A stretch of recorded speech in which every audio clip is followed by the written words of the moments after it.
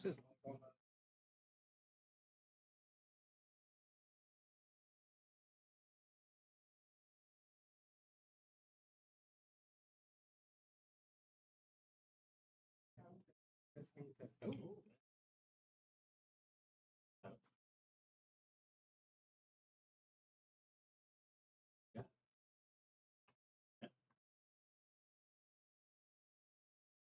yeah, I'm trying to test it.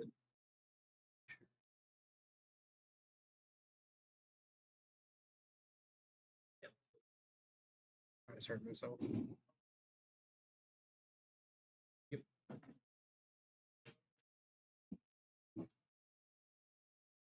Wow, shuffle. Cool, cool, cool. Mike. Is there a mic in here?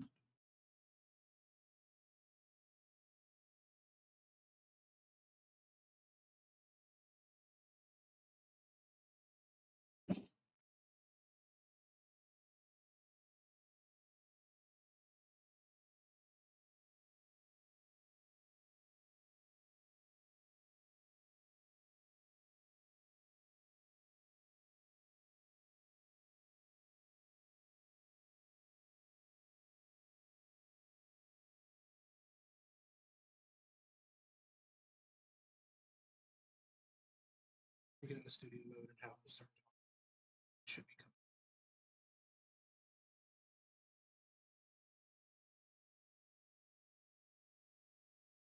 coming.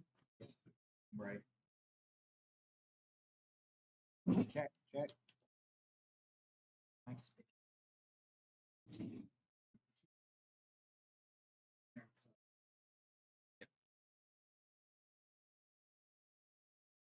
Oh, we're waiting for you. Yeah. Okay.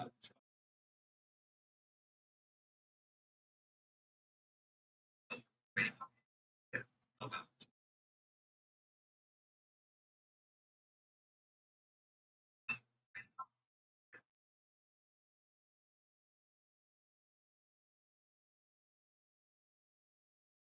Cool. Are there any other like local game stores that Blood on the Bayou will be partnering with?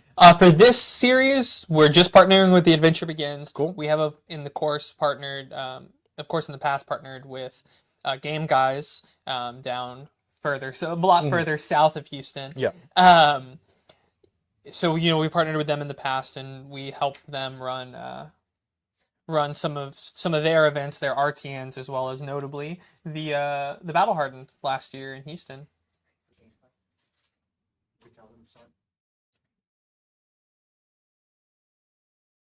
Hey guys, so here we're gonna have two players coming in. We have a Verdance versus Vincent game.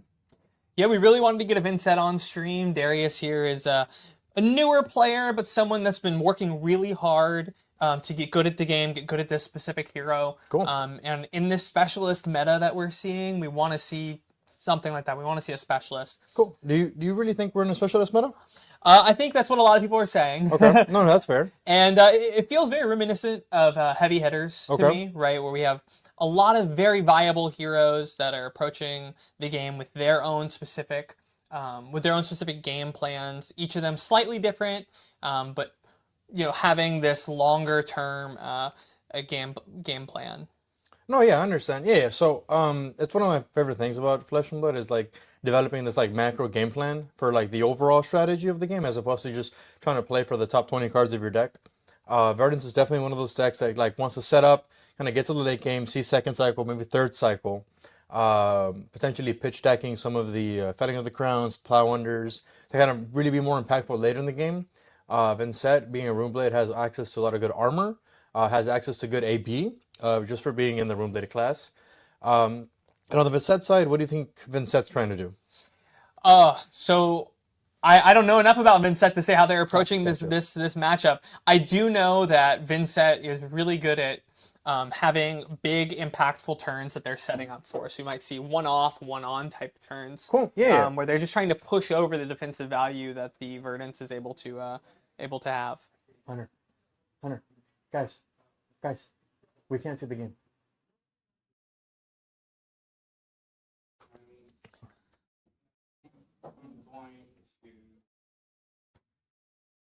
So right now we're showing we have Darius here on the playing first with Vincent playing out that card that makes a rune chant and then gives that rune gated card a little bit, make that rune gated card a little bit stronger. Now it's 3 rune chants on the board. I love it when a player uses individual rune chants rather than the dice. I always think that's a fun thing players like to do.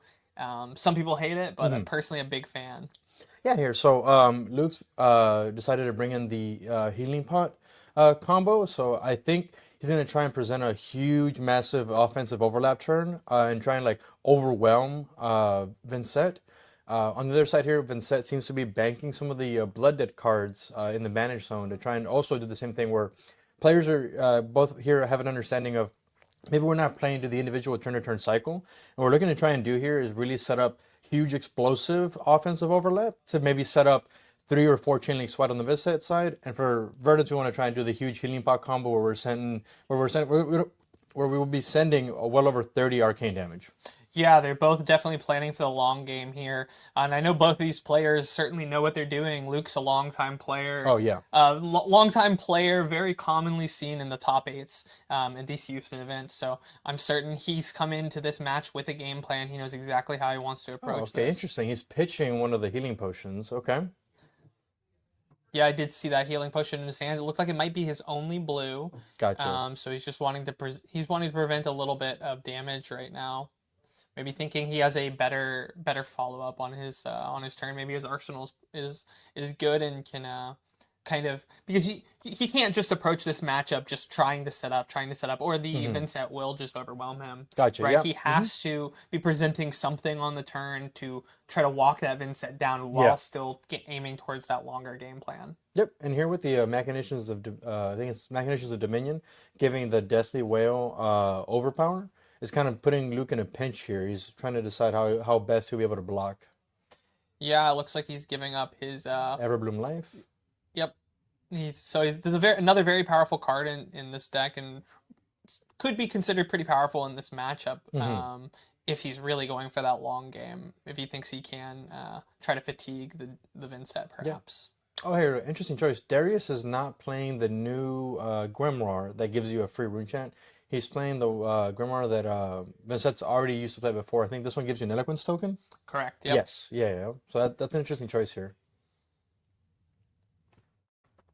Both players on Crown of Providence. Darius presenting Didactic Carapace and Spellbound Creepers. Along with Vexing Coilhand. So Darius has access here to AB3.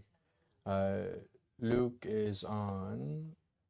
Obviously, Stormstriders, Crown of Providence, Barks out of the Millennium Tree, and I always forget this. Metacarpus? Metacarpus node, thank you. So you should have AB1 and then AB2 from the node in the Stormstriders. The AB2 notably could be relevant if Darius is playing Invert Existence. Yeah, certainly. Definitely, he wants to make sure he has AB1 available, which is, coming from that Metacarpus node of his, because this is a Runeblade, right? Yep. They are going to have one. But I also think, no Vincent is ever going to go without their Stormstrider, so that AB2 might not come up, but if it does, I'm sure he'll be happy to have it around. No, yeah, for sure. I mean, Stormstrider is being one of the most powerful equipment in the game. Okay, here, Luke playing... Life His Pulsing Aether Life. Yep, so he's going to come in for 4 Arcane and gain 1 life. Well, I've seen a lot of Verdances kind of start cutting this card from their list and moving to more of an attack-heavy focus. But Luke here kind of really presenting himself to be more of just a standard wizard. Yeah, I mean, you can see he's on the waning moon, of course. So this just gives him access to a really powerful 4 into 2 Arcane on his turn, which is...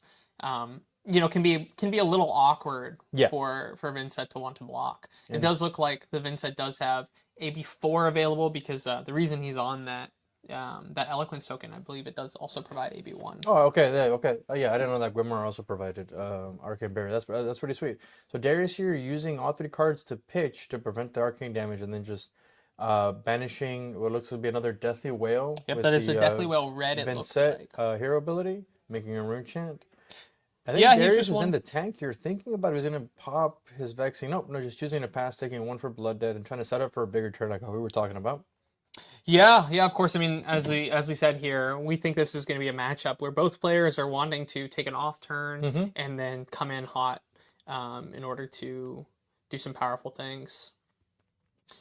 This is the 3 for 6 arcane. Yep, So light up the leaves.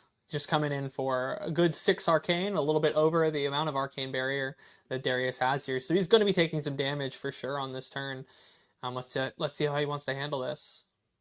Yeah, and of note, Luke has already pitched. This is the second time he's pitched the overcrowded. So 2 overcrowdeds at least in his deck. Very interesting choice. I wonder if that's for the assassins that are in the room. I would certainly assume so. Yeah, and I think overcrowded as well, not just against the assassins, but again, incidentally against a lot of different decks. It's just a really powerful and flexible blue to have. So I think it's a blue that a lot of these decks are happy to just have in their blue base. No, for sure. And if it matters, it matters, and if it doesn't, it's still a blue. Yeah, no, it's a really good utility blue. Very, very potent card. Just ambush on a blue sounds awesome. You know, it really it's just so good, good utility. Kind of useful at all points of the game, and it can still attack so that way it doesn't get stuck in your arsenal. Yeah, yeah, exactly. If say you do get a ponder at some point, I'm not sure if he's on the mental blocks or not. That's one of my favorite cards in these. There's that inverted existence we were talking about. Yep. Okay. So that AB2 certainly ended up mattering. Coming in for the waning moon for 2. Darius doesn't seem to be too happy with the sculpt of his hand at the moment. I wonder if... Okay, he's going to be taking the damage from the waning moon. He's got 2 cards in hand. He's going to have to banish one at the beginning of the turn. Going up to 2 rune chants. And let's see if he'll be able to structure any kind of comeback here. Or are we going to take up another... if he'll be taking another setup turn. Yeah, I think we have a Malefic, so I think he's probably just taking a setup turn here. Okay. I'm not certain that was the card I saw, but I saw a little peek of the card. Okay. Looks like he's just going to be Arsenal passing here, just continuing to set up. He's got a wide threat annihilation here in his banish zone. All right, Luke has full reign to kind of do whatever he wants with all 5 cards. However, these Earth Eaters sometimes tend to struggle to convert all 5 cards offensively. Yeah, certainly. Verdance definitely can have some trouble actually turning her hand into full value. It looks like you can see him pitching a Shelter of the Storm here just to get some of that value out of his hand. Yeah. And then just coming in with the new Elemental Strike. Very fun card. Banishing an Earth. That means it's going to be setting him up for his felling later on, coming in for 8 rather than having to send a 4 felling. Yep. No, yeah. This Elemental Strike, paired with Colors of Aria, has been a really potent combination for all the new Elemental heroes. I know Jarl is playing it. Verdance is obviously on it as well, I believe. Because Colors of Aria it really is just Red Autumn's touch, but just better for the most part. Yeah, exactly. In these Verdance decks, I believe the only real value you're getting is from these Elemental Strikes, but that's also a card you're just wanting to play anyway. Exactly. Right? Yep. Both are cards that just provide value to the hero, whether they combo or not, and then sometimes when you see them together, you get a nuts turn, right? Yep. No, yeah, for sure, for sure. So it looks like Darius is thinking pretty hard about how he wants to handle this. Just 7 physical damage coming in. That'll be ending Luke's turn. Continuing to keep this arsenal. So Darius has to decide, does he think that he can have a turn on this next turn, or does he want to continue trying to just block and set up for future turns? I think Darius is really considering when he's going to get more value out of his armor, potentially. Luke has presented Light Up the Leaves, presented Pulsing Aether. He's presented a lot of arcane damage up front for the last 2 turns, and I'm wondering, if Darius is thinking, all right, should I use my armor here potentially? Because if he never attacks me again physically, then I would have lost the value from my armor if I don't use it here. Yeah, I would agree that that's probably what's going through Darius's head. You can see him grabbing his Dyadic Carapace here. Of course, he doesn't want to let that Carapace die, but he does want to make sure he gets that 2 value at least off of the block. Give him extra 4 life through the Dyadic and the Crown of Providence here. Yep, yeah, for sure. And of course, you got the Spellbound Jordans, as people call them. A lot of times those just end up converting to just a 1 block. I don't think that's going to be the case in this matchup. This is a matchup where you want to be incredibly explosive, and that's a card that allows you to do that. Yeah, no, being able to play one of your non-attacks at instant speed is really strong to generate extra action points. You know, and Yeah. it's kind of what the what the Vincent wants to do to be able to send multiple chain links of like these big, huge rune gate attacks. Yeah, yeah, I agree. So it looks like as we thought, he doesn't think he's going to see Yeah. a lot of physical damage out of Luke, which I think is a good call. Hmm. Just knowing Luke as a player, Yeah. he's someone that likes to play sometimes the less popular version of a Yes. hero, but it's his way of handling that hero, and he always does a great job of doing so. Yeah, no, Luke is a fantastic player when it comes to his deck choices and the way his deck ends up being composed. Like you said, he maybe chooses to go a different route as opposed to like what the standard, quote unquote 80 might be for a hero. But Luke is very good at understanding the value that's in his deck that he's put in there and how he wants to play towards it. For example, setting up the healing potion, but then pitching another one, understanding that maybe the tempo of the game isn't really set up for that. And so he's presenting more of the block two, send two, block two, send two, and maybe just close out the game with my Storm Shatters anyway, because on a turn where you might have taken too much blood yet, or maybe he's trying to set up, and then I can punish you for that. Yeah, and while we're talking about the value of the deck, we can't skip over the fact that Luke is also a player that likes to bling out his deck. He have these beautiful cold foil Yep. cards. Every single one of his cards is going to be rainbow or marble. That's just the kind of player Luke is, and something we love to see here on the stream. Some really pretty cards that maybe not everyone gets to see every day. No, absolutely. And this honestly is more of a testament that Luke loves the game, right? Luke loves Flesh and Blood. He loves playing it. He enjoys playing it. He wants to collect, the highest rarity of a card. But he's also a player, right? Like he's not just collecting it to collect it. He's collecting it because he wants to show it off and play with them and see the cards in his hand, play them out. And see his opponent kind of like ooh and ah, as like you said, how he shows off all these cold foils, his marvels. He even has the Marvel Verdants with the beautiful Heartbeat of Candlehold sleeves. Those are awesome Yeah, he as loves the well. triple sleeve as well. So on Darius' side here, we see him banishing a Funeral Moon and playing out a yellow Malefic Incantation. Really powerful setup cards for this deck. Yeah. Looks like he's going to be coming in with that Deathly Deathly Wail Wail. finally in order to send 3 arcane and 6 damage, making a rune chant on the back end off the Malefic Incantation. So Luke has to decide here, is he going to block some of this damage in order to prevent additional rune chants from being created? How is he going to be handling this? So you see him pitching, of course, to the AB and blocking 6 there. He's saying, I am not letting you get extra damage in. Yeah. And of note here, Darius has 3 cards in hand, and this attack did not have go again. So I wonder if he's going to be looking at his Spellbound Creepers to kind of generate another action point to be able to send another attack, or to play out the Funeral Moon. Yeah, I think he was hoping to get the Funeral Moon, but of course that didn't occur. Luke knew he needed to block this, so we have the Spellbound Creepers being activated. Let's see what's coming from Darius here. Pitching the Eloquent Eulogy, activate the Creepers. I think it's a call in his hand and something else. I think it's a Call and a Seduce, perhaps. Can't quite tell on that. Oh, a Succumb to Temptation? Succumb, yes. Yeah, Succumb to Temptation. Yep. My apologies. No, you're fine. All these Roomblade cards eventually start to blend together and kind of sound alike, so very understandable. Looks like he's thinking on it. Mm-hmm. Trying to think if it's worth popping the boots now. And what's scary here is that Darius hasn't done arcane damage yet. So there's a chance he could potentially be risking his Spellbound Creepers here if he doesn't get any arcane damage through.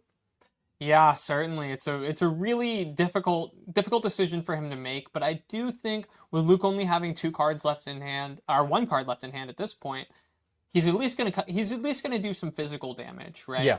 Yeah.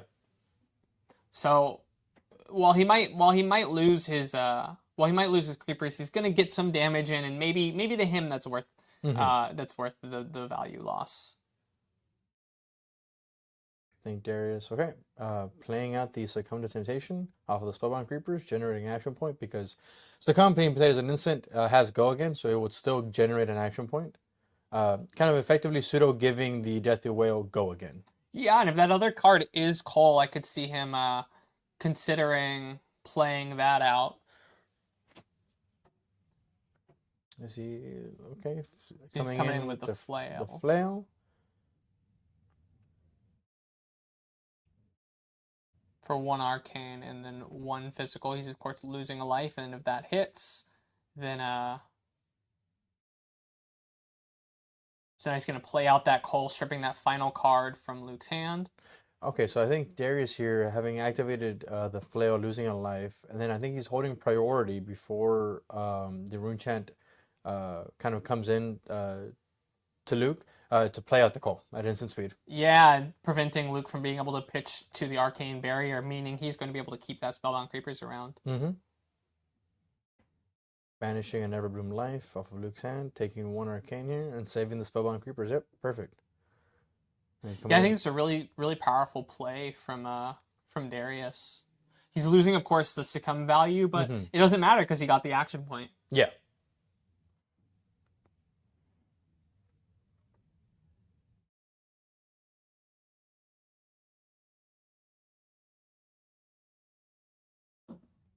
So Luke is deciding here if he's wanting to block with his armor on this flail or not.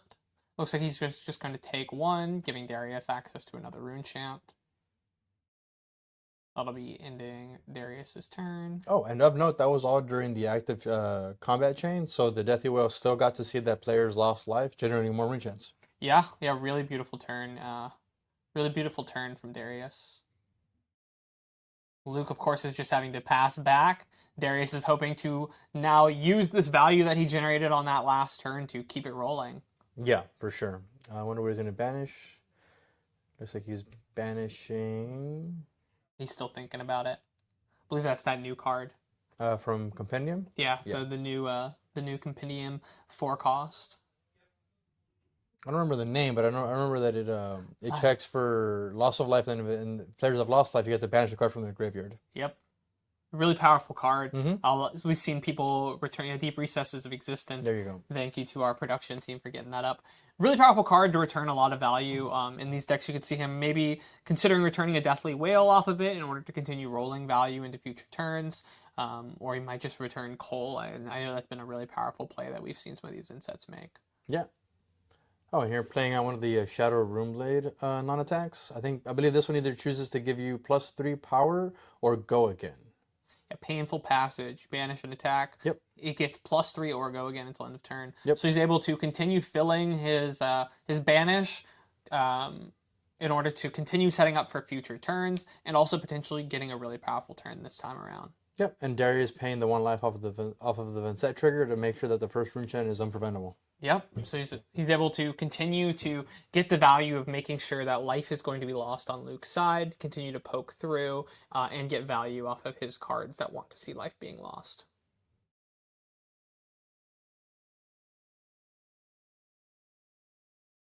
So Darius here in the tank, wondering...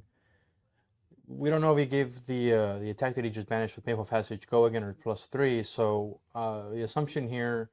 potentially that he might have just given it +3 and setting up for a future turn with 3 more Blood Dead cards in Banish. However, if he give it go again, he might be able to swing with it. Okay, yeah, so choosing +3. +3. Oh, okay, cool, awesome. So we're going to see this Mavrian Skies here. Yep. Really powerful card. We might see him just coming in for 9 and 4. Or he's just going to come in with the Deep Recesses and say, hey, you have to deal with this also. Well, yeah, I mean, of note, I believe the red Blood RuneGate cards are typically only cost 2. Yeah, right? That one I do know only costs 2. That's the Ruins. It only costs 2, and it will banish the top of both of their decks if any damage is dealt. So he's going to come in with the Recesses here. He's going to have access to his arm piece there in order to create 2 more rune chants if he's wanting to just come in with 9 afterwards. So he's going to be coming in for 4 Arcane and then 6 Go Again. This is a Runeblade card, so it is going to have the on-hit of making additional rune chants as well if it hits. So Luke is very prized into wanting to block out this damage. Yep, no, yeah, for sure. And I wonder if Luke's already taken the 1 unpreventable damage from, there it is. That one's unavoidable off of the Vincent hero ability. Yes, we see him pitching to 3 to prevent the additional Arcane coming through, continuing to just get good value out of his cards. Yeah, on and defense. blocking 6 here on the deep recesses kind of presents blocking 9 because you're preventing the 3 rune chants from being made off of the Modern Skies. Yeah, and of course, and it at that point it tells Darius that he has to either spend his funeral moon, which he's been looking to save, or he's going to have to pop his gloves there. It looks like he is going for the funeral moon, so he's just going to be coming in for the 2 rune chants into Yep. 9 physical. Luke just having 1 card in hand, so we're going to see some offensive overlap just as he's wanting to see. Yep.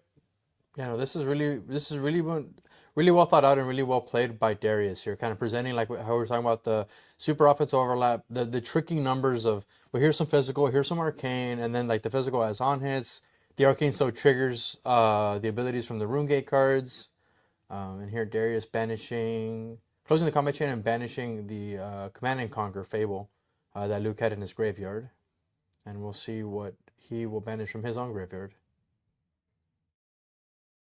Oh, that one gets face down. Yeah, it goes face down in order to get this value.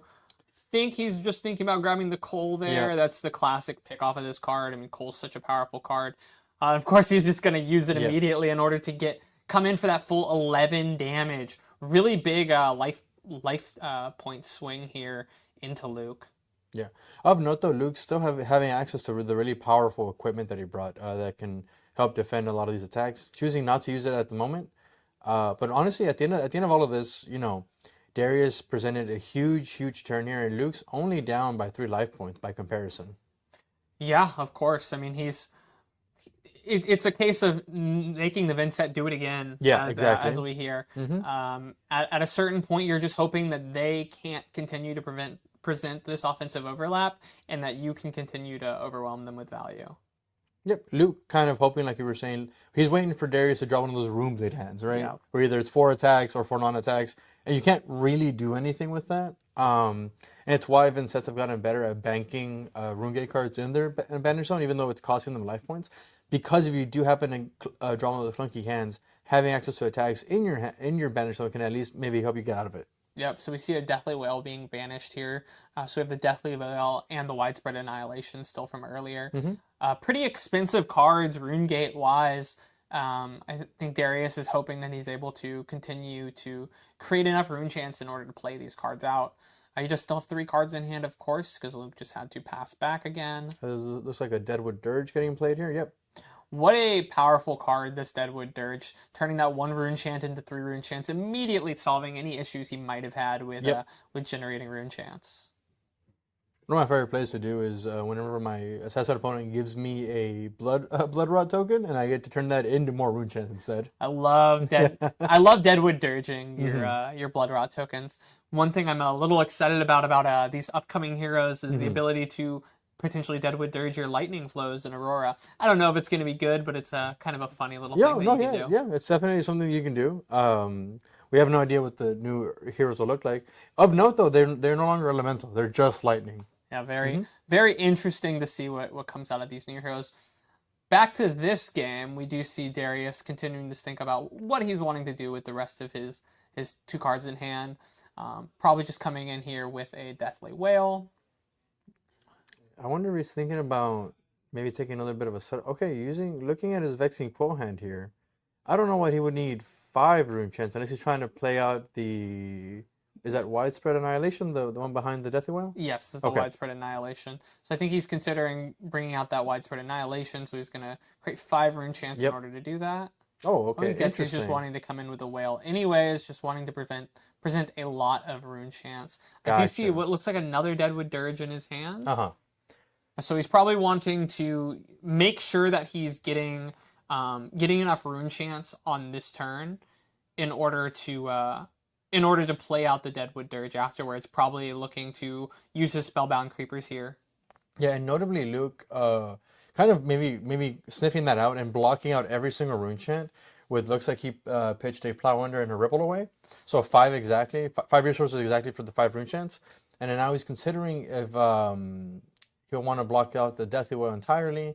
I don't know if he has 4 or more Earthcraft in his Banner Zone to be able to get value off of the Barkskin of the Millennium Tree. Yeah, I don't believe he does in his Banished Zone. So it looks like he's just going to block 3 here. Maybe moving to reaction, seeing if Darius is going to do something. Because again, of note, this does not have go again. Certainly. Yeah, we got a sink below here. Block covering the full 7. Or 7 to the 6. Mm-hmm. Let's see if Darius is one of those fabled Vinsets that likes to present pummel. I know we have at least one of those here in Houston, but I don't believe they're in the room today, though. I think you're talking about Johnny. Is it Johnny? Johnny, yep. Yeah. He top 8'd the Battle Hardened last year in Houston. So Darius kind of shaking his head here. I wonder if maybe he wasn't sure if Luke was going to block everything out. Yep, here just kind of moving to end of turn. The Spellbound's dying. Yeah, Luke very wisely knowing that he can't allow him to get that value. Something I always like to look at when it comes to Flesh and Blood games, especially in CC, is kind of like the physical posture of the players, right? It's like so important. It's one of the reasons why I think that people really draw notes of Flesh and Blood to like fighting games. There's so much about like your physical presence, your physical posture in the game that kind of really denotes how you feel like it's going in the game, right? Luke, like, we take a look at Luke here. It looks like Luke looks like he's in control. He knows what's going on. He's probably seen this matchup so many times. Darius here looks a bit more worried about like, okay, I had a huge turn, but my opponent's not dead yet, right? We're almost at life parity. Like, what's going on? He still has access to Storm Striders. I've lost all my armor. Yeah, he still has his entire armor suite. All he has left is that Dyadic Carapace with only one value on it, and he's definitely not wanting to block with that Dyadic Carapace and losing access to that arcane barrier that he has, right? So speaking of, as we talked about those beautiful cards earlier, I think I'm peeking a Marvel Elemental Strike in Luke's hand there. Marvel Enlightened Strike. Enlightened Strike. Yes. Certainly, yes, my apologies. No, you're fine. But yeah, no, I mean, again, Luke, the point is it's a beautiful, beautiful, incredibly expensive card. Yes. Seeing that from Luke. But of note, I mean, look, yes, sometimes the cards are a little expensive, but imagine being the one to open them in a pack that you just got off of winning your armory, right? Like, that's the kind of high that we're chasing when we see these beautiful Marvels, these beautiful legendaries in code foil. Opening from the pack, kind of getting that like huge nostalgia hit of, wow, look at this cool card that I just found. Yeah. It's the beauty of playing a TCG, right?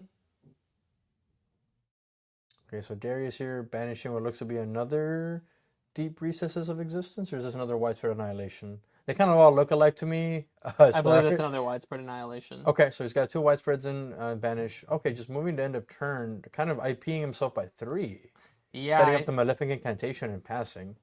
Yeah, certainly not the turn that Darius is wanting to see. Luke finally being able to Luke finally being able to play out one of his hands. Of course, that Enlightened Strike that we talked about earlier, he'll have a lot easier time converting that hand. And like we were talking about, like, let's take a look at Luke here. He's in the tank, but he's not worried. Like he's just trying to figure out, okay, well, what's the best way for me to convert my five cards? Now the opponent's kind of just passing, giving me tempo here. Of course, he's gonna play out the Heartbeat of Candlehold, get himself a little bit of life, to continue to increase that life difference between them, and get another Earth card in his graveyard in order to set up for later decomposes. Yeah. And Luke here still having access to an action point. Heartbeat of Candlehold has go again. Waning Moon is an instant. So he gained 3 life and is presenting 2 arcane, kind of putting Darius in the hot seat here. While we know he still has the Enlightened Strike in his hand, so he could just end the turn with 7 physical. Yeah, we got a 2-card 5 value play with go again there. You know, certainly one of the powerful tools that these Verdances have access to. Looks like Darius is going to choose to take the 2 arcane. Luke still having a full turn here. I'm assuming Luke is just going to be coming in for 7 here. He's bottoming that card. Yep, and like you said, just playing out the beautiful Enlightened Striker, the Marvel from Compendium of Wraith. Oh, wow. So Darius giving up his...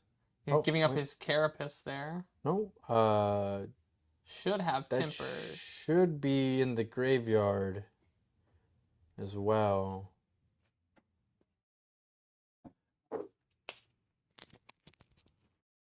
Playing out his Deadwood Dirge here, turning that rune chant into 3 more rune chants, giving him some value.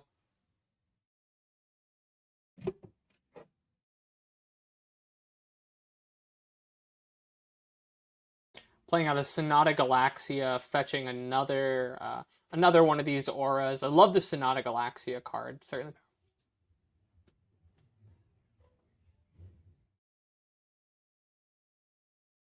Playing out I'm blanking on the name. Runeblood Incantation, of course. Generating one rune chant every turn. Really, really powerful aura that these Vinsets have access to in order to continue to make sure that they're having enough rune chants on a turn-to-turn basis.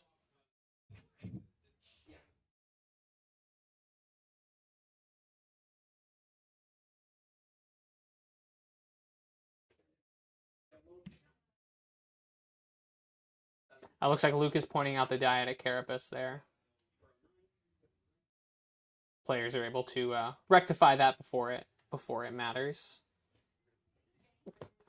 Sometimes players get a little frazzled and maybe forget how that interacts, but we're able to fix that. Not a problem. Coming in for 4 and 6 here. Or sorry, Beseech Demigon is going to give that +3, so this can be 4 and 9, getting your rune chant off the back end off of that Mordred.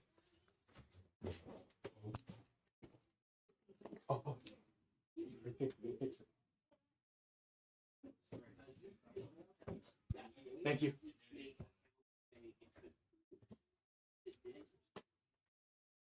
Yeah, coming in with that widespread annihilation. Luke is taking one arcane there from the Darius, forcing him to take that one arcane off of the Vincent hero ability. So he's going to be banishing a card from his hand no matter what he does here. So he's probably priced in now to just giving up his whole hand. Let's see how he'll be able to get value out of it. Yeah. Converting an Autumn's Touch here into just blocking through the rune chants. Okay. Darius playing out the call here at instant speed. I believe that is he's just blocking one of the rune chants with that. No, I think one of them was unpreventable. Yeah, well, he had four rune chants going. Oh, okay, So okay. He has one floating resource, meaning he only blocked 2 of the rune chants there. Oh, okay, interesting. Thinking on the last rune, or the last rune chant is now resolving, it looks like. Mm-hmm. And now coming in for 9 damage with that Cull. So has Luke banished a card yet for the call, or? I believe he did. I don't believe the Cull was played out. Oh, no? Okay. Or he's thinking on the banish. And again here, with Luke being at twice the life total that Darius is at, I know he's facing down. Okay, so banishing a Command and Conquer to the call. But now he's going to have 2 cards left in hand in order to block with. He knows at least one of those cards is going to be getting banished off of the widespread annihilation. Oh, perfect defense here from Luke. Blocking 10 total here 10 off total, of yeah. two of those one sink below, one shelter, and then 2 on the mental note, generating a ponder. Yeah. And dodging the effect of the widespread annihilation. Yeah, of course. So he's, all that value that Darius worked to set up now just being eliminated, with Luke being able to continue to keep his massive life lead and set up for his next turn by arsenaling a card. Yep. And again, of note here, Luke with still his entire armor suite he's in such a powerful position. He really doesn't have that much to worry about. I will say Darius kind of seeing some of the variants of the Runeblade class, drawing the auras towards the mid and late game, as opposed to when you want to see them early game to kind of keep that rune. The rune gate going. Yeah, the rune gate going. Yeah. Yeah, he's wanting to definitely see winning this matchup is seen by playing out those Malefics early, playing out those Runeblood incantations early. Shadow Puppetry, one of my favorite cards from Monarch, giving go again and +1 to the next attack. Yep. Will also allow them to banish. This is one of those cards that says, "Hey, you need to block the next thing I'm coming at you with." Sure. And Darius here, okay, kind of hesitantly. Paying the 1 life for the Vincent trigger, making so that his first rune chant is unpreventable. And then coming in with, looks like a Deathly Whale. Yep, coming in for 7 off that Deathly Whale. 7 with go again. 7 with go again, yep. So he's guaranteed going to be generating 1 rune chant here because Luke is going to have to take damage. He's also going to generate a 2nd rune chant, of course, because he took damage off of the Vincent hero ability. So he's going to be getting 2 rune chants off the back end, which allows him to continue to set up a lot of value. Yep. So it'll give him a total of 3 rune chants as well off that Malefic. And I wonder if Luke is kind of feeling like he might be priced into using his armor soon to kind of steal the tempo back and maybe send some more cards on offense. It looks like he's got 2 elemental strikes and a command and conquer in hand though, so not the best for converting. Yeah, I would assume Luke is probably just going to continue blocking until he finally sees the hand that he's looking to see. I mean, notably with Darius at 7 life, these Verdances can very easily kill you at 7 life, especially with Darius only having 1 AB. I think Luke is just going to continue blocking here until he sees one of those 3 for 6s. And I wonder if Luke is using the Crown of Providence here to kind of maybe fish for one of those big spells to see if he can kind of use the Storm Shatters to punish Darius for not having any more AB. Yeah, certainly that could be one of the things he's looking to do here. He could also just be looking to get additional value because he knows that Darius is going to be coming in for additional damage on this next turn. Notably, the Barkston did not generate the Embodiment of Earth. Yeah, I mean, it's certainly not what you're wanting to see when you're the Verdant, but I think Luke at this point realizes that Decompose isn't going to matter at this stage of the game. Correct. Right? So he might as well just get the two block off of it. I think getting 2 block, a total of 3 life off of your chess piece is still just fine. Oh, it's fantastic value. It's a really good value. I agree, 100%. And Darius here just playing out the Deathly Whale from his hand. The first Deathly Whale having go again from the Shadow Puppetry. Not connecting, however.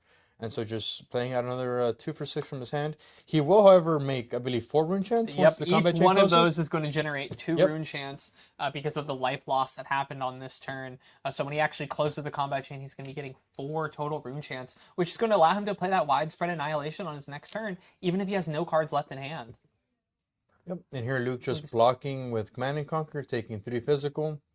Yeah, choosing to keep the last 2 cards left in his hand. I believe one of those cards was a Heartbeat of Candlehold.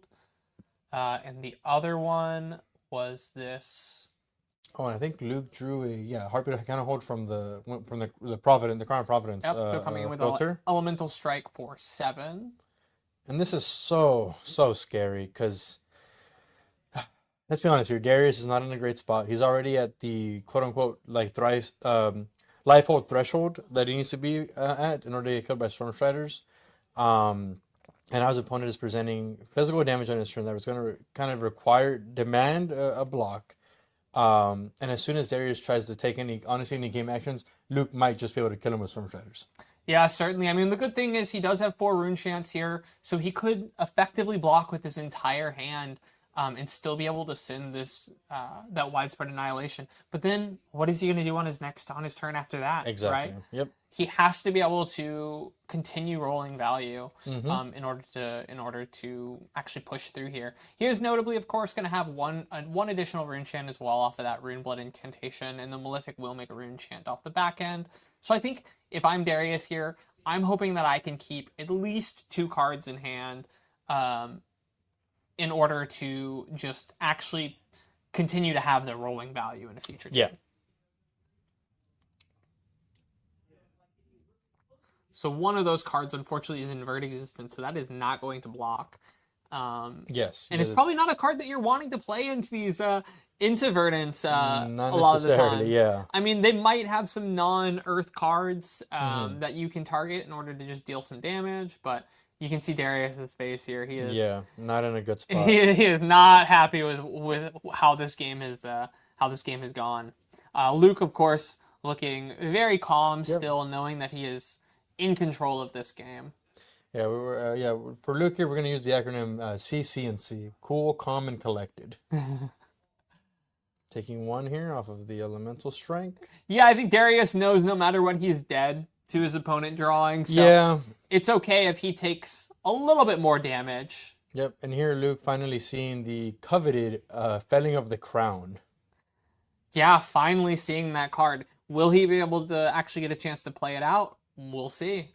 We have 6 total rune chants here, 1 off of the Rune Blood Incantation, 1 off of the Vincent hero ability. So he's going to come with 6 rune chants and 6 damage for a total of 12 damage off of really 1 card, right? Yep. And he's still going to be able to arsenal here. So a 2-card 12 with an arsenal. Quite a powerful play. Oh, an incredibly powerful play. Very good, super offensive value. But honestly, these Wraith heroes are so powerful because they're so good at playing defense. It's honestly one of their one of the things that really put them on the map is how great they are at defending themselves, blocking, having good value turns, and then just playing this block 2, send 2, but their send 2 is a Fetting of the Crown. So it's not really a fair send 2. It's a, hey, you bottom a card and you're going to take 8. Yeah, exactly. You can see Luke just taking 6 here, so he's going to be priced into banishing a card from hand, no matter what. So he's probably only looking to block with 2 cards here. I believe one of those cards is a defense reaction. I believe that's what he's holding right now. No, Yeah, so blocking here with the Colors of Arya promo. It's just blocking for 3 here, so Luke will be taking 3 damage. Keeping 3 cards left in hand, one of which is going to get banished. Probably sending that Felling of the Crown is what I'm expecting he's planning on this next turn. And Darius here really shaking his head again, understanding that he's just in a tough spot. That it's not going so well for him. Oh, Luke banishing the Felling of the Crown. I wonder if maybe he doesn't have the blue to play it out on his turn. Yeah, maybe not. Looks like Darius is just choosing to play that out. To try to do 2 extra damage to Luke here, hoping to find a non-attack Earth card and and an attack that is non-Earth. Yeah, It looks like Luke might not have any. no, yeah. non-Earth. So he's got a Destructive Aether Tide here, and he could probably grab the Elemental Strike. The Elemental Strike does not, or the CNC as well. That'll also work. Yeah, neither of those are Earth. Neither of those continues the Verdance's game plan. But both of those ensure that Luke is taking 2 Arcane here. So now both heroes are at 5-5. Let's see how Luke is going to navigate this next turn. Popping that in order to gain. Oh, he had two, two Fellings. Fellings. Okay, yeah. Didn't expect to see that. That's probably going to shore up the game here, if I'm being honest. Yeah, Darius is going to be forced to put one of those cards at the bottom of his deck, and then has 8 damage coming at him. Yep. Darius already bottomed a card, and he's potentially just going to have to block out here with all 3 cards and kind of just lose a turn, just generate a rune chant off of the Rune Blood Incantation and passing. Giving Luke tempo to be able to either send a big arcane spell with the Storm Striders to finish off the game, or play some more physical attacks on his turn. Yeah, luckily Darius doesn't have any Blood Debt at least, so he's just continuing to be able to build up towards his game plan of being able to potentially see a turn. He's just really hoping Luke whiffs here, but we can see that Luke is not going to whiff here. Yeah. We see that Enlightened Strike in hand. Another of the beautiful Marvel Enlightened Strikes. Oh. But it looks like he just had a 4 red hand, but it doesn't matter when one of those reds is Felling of the Crown and your opponent did nothing on the last turn. Yep.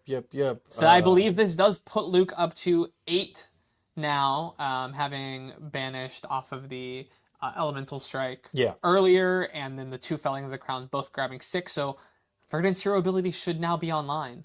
Yep. Yeah, no, for sure. Darius here deciding what to bottom off of the Felling of the Crown trigger. Another turn where Luke is just telling his opponent, hey, you have to pass. Yeah. Certainly not the way I'd want to play out my Felling of the Crown, but I think if you're Luke here, you're fine with it. Yep, Luke here having full control of the tempo, full control of the game. Doesn't mind pitching, effectively just a 4-card 8, basically, right? Well, you can look at it as a 4-card 11, as I like to do with these Felling of the Crowns, because you're taking a card out of your opponent's hand. If you're assuming that the math still holds, that the card is worth 3, we know some days they're worth 4. With Modern Flesh and Blood, but if we're assuming that a card is worth 3, then Felling of the Crown represents a 4-card 11, which is still below rate. It is below rate, but it's a disruptive 11. No, for sure. And Luke just kind of effectively taking another turn to himself. Darius, well, there you go. Looks like we're Darius just coming moving in for the pass kill. priority, playing the burn before Darius draws up. Yep. Yep, And end of Darius the knows he game. is dead here. There's nothing he can do to that. He has 1 arcane barrier, 6 damage. Arcane is just going to kill him. Yep. Sad to see our Vincent die. You know, we wanted to have the Vincent on stream, knowing again that Darius, a newer player, but one that's working really hard in order to get good at this hero. And it's such a fascinating hero to see. So sad to see him die, but always happy to see Luke move on, if I'm being honest. No, yeah. He's a player that I'm sure we're going to have on stream a couple more times today. No, and honestly, Darius, I think played this really well. He set up those offensive overlap terms that we were talked about. He was able to kind of bank cards in his bandage zone with Blood Dead to kind of really understand the notion that, hey, I can't just send all my cards at him. Luke is too good of a player, and he's playing a deck that just kind of punishes you if you want to play normal, like, turn-to-turn cycle Flesh and Blood. Yeah. It isn't going to get across the finish line into these Earth heroes. Darius understood that. He played to his outs. It ended up not working out for him. Again, but I think he played it incredibly well, and Luke managing to get there across finish line anyway, because again, Luke also being an incredibly good player in his own right. Yeah, I mean, Luke came into this matchup, I bet, knowing exactly how he needed to handle this, and he piloted it perfectly. You know, Luke is not a player that comes in unprepared. So really glad that we got to see him on stream today. Again, I would not be surprised to see him on stream a couple more times today. No, for sure not. And yeah, guys, so we're gonna go ahead and go to a break here real quick while we try and find you guys another match to watch. Thank you all for joining.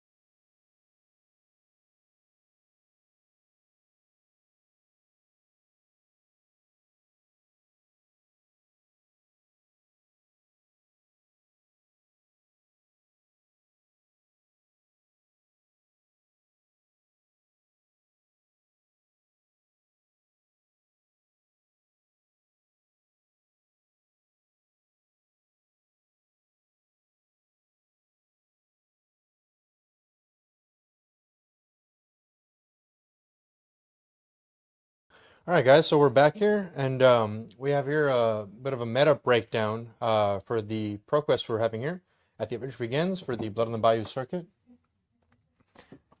We're gonna go live to the players now. We have Jose here on Mario, one of the winners of our past Blood on the Bayou events. One of the winners of our past Blood on the Bayou events, I believe Blood on the Bayou 3 was the one that he won on Aurora at the time. And then Andrew, the winner of our last circuit that we just did, the first of our circuit events that we just did, he was playing Briar at the time. In Sage. In Sage, yes, importantly in Sage. So we saw him win with the Harness Lightning, I believe, was his final play there. Such a great card. And I'm so glad you brought it in that format because it's such a potent card that people just aren't always prepared for. Yeah, we're talking about CC today. We have Jose on Mario and Andrew is here on Dio. Both decks that we were expecting to see today. Both very potent decks. You know, we've seen Dio win 2 of the 3 last callings. Yeah, very powerful deck. In this format. And of note, since the players are still shuffling up and they haven't presented just yet, I do want to point out Andrew coming in with the full bling here, right? He's got on the Savage Lands Country Club hat. Love that hat. The Poly Cranka shirt and the World's Promo Dio. So he's coming in. He's kind of like Luke from our last game. Blinged out, loves the game. You can tell he's a huge fan of everything that's going on. And he's getting the cards that he wants, getting the merchandise. I love it when players really express themselves in the game in a way that isn't just the deck choice. Yeah, I mean, he is someone that is living the play the game, see the world dream, yeah, right? Love it, yes. I do know he is someone who, he drives up here from Corpus Christi, so a couple hours away. Appreciate that he comes out to all of our events with such a drive. Yep. Would love to see him come out here and support the game, and I do know that he also travels quite a bit to play. Oh yeah, both these players, fantastic players, really good players. Yeah, Jose from College Station, which is about an hour away from us. Another someone that comes to travels down to our Houston events. We'd love to. We consider Jose a local. Yeah, I would consider him one. He's certainly at almost every one of our events. Yep. Love to know that people are willing to travel to come out to these Blood on the Bayou events. Yeah, no, 100%. Especially with Texas being so large, sometimes these PQs are anywhere from 3 to 4 hours away, right? Yeah, I say he lives an hour away, but so do some of the people on the south side of Houston, right? Yep. It's just a very large state that we live in. I think here, Jose going first. Okay, pitching the persuasive. There you go. There's the tunic counter. Making sure we don't miss that. For the clave here, just coming in for 1, hoping to mark Andrew here turn 1. Andrew probably not going to let that happen. He knows what happens if he gets marked. He might still end up marked though because of the flick knives, right? Certainly. Sometimes we'll see the Mario just decide to do that anyways. Yeah, Andrew here, I think choosing not to block.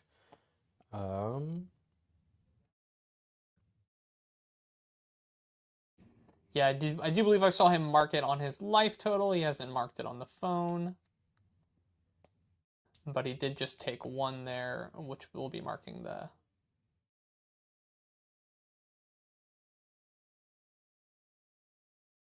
Yep, okay, yeah, so Andrew choosing not to block. Jose passing on reactions. Andrew getting marked. Using a really awesome code foil mark token that was at Worlds, I believe, from the artist himself. Yeah, I mean, Andrew deciding that he just really likes his hand, doesn't think his opponent's gonna be able to do much there. Yeah. And just taking 1 damage, getting marked, and Jose said, "Okay, that's good enough for me." Good enough for me. Yep. Arsenaling, passing over. Yep. Coming in with the 0 to 60 for 4. I assume he will be boosting it here. Yep. Of course, most of this deck is probably going to, almost all this deck, if not all this deck, is going to be Mechanologist cards, so it's going to have that go again. I'm willing to bet it's 100% Mechanologist cards. I'd be willing to bet as well. We see the Boom Grenade off the top. Love to see that if I'm the Dio player here. Don't love to see that if I'm Jose in this position. Yeah, no, this is such a strong start here for Andrew. Oh, moving to reactions. Oh, okay. So Jose choosing to go down not to blocks, Andrew moving to reactions, playing out the grenade, and then Jose countering with the shelter from the storm. Yep. So he had the shelter, but doesn't matter because Andrew is going to choose to leave the steam counter on the boom grenade, meaning you have to deal with this next turn too. You don't get one turn of you don't get just one turn of this. Yeah, Andrew maybe having sniffed out the shelter, right? So Yep. choosing not to crank the boom grenade when it enters the battlefield. Yeah, I mean you lose the value, but also it doesn't really matter. Your deck all has Yep. go again anyways, so And, what does it matter if and it's you don't effectively use your that on your an your action first point? real turn, so you don't necessarily have to get maximum value from the grenade right away. You don't have to maximize on your action points. Your symbiosis shot doesn't have that many counters on it yet, so having extra action points doesn't really translate to any damage like it would if you had those extra counters on the symbiosis shot. Yeah, instead it just translates to, if it sticks around, forcing your opponent to respect it on the next turn. Looks like the opponent decided, Oh. I don't want to have to deal with it next Yep, turn. so- I like my hand. I'll take 8. Yep. So notably should be, I think, at 32, unless the second 0-60 was a yellow 0-60. Likely could have been. I would trust that these players are tracking appropriately. So we have another 0-60 coming in, Yep. choosing to boost it in order to send another 4 damage, and then coming in with the symbiosis shot for 2. So sending 12, total of 14 damage off that turn, off of 4 cards. Yeah. Choosing not to take an arsenal, losing out on any additional symbiosis shot triggers because he's choosing to just cash it in. But he knows that he just needs to chunk his opponent's life down in order to win this matchup. Yeah, I mean, is it fair to say that this is basically just a race, right? With Marionette kind of being the pseudo aggro deck for assassins, and Dio being an incredibly fast aggro deck as well. I mean, it is fair to say this is just a race, right? Yeah, I think both players know that they just want to race the other here. I don't think Jose is approaching this matchup trying to necessarily block. He's of course probably going to play on a mid-range axis, right? More aggressively slanted, but still trying to get maximum value. So he's going to come in with the Kiss of Death here, plus the Stains of the Redback. That Stains of the Redback is going to be free because his opponent was marked, and he's going to deal an additional 4 damage because that card is, of course, a dagger. And then he's going to play the Codex, making Andrew have to discard a card and get a card in Arsenal and give him a Frailty. And then it just comes right back in with a Kiss of Death. Yeah, so sorry, the players seem to be going about this very quickly, but we understand now why Jose did not block. That hand was incredibly explosive. Yeah, that was a very, very powerful hand. He said, "Oh well, you're doing 8. I can take 8. I'll do more than that back." Yep. And Andrew here choosing to discard the maximum velocity from his hand. Yeah, he probably looked at his hand and realized, I don't think I can get this maximum velocity off. Maybe he has another maximum velocity in hand that he's just wanting to arsenal on the next turn. We'll see what he's thinking. Andrew here looks to be not blocking with his armor up. Potentially here blocking with the Crown of Providence. Kiss of Death, such an interesting card, such a cool card, right? So it's not only just an attack action, it's also a dagger attack, and it has stealth, right? With an on hit of losing a life, so you get to flick it if it's in a previous chain link on the combat chain, and it also works so well with like Tarantula Toxin. It works really well with anything that kind of checks for dagger attacks. Yeah. Flipping back to base form Marionette, having a ponder off of the Codex. It looks like Andrew is choosing to, at the end of turn, just create the Teklo core in order to get 2 extra resources on the next turn, and also, have just Teklo core around for value. Yep. Taking the ponder, arsenaling, passing. One of the most powerful things about Codex is not only do you get your card back, take a card away, but then you also get to have another card at the end of it all. Yep. An incredibly powerful card. Yeah, one of the cards is a staple in Ranger and Assassin here. Yeah, for sure. Andrew here probably going to take a little bit of a setup turn potentially. Coming in with a zipper hit red for 5 go again. Yeah, I'm not certain what the other 2 cards in his hand is, but I think he's happy to just come in with effectively a 0 for 5 at this point, right? Because he's not having to actually pay any resources from hand. Of course, he did have to pay because he played that card off the top of deck. I think it might be a Spark of Genius is that last card there. Yeah. or one of the last 2 cards there. So he's probably going to look to set up another item in order Probably to. the cerebellum processor. I could see a cerebellum processor being a really powerful pick off of that Spark of Genius. He might also be looking to arsenal it. Not certain. We'll see what he's. So here's Frozen Combat Chain, playing the Spark out like you said, for 0, and odds are, yeah, my bet is going to be cerebellum processor, but maybe it could be another technical core. It could be a backup protocol. Could be a lot of things. It's the power of this card. I do see that he put the cerebellum on the bottom. So there it is. So he's going to just choose to play it out. He won't have an action point at this time unless he chooses to crank it. Which we'll likely see him do in order to just draw another card, because of course he's going to draw a card off of the Spark of Genius. Yep. And the Cerebellum Processor, effectively turning the Spark of Genius into a 1-card draw 2. Yep. That also set up an item. That also set up an item for a future turn in order to draw another card off of that. And that's honestly why I think some people have started bringing in Balance of Justice into Dio. Since the deck has a chance to draw so many cards on her turn, that you'll be able to get full value from the Balance of Justice. Looks like he's going to be activating a Teklo Foundry Heart in order to just generate, turning 1 resource into 2 resources. Yep. One of the more powerful chess pieces that we have in this game here, and one that's been around since the very beginning, almost, at coming out in Arcane Rising. Also with Battle Worn 2. Also with, not only does it generate resources, but it also has Battle Worn 2, back when every card said that. Coming in with an outpace here, 1 for 4 that can't be defended by equipment. Yeah, really powerful card into some of these decks that do have really good equipment. Mm-hmm. Probably not one that he's super happy to see right now, but it happened to work out that he had a lot of resources, so he's just going to send 2 outpaces, effectively acting as 0 for 4s. Yeah. Because of his free resources. And I wouldn't be surprised to see him just choose to, look at the top card and decide if he's wanting to just arsenal it and cash in that Cerebellum Processor. Yeah, for sure.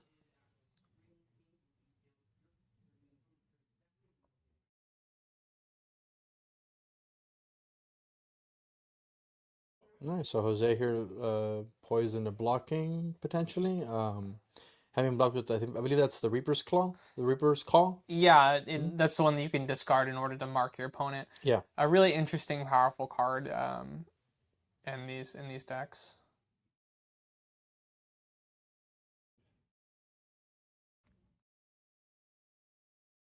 So he's thinking pretty hard about whether he wants to block or whether he thinks he can just send more damage. Yeah. As we talked about earlier, probably a race on both ends, but sometimes Jose will have the power to flex. He can choose. He can choose. Maybe this is a turn that I'm okay taking a little bit of extra damage. I'm still going to present enough damage. Yeah. And just continue to keep the life total. Andrew is definitely the one that has to be in the hot seat, though. Oh, yeah, for sure. He knows that he has to just race his opponent and not get disrupted. So it looks like he's cashing in the Cerebellum Processor in order to draw a card, arsenal, and then just pass the turn. He's thinking about this arsenal. Yep. Okay, yeah. Going in arsenal. Passing turn, drawing back up. And Jose keeping 3 cards in and 1 card in arsenal. Let's see if you'll be able to convert all 4 cards again like we did last turn offensively. I'm sure he will be able to. These Mario decks are pretty powerful at doing that. Mm-hmm. He's going to come in just pitching a blue here in order to send the Clave for 1, hoping to mark his opponent. Clave, one of the most powerful cards secretly in this deck. These Mario decks love their dagger cards. Yeah. I can tell you that. And Jose here playing out on Attack React. I can't tell which one this one is, but no, it's one of the awesome full arts from the gem packs. Yeah, I know it gives +3 onto that in order to just make that Hunter's Clave come in for even more damage. And then we have the Leave No Witness, the classic assassin card, saying, hey, I want your arsenal.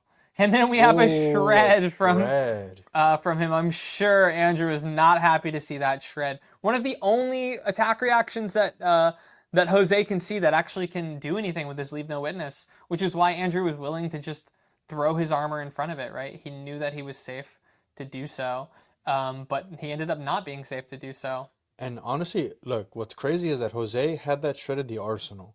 If Andrew never blocks, you can't play the shred out. Yeah, I mean, I think he probably took the risk knowing that at some point, it looks like they're discussing something Yeah, there. Jose's, I'm assuming, asking him if the Techno Foundry Heart will get -2 counters, but because the way Battle Worn works, it only gets the -1. I think Jose might have been mistaking it with how Temper works. Yeah. Yeah.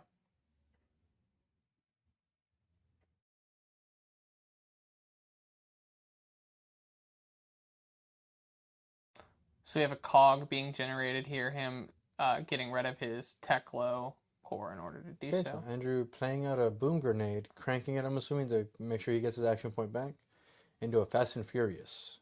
Banishing a Fast and Furious off the boost. Coming in for 3, go again. No, but no, 4 go again, because Four if go. you've cranked, it gets +1. Yep. So he managed to be able to get the full value off of this card. This is a deck that likes to say 0 for 4, go again. Yes, yep. And And it's then very good at it. it's very good at doing so. He still has 2 floating resources moving into this turn.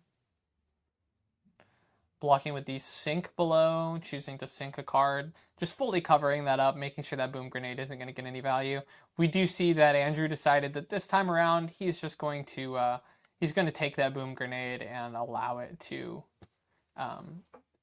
just get rid of his crank because he wanted to continue his turn. Yeah, and Dio playing out the backup protocol red here off the top, cranking it to generate an extra action point and putting a counter on the symbiosis shot, 1 resource floating. Now that Andrew's boosted though, he can activate Techno Foundry Heart, get another resource, and then use that to activate the backup protocol red to get back one of the 0 for 4s. Yeah, effectively turning that card into a draw. Yep. Draw 1 off of the top. Mm-hmm. Really, really powerful thing that these DOs have access to doing when they see this backup protocol in conjunction with these Teklo cores. Looks like he is just choosing to block 3 here pretty cleanly on the Sprocket Rocket in order to continue to deny the Boom Grenade value. So it looks like Jose at this point he's deciding he wants to be a little bit more defensive in order to generate some value. Looks like he is pitching the Teklo core in order to cash in the protocol, thinking about what card he wants to grab.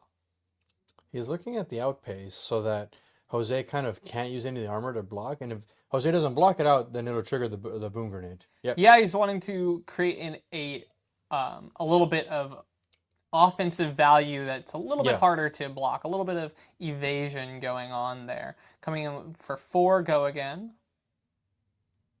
Of course, you can see he has 4 counters left on that pistol. Yeah. While the pistol isn't going to activate the Boom Grenade, it is still going to end up being 2 free damage on this turn, right? 4. Andrew has 2 action points. Oh, my apologies. Yeah, I do see that he has 2 action points, meaning he's going to be able to present 4 damage on this turn. I'm sure he's going to be happy to see that. He could even, if he wanted to, pop that Achilles and get 3 damage. Yeah, that's a pretty classic thing that we see these dashes doing. Is popping that Achilles in order. And what's crazy, he hasn't activated Cerebellum Processor yet, so he might be able to. So activate Techno Foundry Heart here, banish the top 2, get another resource. Look at the top. If he wants to draw it with a Cerebellum Processor, he can. Yep. And no matter what attack it is, really, he should be able to send it to be able to connect and get value from the. Oh no, it's closing the combat chain. Oh, okay. Interesting. Got a throttle coming in. I believe this is a throttle blue. Coming in for 4. Go again. He's gonna get hit by that Boom Grenade as well. So really, this is 8 damage.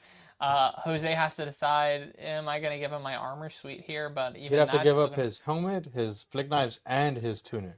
Yeah, and even that won't block at all. Really, that would only save him 3 life. So he's probably not going to do that. We might see him just give the helmet up. This is the helmet that blocks 2, I believe. Yeah, it blocks 2.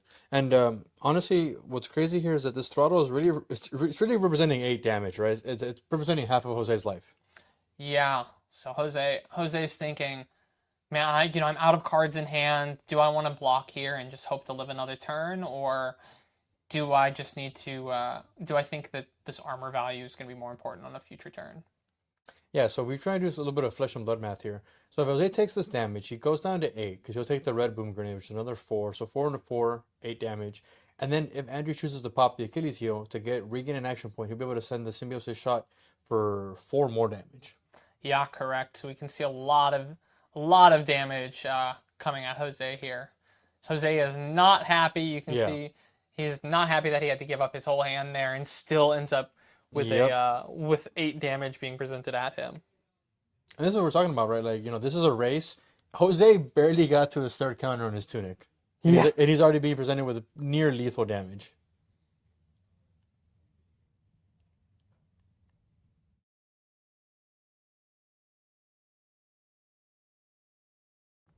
Continuing to think, looking at graveyards, seeing what might be possible.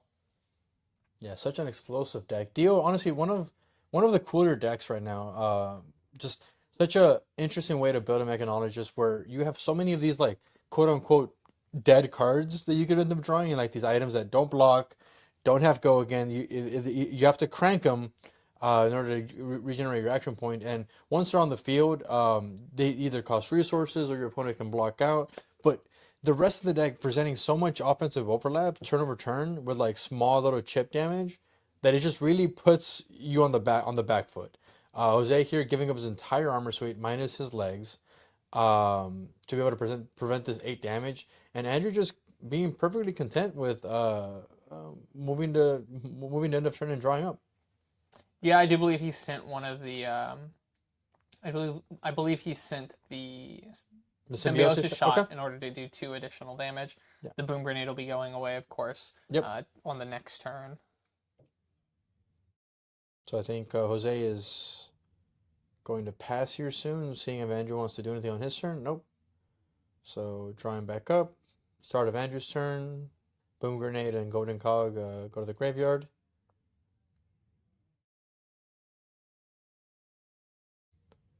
I think players, you're talking about potential life totals. Yep, we got the life totals adjusted. Yeah, it looks like they forgot to represent that symbiosis shot on the last turn. And here, Andrew taking one of these like really awkward deal hands of pitching a maximum velocity to send a zipper hit. Yeah, sometimes it's just what you end up having to do.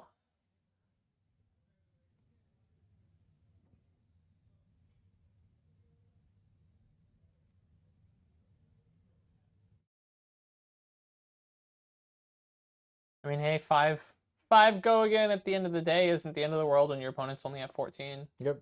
It looks like he does have another maximum velocity in hand. That was the issue here for this hand. Yeah, probably a hand that he did not want to see. At least he's going to be able to arsenal this maximum velocity. His opponent is still priced into having to block out everything that he's doing. So ultimately, I think he's going to end up in a fine situation here. Oh, a great find off the top here. Yeah, it looks like he's just going to be playing the backup protocol off the top. Yep. Having 2 floating resources. Cranking it to generate an extra action point.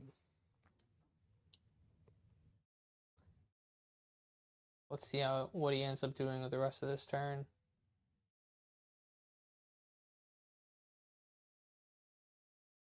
Realistically, the best he can do is probably just get another 0 for 4 and send another 0 for 4 at his opponent. He's not going to be able to play out that maximum velocity still, because he is still missing. Enough resources and enough boost in order to do so. Mm-hmm. But for future turns purposes, he'll have that value. Activating Cerebellum Processor, drawing a card. Should be down to 1 action point. Yep, there you go. So it looks like maximum velocity and another attack action in his hand.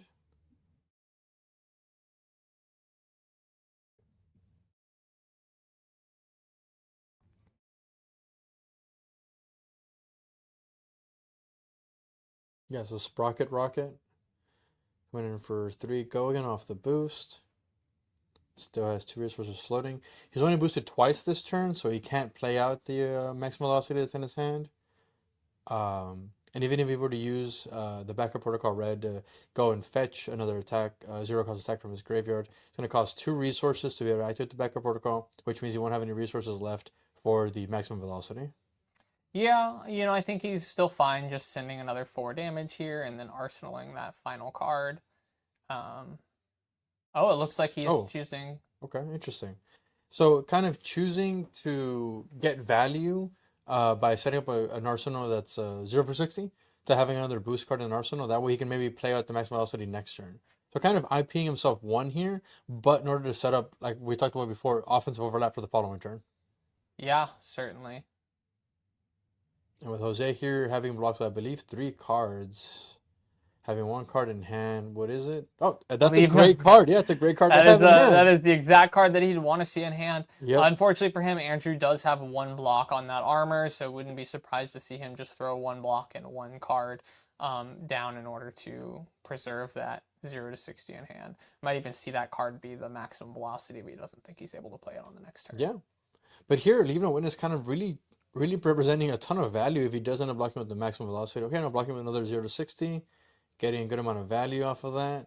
But now we need to see if Andrew might even have the necessary cards that can boost in order to even play out the maximum velocity. Yeah, I think at this point we can safely assume that he's not going to be able to play out the maximum velocity on this turn. But that doesn't mean he's not going to still have a good turn, I can see him coming in just for raw value here, still sending a lot of damage, coming in for 4. It's not like his opponent can choose to just take this at this point. Yeah. Playing out the 0 to 60 from the arsenal, boosting a harpoon, pulse wave harpoon. So coming in for 4 going, and I believe it is the red 0 to 60. Yep, that is the red that he got earlier off that backup protocol. He decided he wanted to keep that around. Ooh, so Jose's seeing no blocks. And then we saw the boom grenade off the top. Does he have the D-react? And he certainly does. He's posturing something as if he does. Yep, we have the Fate Foreseen blocking that. He'll be opting a card. And Andrew here not cranking to not generate an extra action point. Jose resolving the opt off of the Fate Foreseen. Choosing to bottom the card. He doesn't think it's going to get him enough value. Is there ever a world here where Jose maybe just starts to put himself in a position where he's just going to play defensively, block out, and try and fatigue Andrew? I think at this life total, I don't think it's a realistic prospect in order to try to fatigue Andrew. You have to play these games in order to try to win, not to just not lose. Yep. And I don't think this Dio deck is a deck that realistically is going. It's not like a Runeblade deck, right? Yeah. It's not going to just falter out. The one turn it might have faltered out was the turn that it drew the 2 maximum velocities, and we still saw it present a lot of damage on that turn despite that. Andrew here kind of just ending the turn with a symbiosis shot, arsenaling the maximum velocity, and passing over to Andrew. I'm to Jose. Yeah, ticking down those symbiosis shot counters. Of course, he has a lot of them that he's generated this game, but they do have a limit. At a certain point, he is not going to have them anymore. So I think Jose is hoping to just continue to block until he has a little bit less offensive overlap, and hope to pull out some sort of turn. Yep. At some point. Andrew started to turn off here with I think it's a yellow zipper hit, coming in for 4 go again. Yeah, we still have that boom grenade around, so yep. Jose is definitely going to need to block this. He's probably hoping, oh god, I hope I have a D-react right now. Looking at his face, I don't think he does, or he would have snapped that right off. And again, this is one of the things we talk about, right, with posturing in Flesh and Blood is so telling, right? Andrew, super relaxed, kind of just like understands the pace of the game, understands that he's in the driver's seat. Jose kind of really on the back foot a little bit and doesn't look too happy with the composure of his hand. He might have drawn maybe one of these 2 blocks that the assassins play sometime, making it awkward to block a zipper hit. Andrew still has having access to 2 resources in pitch, 2 cards in hand, and 1 card in arsenal. Yeah, so we're almost certainly going to see this boom grenade hit this turn. With 2 floating resources, if that last card is maximum velocity and these other 2 cards, if even one of these cards is a 0 cost, and then we have a 1 cost boost, we can see this maximum velocity. Yep. So So you see him just blocking 3, choosing to take 5 here. Yep. Just saying, I can't block. I need to hope. I can't block the boom grenade. I can't try to block the boom grenade. Oh, Sparky Genius here. Such a strong play. I wonder if Andrew's going to grab another Cerebellum. I think there's one left in the deck. If not, maybe another boom grenade. No, yeah, the last Cerebellum. Yeah, he's just going for the Cerebellum, as we talked about earlier, turning the Spark of Genius effectively into a draw 2 cards. Yep. Of course, it's going to cost him a lot of action points to do that, but this is a deck that has a lot of action points, so I think he's okay with it. So he's going to crank the Cerebellum, get his action point back, and then still has access to the Achilles heel, so generate a further action point. Yep, and not to mention getting another counter on that Symbiosis shot, continuing to build towards his game plan. Yep, it looks like he drew another zipper hit. He's played 1 boost attack so far. Okay, drawing off the Cerebellum. Yeah, I think this is probably going to be the turn here. He's choosing to draw off the Cerebellum, loses his last action point, but it doesn't matter because he has those Achilles. And he still has access to that Teklo Heart. I'm almost certain we're going to see him just come in for a couple boost cards and then end on that maximum velocity. Yep. And then I think this is the Expedite. Yeah, this is the Expedite coming in for 3, go again. We got a Zipper Hit then coming in for 5, go again. Not much Jose can do except for a block. No, this is a blue Zipper Hit coming in for 3, go again. Oh, it's a blue, okay. That is certainly what you would hope to see if you're Jose there. He has the resources here, plays out a boom grenade, cranks it. And then here comes the maximum velocity that's going to be game. Nice. What a beautiful last card to draw off of that Cerebellum processor there. Yeah, very well navigated by Andrew. Understood exactly how to get across the finish line with a deck that can sometimes just get in a fatigue state very easily if you're just kind of throwing your cards out there willy-nilly, like not understanding the kind of how to develop a good game plan for every matchup. Yeah, and I think that's one of the things when you're playing into Dio. You need to decide at the beginning of the game whether you're going to fatigue them or whether you're going to try to race them. This isn't a deck that you can choose to pivot into because of the way that their deck operates. Yeah. They are going to either go full into you, and in that case, if you're trying to fatigue them and they're going full into you, that's what you're hoping to see. Yeah. But if they try to set up and you're trying to fatigue them, then that's not gonna go too well for you, right? Yeah. And Jose here, having played still really well, really tight, really clean, understanding that sometimes he needs to keep 4 or 5 cards to be able to send offense, because sometimes the best way to beat Dio is to just kill her. Sometimes that's what you have to do. Unfortunately, that is not what Jose drew. We saw quite a bit of a life differential. Yeah. Within the last 3 turns where Jose just knew he was in the backseat at that point and was just hoping against hope that the Dio would whiff and he'd be able to start himself sending those powerful turns that these Mario decks can be known for. Yep. And let's be honest here. Jose never got a chance to play out any of the Orb Weaver spinnerets that let him equip the Chelicera, and that's kind of like how the deck really starts to roll, because having a dagger that has onboard stealth, costs 1 resource to swing, kind of gets go again if they're marked. It's just such a powerful way for the Mario deck to really convert all of the cards offensively. Yeah, certainly we didn't see that card. We did see, the really powerful Codex play with the Kiss of Death. He just had to hope to see another one of those turns, and he just never got the chance to. 100%. But all right, guys, thanks for sticking around with us. We'll be back for round 3 just a little while.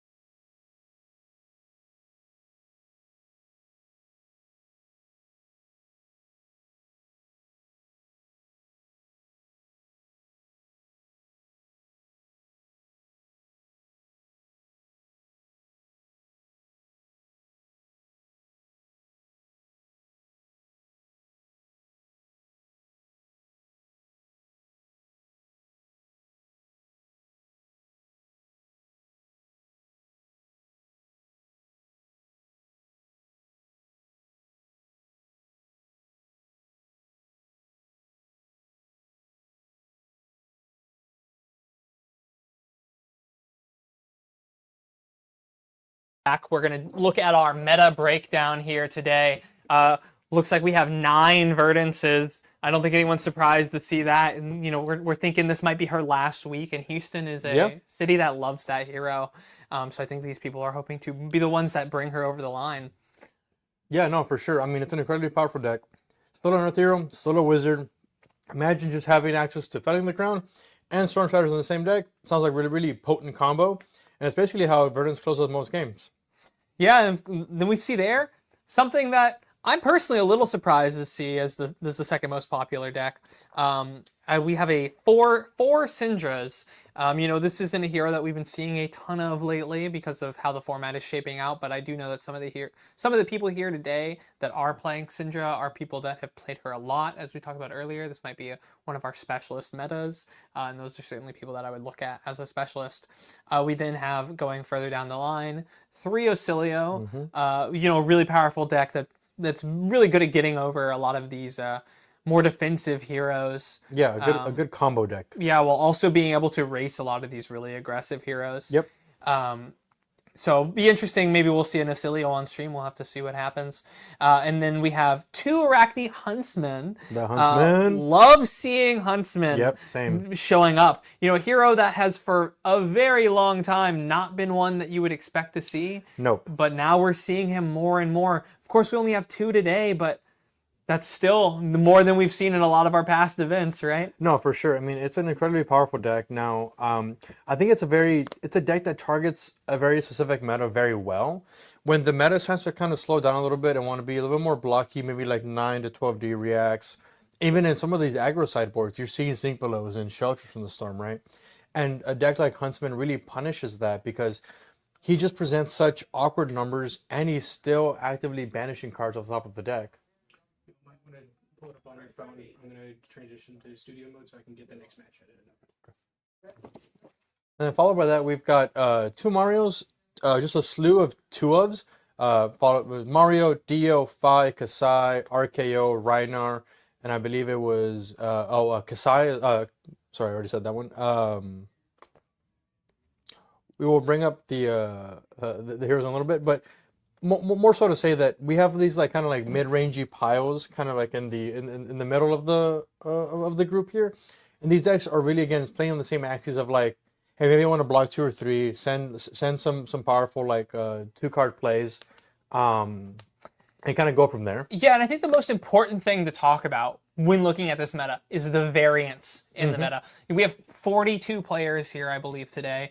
Only 9 of which are on Verdance. Now that represents, a good portion of the field on Verdance, but the rest completely spread out, right? So we have a huge variety of the field, and Houston is a city that likes to have a lot of variety, but not this much. This is something. This is something that is unique to this meta, and it's something that is really great to see. Yeah, no, and I mean, even though we're here in Houston, we have players from all around Texas, right? We've got players from Corpus, we've got players from Austin, San Antonio. We even have some players from Louisiana. There you go, some players from Louisiana, from a different state. And it's one of the best things about Flesh and Blood is that it just attracts so many strong players who just want to compete in this game at the highest level possible. And PQs and RTNs are such a fantastic way for local game stores to really get in there and showcase that, hey, this is somewhere you can come, show off your competitive prowess, and really kind of get your foot started on the world tour. Yeah, exactly. And then that's one of the reasons that we have these Blood on the Bayou events is to provide something to do when we don't have those PQs. But of course, when we do have the PQs, we might as well take advantage of them. Yeah. Right? We're able to not only provide our standard value that we're providing the players in the $1,000 cash prize pool, but we're also providing the value that's provided by LSS through the just the ProQuest system. Yep. So able to incentivize players to come out, enjoy some good games of Flesh and Blood, and just have a great time. No, for sure. And here we've got Micah versus Dave. Micah on Victor Goldmane, hero from Heavy Hitters, and Dave on Arachne Huntsman. Yeah, just as we were talking about, we were hinting a little bit that we wanted to see a Huntsman, so here we go. We have a Huntsman. Very glad to see that. Dave, Austin player, someone that often drives out Yep. to these Blood on the Bayou events. Someone that we are not surprised to see here today, and someone that we're not surprised to see on a deck like this. Yeah. This is exactly within his wheelhouse. Yep, and someone who I think regularly plays with and against Bird Cabrera. Yeah, Bird of the Nationals top Yep. 4 fame. Someone that couldn't be here today because they have been banned by winning a PQ already. And that's, I mean, what can I say? You know, when you're a good player and you get banned, that's on you. Yeah. If you're gonna win, then you're gonna win, and it means you can't. It means that she's not able to come out to this event, but it doesn't mean she's not supporting it. Hopefully she's watching the stream today. Sad to not see you here, but congrats on your win earlier in the season. No, for sure. And here the players are shuffling up, getting ready. So now let me ask you this: what do you think the tempo of this match is going to look like?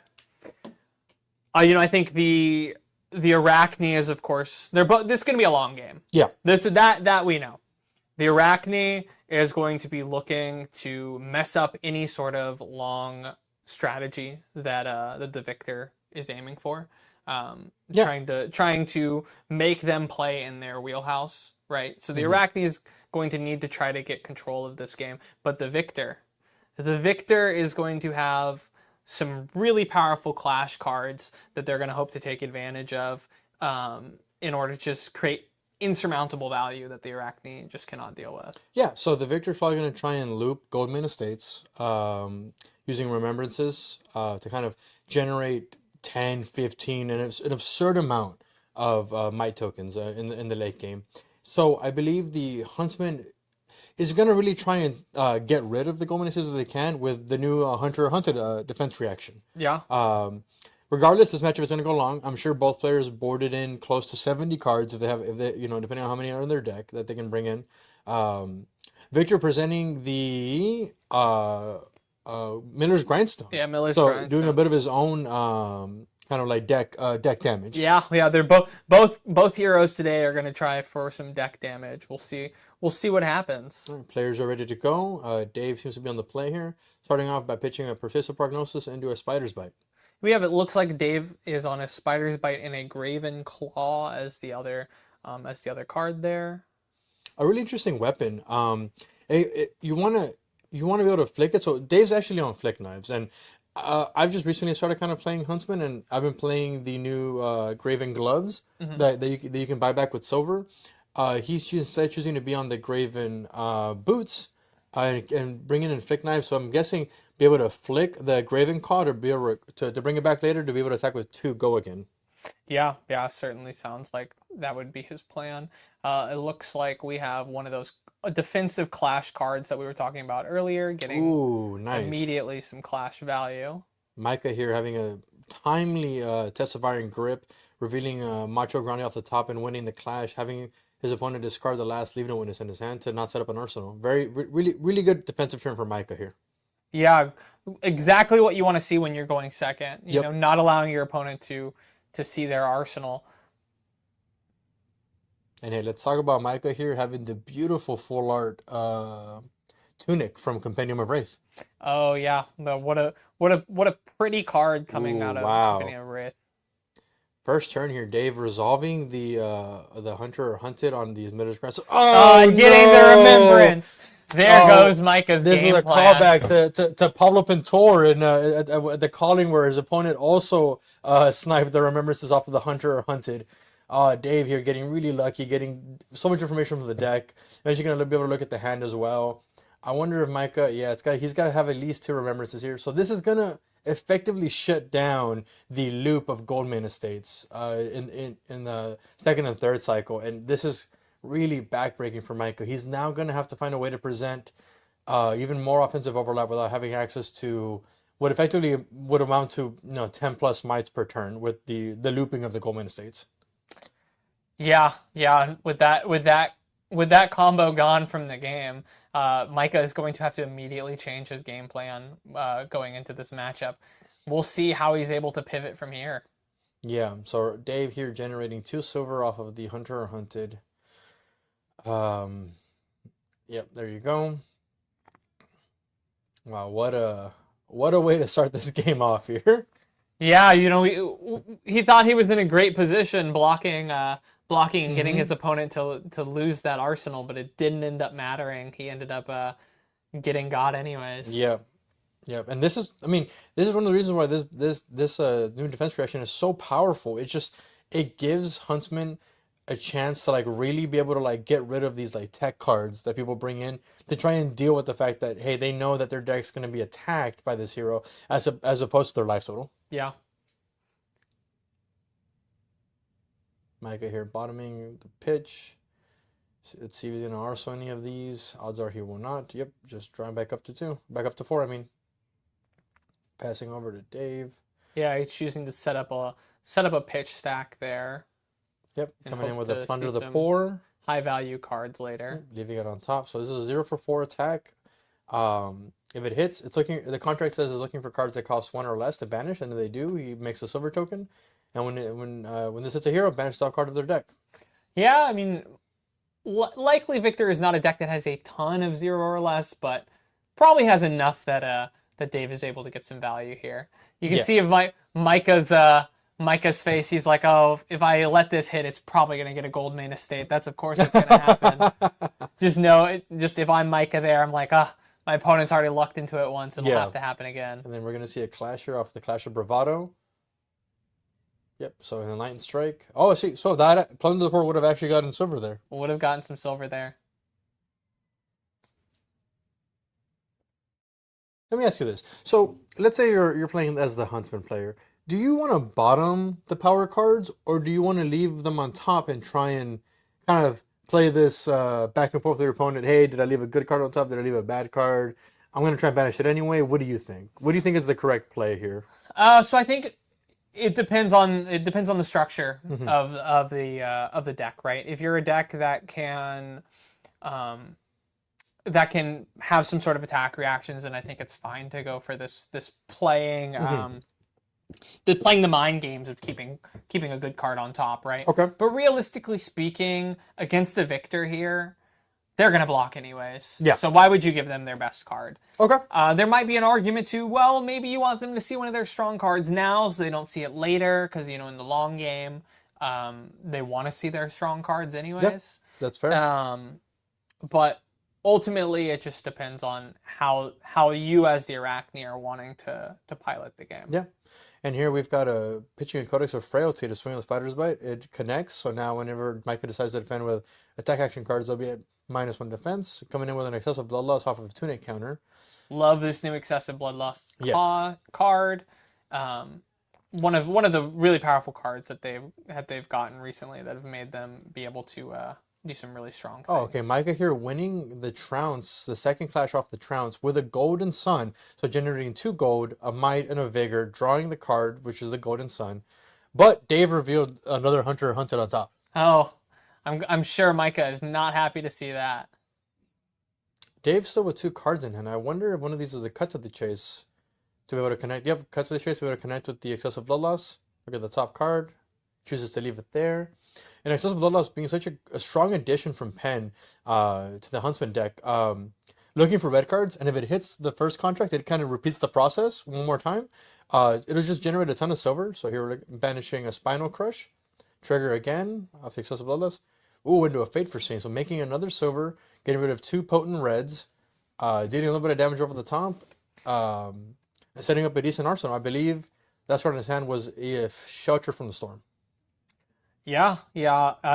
We can see, as we were talking about in one of our earlier games, Micah here is another player that likes to just show off all of their beautiful tokens rather than put a dice over them.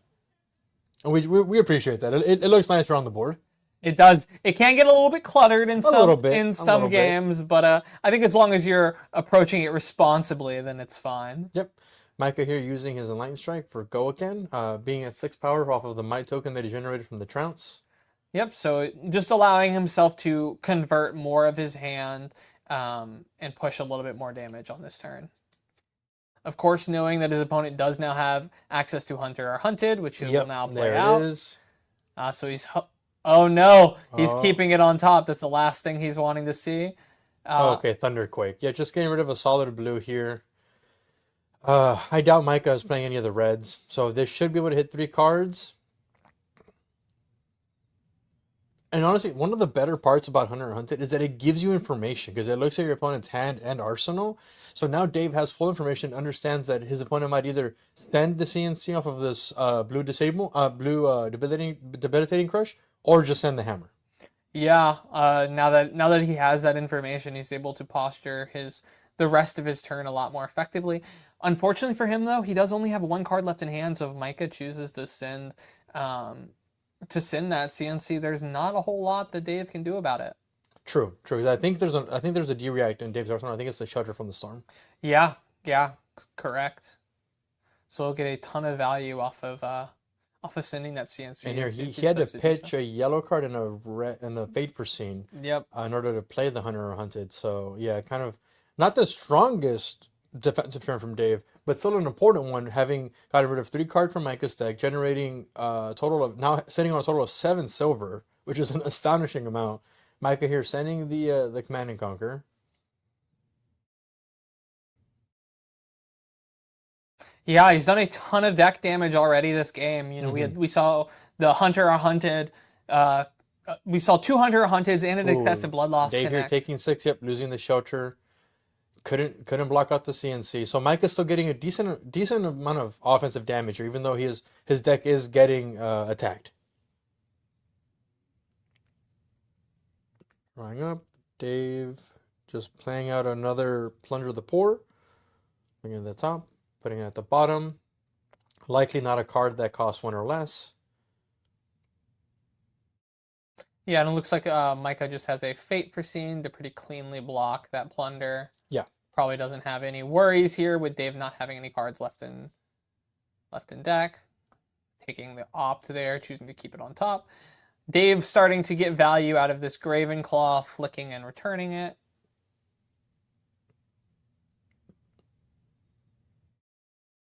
In order to take advantage of those 7 silvers that he's gained so far this game. Oh, okay, swinging here with a Weakest Link. I'm assuming the Weakest Link is in the deck just because Micah went ahead and just brought in every single card in his deck that wasn't equipment. Probably, yeah. I mean, you just have a 2 for 6 that blocks for 3. It doesn't do anything to Dave, but hey, sometimes it just represents a good amount of damage. And Dave here blocking for 4 with a Fiddler Screen and a Ripple Away, taking 2, but then gaining 3, effectively going 1 up in life, but then showing off the Blue Shred and the Shelter from the Storm to Micah. Basically saying, I'm going to probably just swing my Graven Claw for 2, go again, and then I'll arsenal my Shelter from the Storm. Yeah, that's probably what we're going to see here. It's just a little bit of damage poking in, and then getting some value off of a powerful arsenal in the form of Shelter of the Storm. Yep. Micah saying, I don't care, it's only 2 damage. He realizes he's not going to win this game if he's blocking 2 damage. He doesn't. His life total is just a way to prevent him from taking extra deck damage. Yep, correct. Coming here with I believe there's a red Debilitating Crush. No, blue. Coming in for 6 damage here. Notably representing the pummel, though. He has 2 resources floating. No pummel for him. Just taking a arsenal here. Oh, never mind. Not arsenaling. Oh, it was a testifying grip. Got it. Okay. Looks like he's going to use the Test of Strength here in order to try to generate 6 on top into 4, so wins, generates a gold. Ah, Michael's moving away. The coward. He realized he's like, at this point, I have too many. He's like, you understand what's happening here. Coming in with the 3rd Plunder from the Poor. Plunder of the Poor, I mean. It looks like he has another test of Strength here that he's going to be blocking with. Okay, yeah, interesting. So now Dave gets a gold. Micah kind of getting a little unlucky here, having so many of these 4 blocks kind of clumped up together. 2 in his hand, 1 on top of his deck, and one still left in his hand. He's pitching 1 away along with a blue Debilitate to come in with a red Debilitate, I'm assuming. It looks like this one will be coming in for 8. Yep. And if this crushes, Dave's first attack will have -2, which is kind of relevant because it'll turn off basically any of the daggers that he tries to open an attack with. Yeah, not only that, but just reducing the damage dealt by some of these attacks can be really relevant, turning a card from a one card from a 2-card block into a 1-card block. Yep, 100%. Dave here blocking with the Mask of Perdition. Yeah, choosing to just block 5 there, taking 3 damage, also realizing that his life total is a buffer. Yep. But he does need to make sure that he is still getting good value and that he is not allowing his opponent to connect with these crush effects. 100%. Not coming in with an excessive blood loss. Yeah, another card that is going to deal a ton of deck damage if Micah lets it connect. Notably, Dave here can't really represent Go again on any of his attacks because he's not playing Black Tech Whispers. Yeah, I mean, he could certainly play the Arachne. Coercive Tendencies, yes. Yes, he could certainly Coercive Tendencies here, which is not something that Micah would want to see if that's the case. But realistically, with 2 cards in hand, even if he does Coercive Tendencies, that only represents 1 more card. Yeah. It does represent, of course, a lot of silver gained, so that continues to get some value off the Graven Claw. I wouldn't be surprised here if we just see Dave consider flicking this Graven Claw. And Micah here blocking with Test of Iron Grip and Spinal Crush, winning the clash, forcing Dave to discarding Sigil of Solace. And Dave ending the turn and moving to Arsenal. I'm so happy that Huntsman is finally on the world stage. I think the hero is so incredibly unique, and I think he's honestly I think, my opinion, he is the best designed assassin. He's kind of doing the assassin thing, but at a slow pace, taking the game at his own pace, and it's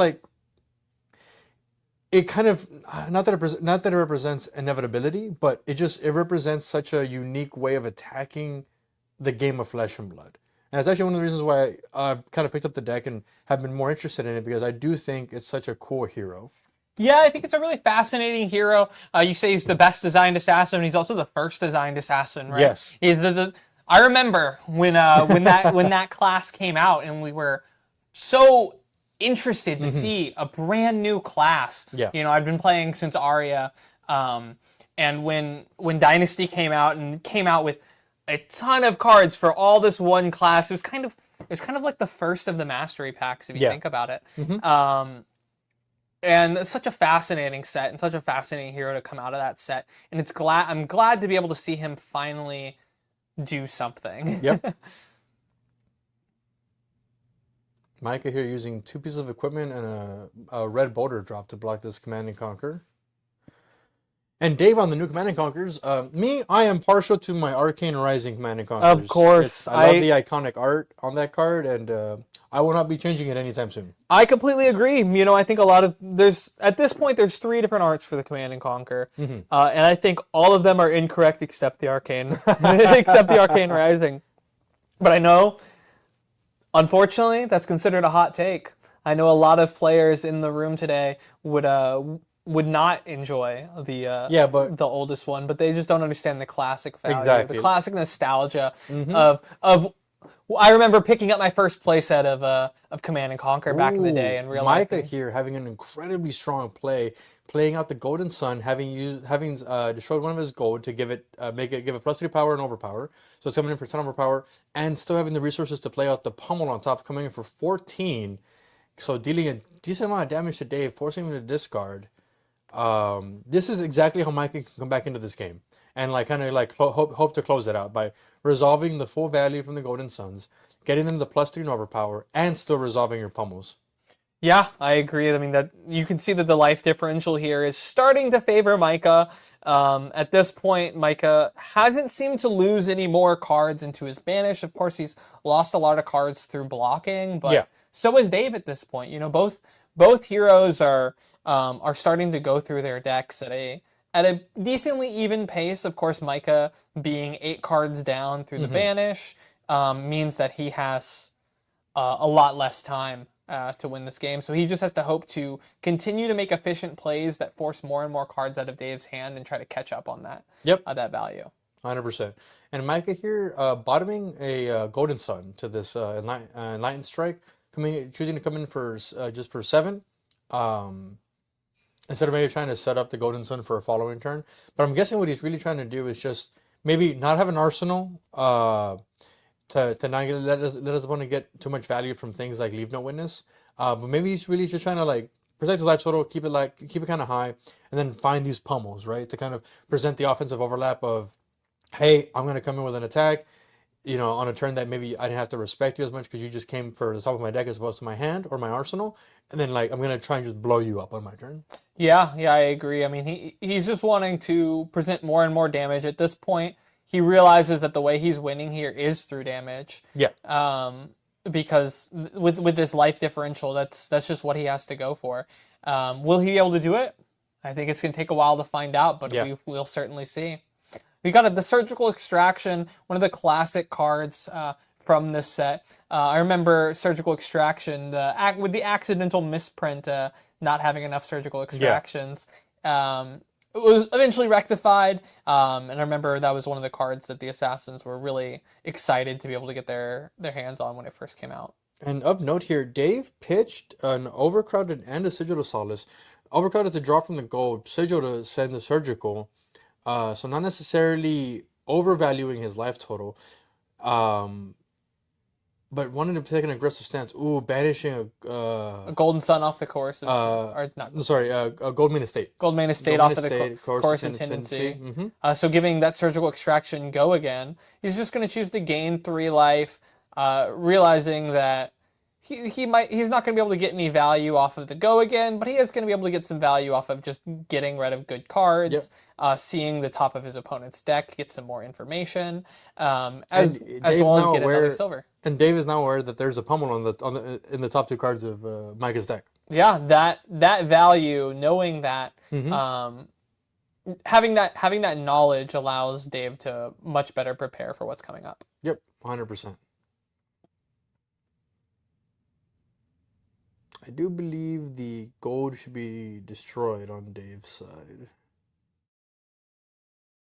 But we'll see. Coming in for 1 go again off the Spider's Bite. Micah now blocking it and now coming in with the Pain in the Backside. I'm surprised that I've been seeing some of these lists play Pain in the Backside. I myself haven't been playing it, but I can see it having good value, especially if you're playing stuff like Graven Call. It kind of recur and free up your weapon zones to bring in like some stronger weapons. Oh well, notably, Pain in the Backside does not destroy the dagger. Oh, you're right. That's one of the really powerful things about this Pain in the Backside card. Is not only is it just a 0 for 4 go again, if we're being honest, but it's also a 0 for 4 go again that most of the time has some sort of on hit. Yep. This is a card that says you're blocking me. Yep. If not, why? Yep, 100%. Micah here blocking with a Trounce and winning both clashes. Funny enough, he won the last clash with a Rouse the Ancients, and his opponent revealed a D-React. So 0 beats nothing. 0 does certainly beat nothing. So we have a CNC as the final card here from Dave. One of the beautiful things about this Victor hero is when they do generate that gold, they just draw a card anyways. Yep. They say, I just got the block for free. How do you feel about that? Yep, super powerful. In my opinion, one of the better designed Guardians, because the class in and of itself is already like really poisoned to blocking. But getting rewarded for blocking, such a great concept. Yeah, no, I think it's really, really fascinating. It allows that hero to operate on a lot of different axes, right? It allows them to both efficiently block when they need to efficiently block and then send a lot of damage, or it allows them to just block a lot when they need to block a lot. Yeah. So we have him pitching a pummel there in order to send this Rouse the Ancients. Yeah, so revealing enough cards in order to give that go again. Yeah. So Micah uses Tunic counter, the vigor that he had from winning the Trounce, and the pummel to generate 3 resources to send the Rouse the Ancients, and he revealed the Clash of Bravado and the Cranial Crush to show at least 13 or more power. And then probably going to end the turn here, over pitching to send the Miller's Grindstone. Yeah, just a 12 card or a 12 damage play, but notably only really spending 1 card to do so. So, continuing to try to make up for the lost deck damage that occurred from the Huntsman's natural affinity to do so. It looks like the Dave here is just going to play another pain in the backside, forcing another card from Micah's hand. Oh, and then I think this is a Sack the Shifty. So this contract is looking for cards that have base go again. Yeah, so probably not a whole lot of that in the Victor deck. Yeah, not a ton of those. There's a couple for sure. Mm-hmm. But still something that Micah wants to block. You know, at this point in the game, it's okay to start giving up his armor, which it looks like what he's wanting to do, just to prevent further deck damage in order to get more value on future turns. Yep. It looks like he might have drawn on Dave's side a Kunai, I believe, is the card peeking in the hand, another Fiddler's Green. The Seeker Kunai, I think is what it's called.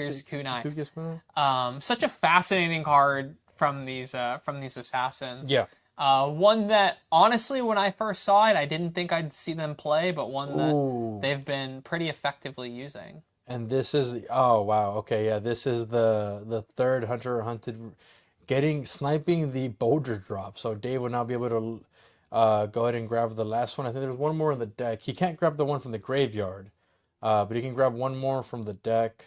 Yeah, I mean, getting a lot less value than prior Hunters Are Hunted, of course, but at least he's now been able to resolve all three at this point, getting himself a couple more bits of gold. It looks like he only found one boulder drop. I think there was two in the graveyard already, so he of note, Hunter cannot grab cards from the graveyard. They can only grab cards from deck, hand, or arsenal. Or hand, yeah. So hand, deck, and then arsenal. Yep, those three zones. Micah's deck looking a little thin here. Yeah, certainly starting to look pretty thin. He's probably hoping to continue to use his life as a resource here and just continue pushing. We saw that a lot of his cards that he's had allow him to go quite wide in the form of Rouse the Agents and Enlightened Strike. So I wouldn't be surprised to see Micah just turn on the gas at this point in the game. Dave here is actually another Sack the Shifty. Now let me ask you this: he left the card on top. What does Micah think is on top? Because it's either gonna generate silver or it's a trick, right? Maybe it's just a card that Dave just wants to banish, even if it doesn't generate silver. Yeah, it could be. Could be just that it's a powerful card. We got the Seeker's Kunai being played out. Nice. Going over by one, meaning that he is going to get full value out of that Seeker's Kunai. Yep, so coming in for one, dealing one to Micah. Oh, and then asking... and saying, give me another card. Wow. Unfortunately. And guess what? One of those cards does sure have base go again. Yep. So he's going to be getting himself a silver off of that and presenting 2 deck damage. And not only that, getting rid of one of Micah's most powerful cards. Yep. That is now 2 of the Gold Main Estates that have been killed. Yep. On Micah's side. Micah here sitting on 4 gold, not going to be able to get a ton of value out of this future Gold Main Estates that do show up. But he's probably still hoping to see one. We see him coming in with the Overpower 4/10. And here, Micah kind of representing a huge offensive turn here with the Golden Sun coming in for 10 Overpower. I do believe Micah has a Pummel in his arsenal. We will certainly see. I don't remember if he had one, but I'm certain that he hopes he does. Dave will be blocking for 5 here with the boots, and looks like he does have the pummel, as you called, making that 14 damage. We do have the D-React, which means that Dave is going to be able to effectively block a little bit more damage, but is still going to lose some life. It looks like some of the cards left in his hand are a Remembrance. And a Coercive Tendency, I believe. Yep. So we're probably going to see him get rid of the... It looks like the Coercive here, valuing the power of the Remembrance. Yep, for sure. And I wonder if Dave is going to buy back... Looks like he's going to choose to buy back the boots. And the Kunai. And the Kunai, okay. Both of which are powerful cards. He's now out of silver. We'll see if he's able to get much more this game. At this point in the game, he might not see a ton of value out of silver, so he's just wanting to get the last little bit of value that he can get. Yeah, for sure. At this point, he's recurred these Graven Boots 3 times this game. A ton of value for 1 pair of boots. And now he's bringing back the Seeker Kunai that'll allow him to torture his opponent, right? You know, his opponent, just like breaking scales out of ninjas used to be. Now the Seeker's Kunai says, hey, remember I'm here. Yep. And Dave here notably forgot his tunic counter, but Micah being such a good sport, such a great player, let him get his tunic counter. It's not the biggest deal. But Dave choosing to use a remembrance to sack to draw for the gold. He drew into a Slay the Scholars, and Micah here blocking with 2 cards because he knows that the kunai is on board. Yep. He's choosing to just swing the Miller's Grindstone, hoping to make a valuable arsenal here. Dave, life total getting a little low. So Dave is definitely priced into blocking at this point. Looks like he's giving up the Flick Knives, realizing that he's probably not going to be returning the Graven Claw at any point because of all his silver being gone and most of his big silver generation also being used. So I think he's thinking, you know, at this point, Graven Claw just exists to be an efficient damage play rather than something that I'm flicking. And got the third and final pain in the backside coming in. Of course, demanding another card from Micah. And here Micah pitching what looks to be a surgical to attack with another surgical. So he had 2 surgicals in hand. Yep, so a pretty efficient play here, you know, coming in for 4. Micah looks like he does not have another 4 block. It looks like he's gone through most of those. So we've seen him play his test of strengths out, quite a few D-reacts. Yeah. So if Micah's wanting to block this, he's going to have to give up 2 cards or look to give up some of his armor. One of the questions I have here is this quick dodge flexors from Micah. When are we going to see those be used? I'm sure he's annoyed that he hasn't had a great chance to use them. But looks like there it is. Just taking advantage of that tunic counter in order to utilize those quick dodge flexors. Yeah. Turning it into effectively just a 2 life. Yeah, well, 2 life and 1 tunic counter. It looks like he's just choosing to play out the gold main estate, making a gold, drawing a card, and generating 5 mites. But of note, this is his first and final visit the Gold Main Estate. Let's see if the last card here is relevant to play. It looks like it's just a weakest link that he's going to send for just 6 damage. But, I mean, 6 damage is half of Dave's life total at this point. So I would call that a pretty efficient 2-card play. Yeah, not generating 5 might and then sending 6 damage represents a 2-card 11 out of the victor here. Yeah, for sure. And I do believe Micah still has access to 1 more Golden Sun, which I think he just drew. So if Micah can kind of keep the cards in his hand, not get them taken away from him, he might be able to send a decent amount of overpower damage that could potentially close out the game. Yeah, we got another Slay the Scholars coming here from Dave. Ooh, one of the really powerful block clash cards. That'll be discarding that last card in Dave's hand. Oh, which is a Fate for Seeing. That's going to be so relevant for this overpowered Golden Sun. Yeah, I'm sure Micah is ecstatic to see that card go away. Micah taking up his tunic.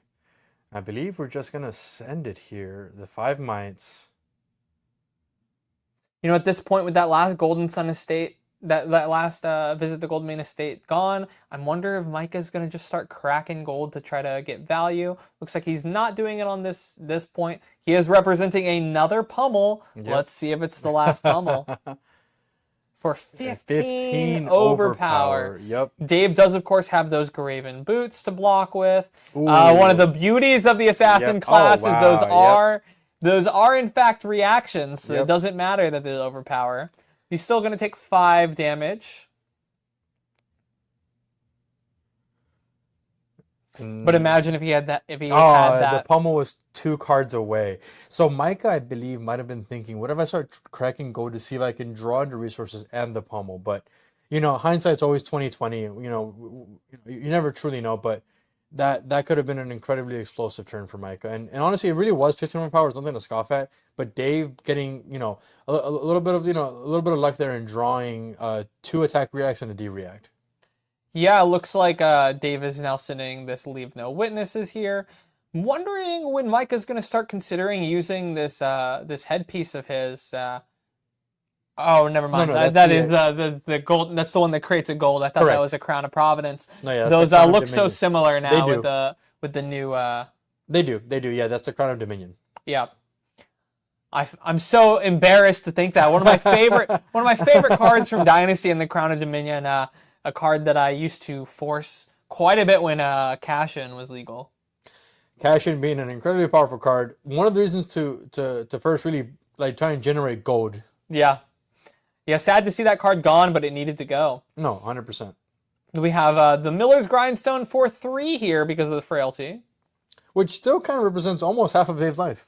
Yeah, and knowing that Micah has this pummel in hand still, he could still have seen quite a bit of damage. Yep, for sure.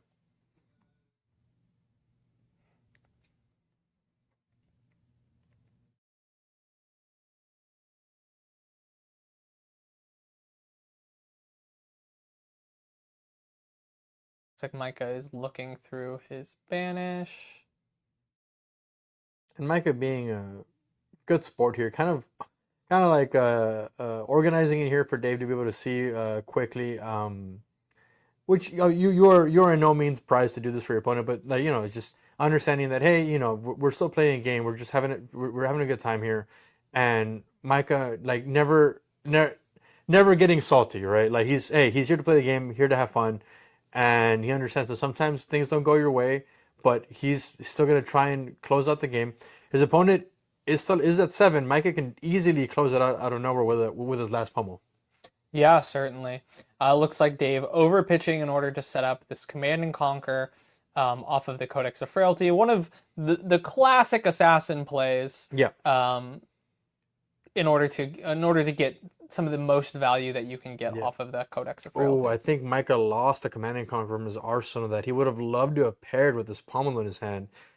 That I'm sure would have honestly maybe closed out the game. But okay, Micah now trying to, like you said, cash in the gold, draw some cards, and see if he can present some stronger offensive overlap. Yeah, I mean, at this point in the game, he is out of his gold main estates. He has so much gold, and he definitely has the blues in order to continue just drawing more and more cards. Tropple Donnie, what a beautiful card in this Victor deck in order to continue to generate more gold, draw more cards, do more things. We have the Macho Grande coming in for 8 dominate. 1 floating resource, 1 tunic, and 1 pummel in hand. And Micah drew a card off of pitching the Riches of Tropodani, generating a gold.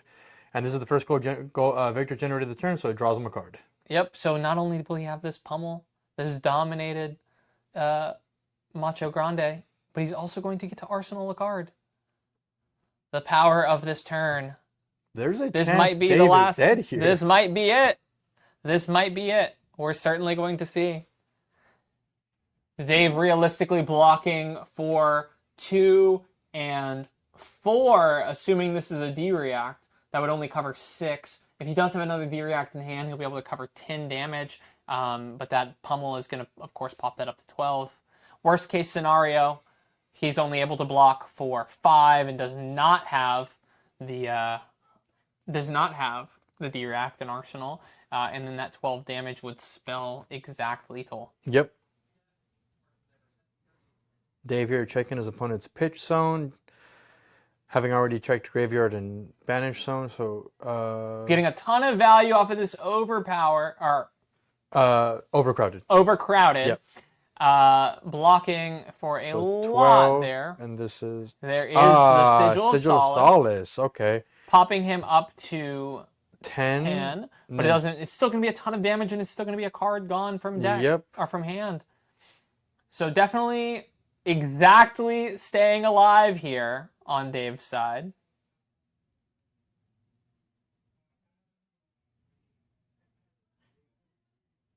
I think players are discussing the life totals, making sure that it's all good, and I believe it is. Dave and Mike are acknowledging that, the Sigil resolved first, gained 3 life, bringing Dave up to 10, and then taking 7 damage from the Macho Grande with Pummel, discarding a card, and going down to 3. Yep, so now we have 13-3 here. Dave surviving that turn with still 2 cards left in hand. We'll see what comes of this this round. Looks like he is just prized into coming in for 2 off of the Graven Claw with 1 floating, and just playing out the Coercive Tendency just to try to get some more deck damage done. Yep, for sure. And I think Micah might be down to maybe like 7 or 8 cards left in deck. Not a whole lot of cards left in deck. I think he's just hoping to see another Macho Grande here and continue to come in with overpower or dominate. For sure.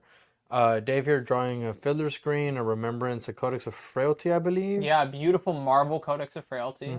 Only one Marvel in the deck, but still beautiful to see. Blocking 5, taking 2, down to 1, but then closing the combat chain, which means the Fiddler Screen will go to the graveyard and gain him 3 life, back up to 4. Notably, Dave is out of his equipment. Doesn't have any silver, so he can't buy anything back. Plays a Remembrance here. I wonder if he's gonna get Surgicals or like Leave No Witnesses. If I'm him, I'm probably aiming for that Overcrowded, being one of the more powerful cards left in his deck against these Victor decks that are able to block. It looks like he's just going for the Surgicals here.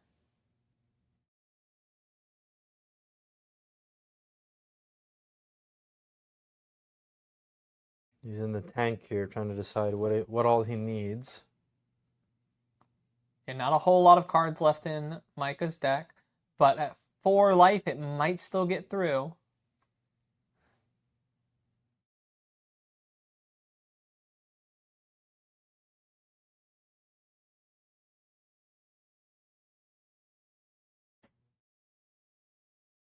And notably, I mean, I do think Huntsman is favored in this matchup, not by a lot, but it might be one of those like 55-45s kind of matchups. Looks like he is choosing Codex of Frailty as his last, even though he has 1 left in hand. So he's just returning 3 of his most powerful cards. Yep, makes sense. Certainly, I mean, Dave's deck is looking a little thin himself at this point, but being the one to resolve the Remembrance is really powerful, and I believe he probably still has at least 1 more Remembrance left. Potentially. Again, and let's note that effectively turn 1, he banished both of Micah's Remembrances for the matchup, and that's so important. Yeah, such a powerful turn 1 play, immediately putting Micah on the back foot, but Micah has been just navigating this game beautifully in order to make up for that. Yep, and here Dave playing out the Codex of Frailty from his hand, Remembrance being an instant, doesn't take up your action point. So he's going to go ahead and grab that Leave No Witness, gives opponent Frailty, get the Ponder token. His opponent grabbing the Macho Grande from the graveyard, having to discard a card. One of the scariest things about this is having to immediately give your opponent the Macho Grande. Yeah. Of course, Micah here is just going to be able to block, so it won't matter all that much. Because he might not be able to play that Macho Grande, but look at that trounce. Maybe it's happening. Is this going to be it? No, I don't think that's a trounce. I think that is a right behind you. Ah, you're correct. Yeah. The art is so similar. Yeah, for sure. Dave here draws up the Ponder, arsenals it right away, draws back up to 4, and Micah sending, Hammer for 4. Yeah, he's like... Hammer for 3 off the Frailty. Off the Frailty. Yep. Not a whole lot of damage, but enough to still require a card. Knowing that he still has the Macho Grande, he has the life total to survive whatever Dave can realistically do. Yep, for sure. Blocking 3 with the Ripple away. Dave with a 3-card hand and 1 in arsenal. We'll see if he can convert this offensively, having to pitch one of his codexes. Yep, swinging in with a Spider's Bite. Micah no block. Going on to 10. Spider Bite is active.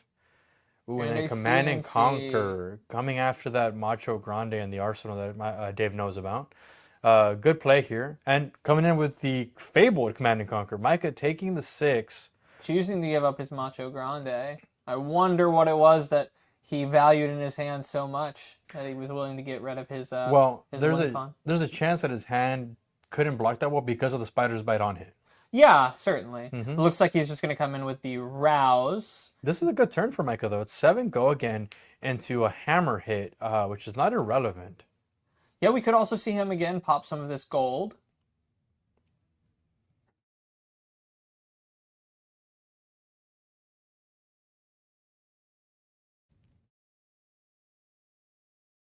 Dave here, lining up his blocks. Still a little scary because he's at 4. He could die at any point if he missteps. Yeah, it looks like he's going to just take 1 off of this, putting him to 3. Micah spending the Tunic resource in order to send this Debilitate for 6. Yep. Dave going to have to give up the last 2 cards in hand. Looks like one of those was a Codex, so he's going to take 1 damage, putting him to 2 now. Micah here... Wait, Dave is out of cards. Dave is out of cards. Micah seems to have won the fatigue race, even though he lost both Remembrances, Visit the Goldman Estates, and so many of the other cards to Hunter or Hunted, to the on-hits from all these assassin attacks. Micah's been able to claw it back, and honestly, it's so impressive. Wow, I'm honestly astonished that Dave ran out of cards first. Yeah, I was not expecting this game to be lost. Wow, by the Arachne. What a game! Wow, what a closeout there. What a beautifully played game by both players. You know, both players knew what they needed to do in order to win this match, and unfortunately for Dave, what that meant for Micah was putting in all of his cards in his deck, and then playing them well. That's the beauty of the fat stack in this Victor deck was that it didn't matter that he was fat stacking. It all still worked so perfectly together. And honestly, look, man, Micah, fantastic player, incredible player. And honestly, he was able to navigate this, even though it was such a tough match. Never lost his cool, kept his composure, closed it out. So I'm so happy for him. Seeing him reporting online, thank you for that. It helps our staff continue this. With that closing out of this game, we're going to go ahead and move on, and we'll be back for round 4 after this, guys. Thank you very much. Thank you, everyone.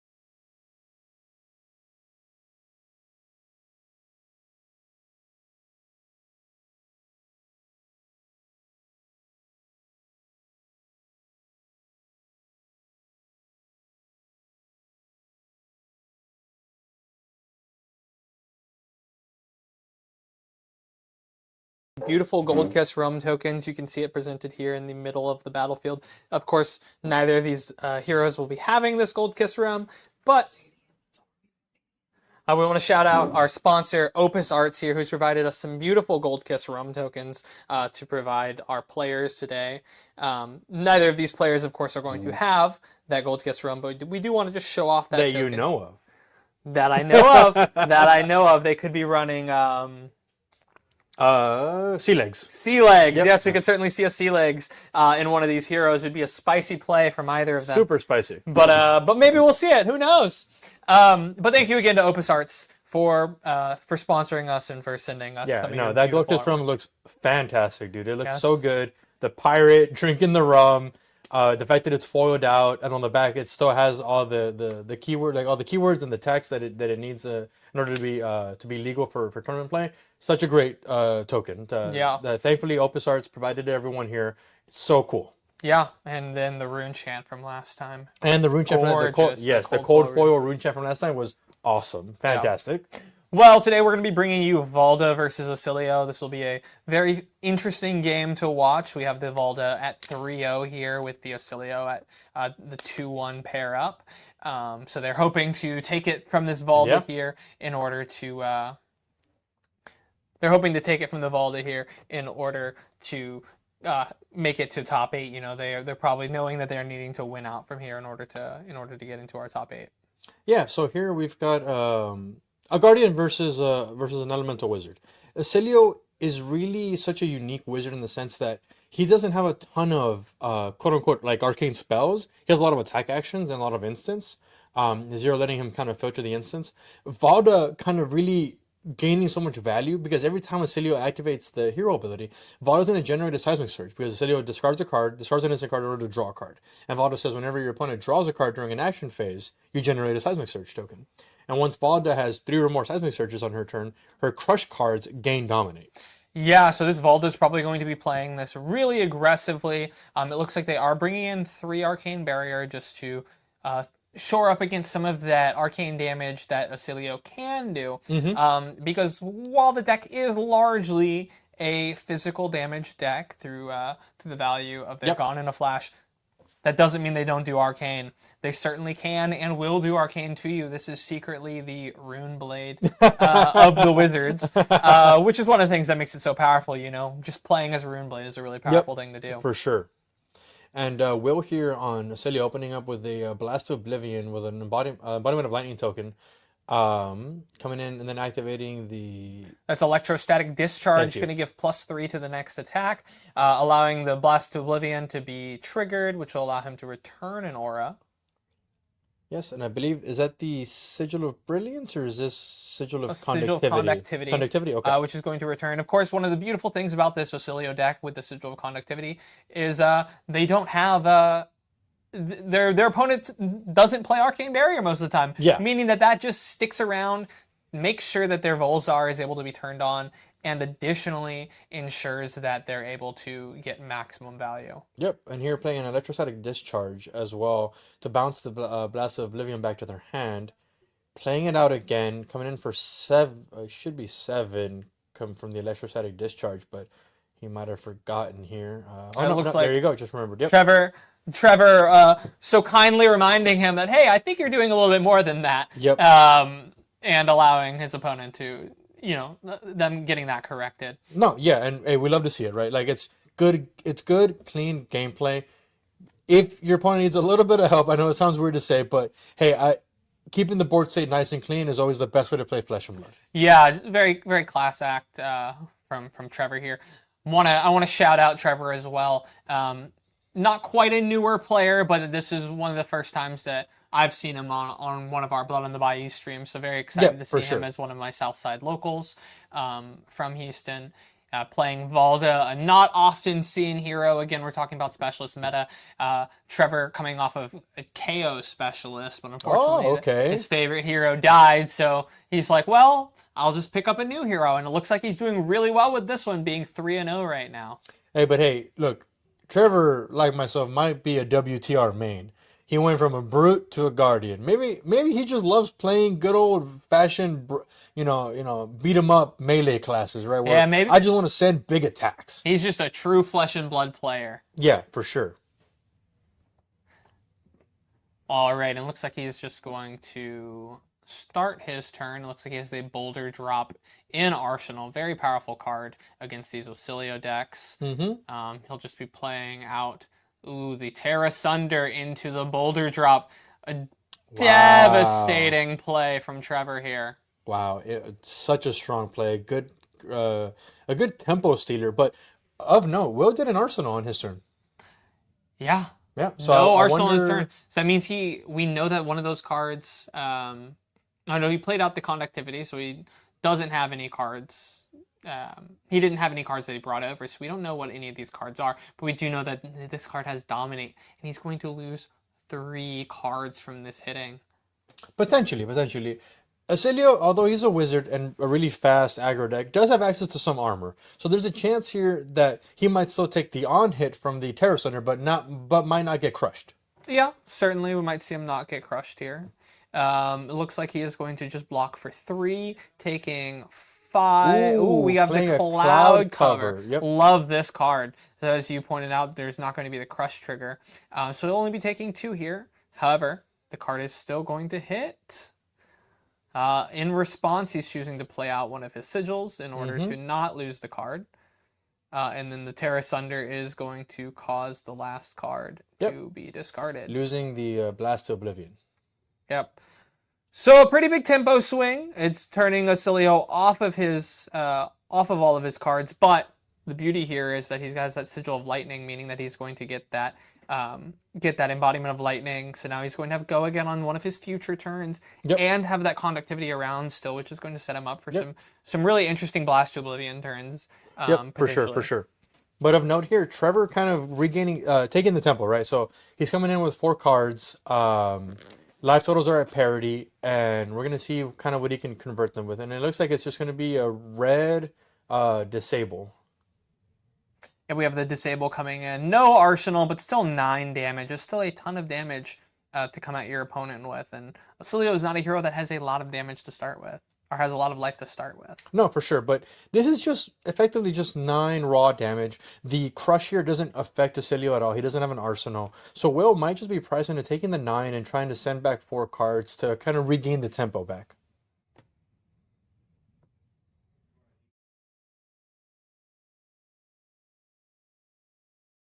Yep. So here, kind of just taking the damage.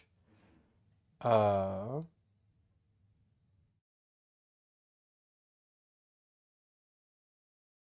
arsenaling and drawing back up. Will started to turn with a Blast to Oblivion with go again off of the embodiment of lightning. And I believe this is looks like it might be the yellow blast, so it should be 3 go again. If it's the red, it'll be 4 go again.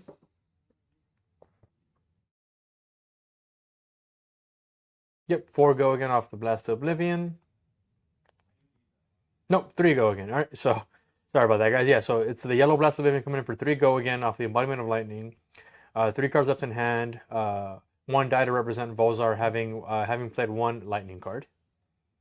Okay, Trevor blocking with a Sync Below from Arsenal. Thinking a card, drawing a card. Will playing a Sigil of Solace to trigger the Blast of Oblivion trigger, bouncing back to Sigil of Conductivity. Generating another lightning card. No, not yet. But generating another embodiment of lightning. Playing another Blast to Oblivion here. Not going to get any value off of this Blast to Oblivion. But it's going to, have the value of coming in for a little bit more damage. Yep, just another 3 go again. Just solid value. Playing out the Sigil of Conductivity, not triggering the blast since there's nothing to target. And then looks like activating Volsar and sending in the glyph. I think it's this glyph overlay. No, this one is the. It'll return a sigil if it deals more than 3 damage. Gotcha. The Etching Etching the of Arcana. Arcana. Okay, thank you. I don't know. Card I don't know all card these video name- cards just yet. Card names can be hard, but I know what they do. Okay, yeah, fair enough. Fair enough. Coming in for 6 Arcane. Trevor blocking 3, pitching the Testament of Valahai. Right, Grandeur. Grandeur of Valahai. making to generate him a seismic surge. Seismic surge. Yep. Mm-hmm. Taking 3 Arcane and not letting the etchings get back a sigil. Yep. But I bet he's glad that he brought in that 3 Arcane barrier now. Oh, for sure, for sure. Yeah, because although Vada might be a rather aggressive Guardian, at the end of the day, she's still a Guardian, which means she's kind of poised into blocking a little bit more, and just doesn't have the cards. The cards in the Guardian pool don't have the necessary go again to really be aggressive as often as they'd like to be, right?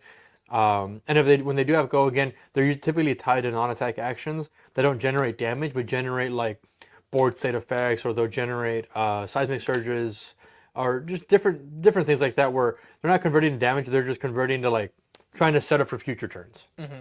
Yeah, so we see him just choosing to pitch to the chest plate, making another seismic surge, getting that seismic surge, taking value of the seismic surge that he just got off of the Grandeur, in order to turn this into a really efficient play. If we think about this, this ends up making the Boulder Drop effectively only cost 2 and have rolling value on the next turn. For sure. And I think Will here taking the 7. So getting hit by the crush effect of having to put a card from his hand back on top of the deck. And moving on to his turn. Yeah, and it looks like he had discarded a blink to the hero ability in order to try to draw a card, maybe try to draw into some blocks, which did give Trevor another seismic surge, as we spoke about with that Valda hero ability being interestingly powerful into this Acilio hero. For sure. Will here opening up his turn with a flittering charge. I'm pretty sure he's got an instant in hand to be able to go ahead and give it go again. Almost certainly. Maybe he might be going for the fake out, but I doubt that's the case. Trevor just deciding, okay, I'll just give you 2 block there. That is now, I think, either 3 or 5. It's a lot more block than that, because this is that card that gets extra block off of the number of seismic surges, and he made 3 more seismic surges off of his eruption. Seismic eruption, I believe. Seismic eruption is the name yes. of it. Yep. So he's blocking a ton of damage off of that with his shield and that seismic eruption. Yep. And now he's going to have 5, which means his next card is going to cost 5 less, and we'll have dominate. Yes, correct. Will here played a Sigil of Brilliance to give the flittering charge go again, and then activated Volzar to send another Etchings of Arcana for 5. Trevor blocking 3 of it, taking 2. Not letting the surge effect trigger off the Etchings of Arcana.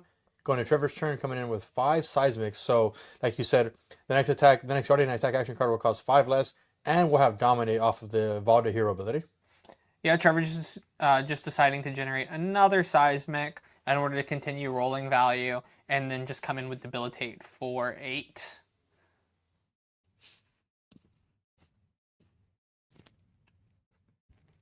With dominate.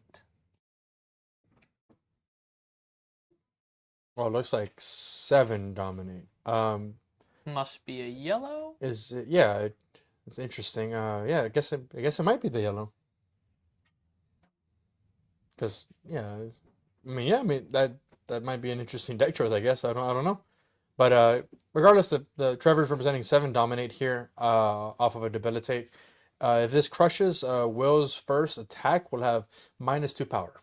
Yeah, which represents, really, if you think about it, a 9 dominate off of 2 cards in hand. That's a great play. Yep, and still generating a seismic surge in the back. Yep. The Acilio's life total is getting quite low at this point, having them at 24 to Trevor's 31. Now, that doesn't necessarily mean that they're out of this game, now that they're at 17. They could still come in with a crazy Gone in a Flash turn, especially now that they're choosing, I'll just take it. Yep. Who cares? For sure. But as we know, Acilio has access to explosive turns where he can very easily cover and recoup that lost tempo in life by just sending well over 30 damage. Yeah, so we have the Sigil of Brilliance popping here, letting the Ocilio draw another card. He's thinking about what he's wanting to do with his turn. I do believe I saw a Gone in the Flash in hand. It'll be the first one we've seen this game, right? It would be. I think it looks like a Flittering Charge and a Gone in a Flash. He's coming in with the Flittering for 2 off the Debilitate trigger. Yep. Yeah, so like I said, Trevor effectively got 9 value from his Debilitate. Yeah. Oh, and there we go. Trevor decided to take the 2 and giving Will another card drawn, but Trevor is happy to see that. He doesn't really care because he's now getting 3 Seismic Surges, which means we're going to have another Dominate on Trevor's next turn. Yep. Will here, having drawn 1 from Sigil of Brilliance, 1 from Channel Lightning Valley, giving his opponent 2 Seismic Surges, which now means the next attack will cost 3 less, and it'll get Dominate. Yep. But this is still an explosive turn here from Will, considering this is the first Channel Lightning Valley he's seen. He's had 2 lightning cards played, has 2 go again. And I believe he still has 4 cards in hand. He does still have 4 cards in hand, so he still has a lot of flexibility in what he ends up doing with his turn.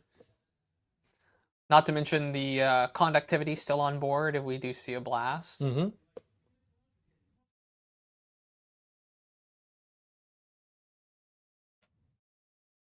Will here kind of looking through his hand, seeing if he wants to filter any of it with the Ocilio Hero ability. He might also be trying to figure out if he thinks he can kill his opponent, or at least do a lot of damage. That would be astonishing if he could kill his opponent from 29 here with only 4 cards left. But as someone who's played against a lot of Ocilio, it would not be that astonishing. Oh, Trevor here getting the value from the Balance of Justice because his opponent has drawn at least 2 cards this turn. I bet Trevor is very happy to be drawing extra cards, especially with that Sigil, or with those 3 Seismics on board. Yep, 100%.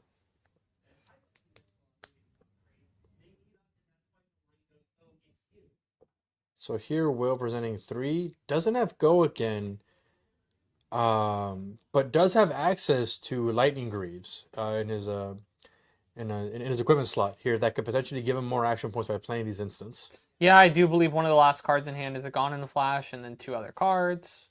We'll see what he ends up doing here. We got a Seismic Eruption again, getting him up to 6 cards, turning on that Testament. We got the Lightning Press, adding 3 extra damage on top of that, making a total of 6 damage. But notably here, Will still doesn't have an action point from this attack. So just going to come over for 3 damage, I believe, and set up the Embodiment Lightning because he bounced the Sigil of Conductivity. Playing out the Sigil. Going to 5 lightning cards played. He could activate Volso here and send one of the instant shocks from the melded cards. Yep, it looks like that's what he's doing. He's just sending the Cosmic, well, one of the really powerful cards that Ocilio got access to recently. Consigned to Cosmos, Shock. 0 cost Shock. This is exactly what Ocilios were hoping to get. Yep. And this one's coming in for 7. That is a lot of arcane damage. But Trevor is pretty happy. He's fine. He has 6 Seismic Surges, so it's not like he needs this blue in hand. Realistically, he's probably looking at this and going, "Oh, thank you. I get to get a card out of my hand. I have too many of these." Yep, 100%.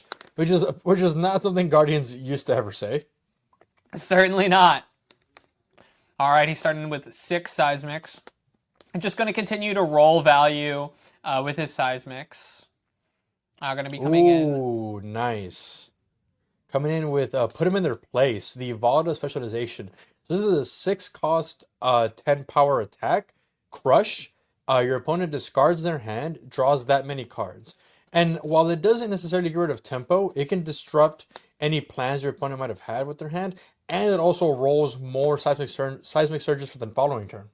Yeah, and the fact that it was free. He's sending 10 damage off of no pitch. He pitched 1 card in order to generate a seismic surge. Yep. But if his opponent's not able to block this, because they likely can't, he's going to draw a ton of cards. Yep. or he's going to cause his opponent to draw a ton of cards, going to give him a ton of more Seismic Surge and have that continuous rolling value. 100%. So things seem to be coming up here for Trevor. He's enacting his game plan really well. He's kind of seeing exactly what he wants to see. And, I mean, Will just playing out the deck the way it's meant to be played is kind of feeding Trevor's deck, right? Yeah, unfortunately for Will, he's just playing the deck as it needs to be, and it's working in Trevor's favor. That's not to say that Will is out of this game yet, though. We have to remember that this is a combo deck. He is just trying to buy time in order to get to his end state where he just potentially kills Trevor out of nowhere. We'll certainly see what happens, though. Oh, wow. Okay, Will here with another really good cloud cover to help get around this dominate, right? Yeah, so it looks like he's going to be blocking for 4 and a total of 7. So that'll cover the crush, meaning that effect will not happen. Mm-hmm.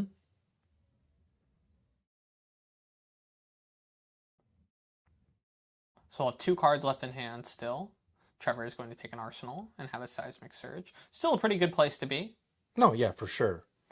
I wouldn't be surprised to know if Will only had the 1 cloud cover, or the 2 cloud covers in deck. He might be on 3, but could certainly be a greedy place to be. But they've both been really good. Incredibly impactful. Yeah, they've both been really strong. So he's just going to come in with 4 go again off this Gone in a Flash. I wouldn't be surprised to just see him just do a kind of smaller value Gone in a Flash turn, returning this Gone in a Flash and choosing to continue it rolling. Choosing to allow his opponent to resolve the sink below. He could have chose at this point, since it was blocking anyways, to just return the Gone in a Flash and stuff the sink below. But I guess he decided he didn't want to do that in order to continue to get that go again value. Coming in with the Gone in a Flash again, probably just going to continue to return it. Yeah, and Will here has the extended art Gone in a Flash. Those are pretty pricey now. Those are pretty. With the reveal of the next 3 Lightning Heroes. Certainly. Oh, they were getting a little pricey before that, to be clear. That's true. With Ocilio's meta relevance, but not only that. Now that we have this new set coming out, Omens of the Third Age, having 3 new Lightning Heroes, and a lot of them looking like they might be able to relevantly use Gone in a Flash. We have the 3rd and final Seismic Eruption from Trevor being played during Will's end of turn in order to continue to get dominate value. So we're gonna see 4 Seismic Surges pop here. Yeah, and Will notably setting up 2 Sigil of Aethers on his turn, which once he comes back around, he might be able to use Bindings of the Third Age to kind of really get a ton of amp value. Yeah, for sure. Oh, this is beautiful to see. We have another Terra Sunder coming in for +1 dominate and make them discard 2 additional cards. On top of that, though, this last card being the card that's actually being attacked with. I believe this is Aftershock Blue. Yeah, I'm pretty sure it's Aftershocks. Trevor so kindly showing our production so we can get that up. Yep, we got Aftershock Blue. Yep. When this attacks, if you control the Seismic Surge token this turn, create a Seismic Surge. So just continuing to roll value into the next turn. It'll be coming in for 7. Doesn't typically have an on hit, but it does in this case. Yep, from the Terra It Sunder. already has Dominate, but I'll give it double Dominate. That's fine. Yeah. Actually, no. This one wouldn't have had Dominate because it does not have Crush. Got it. Yeah. My apologies. No, you're fine. You're fine. I know sometimes it's weird to see a Guardian Blue that doesn't have Crush on it, so I totally understand. But yeah, this is one of the few instances where something like a Terra Sunder really does give you a ton of value because the card itself wasn't designed around having Crush. It has its other ability because, like you said, rolling over the Seismic Surge tokens is really powerful. They kind of keep the train going for Volta. Yeah, for sure. Let's see how Will's going to be able to block here. So using the Bindings of the Third Age. Yeah, wanting to continue to get value out of the and the third cloud cover. Wow, so great! This honestly just way to line it up, man. This is so awesome. Like you see them exactly when you need to see them. Covering 7 damage and very importantly getting that armor value off of his hands, allowing him to take massive advantage over the fact that these these sigils are about to pop. We'll see if he's going to use those in order to amp. Sigil of Aether here. I think he's holding prio, thinking about potentially. Okay, so holding priority, playing out the Channel Lightning Valley, and seeing if he might activate the Binding of the Third Age. Nope, just letting the sigils try and deal 1 arcane each. Yep. Playing out the Gone in a flash.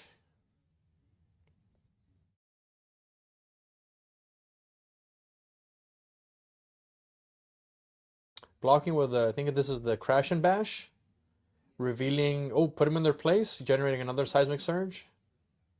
Yeah, so this is a 4-block block card for Guardians that if you reveal a card with Crush from your hand, you get a Seismic Surge token. And then we're playing out the Electrostatic Discharge here to bounce back to Gone in a Flash. Just continuing to arsenal that Gone in a Flash, really hoping to be able to get some good value off of it in the future turn. Both players here getting some really strong turns and really strong setups. Yeah, we're seeing some pretty classic aggressive gameplay from both heroes. Coming in with that 10 Dominate, put them in their place that we talked about earlier. There's no more cloud covers left. Armor's pretty low. That we know of. Because he could be playing the yellow. He could be playing yellow cloud. You never know. If this man plays a yellow cloud cover. You never know, but yeah, odds are Will's going to get hit by the Crush effect here in one way or another. But thankfully, he does have the Gone in the Flash in the arsenal, so that one is safe. That is safe. There could be a chance that Trevor just makes his hand even better. That's right. Maybe Will says, "I'll take 10." Yeah. We'll see what happens.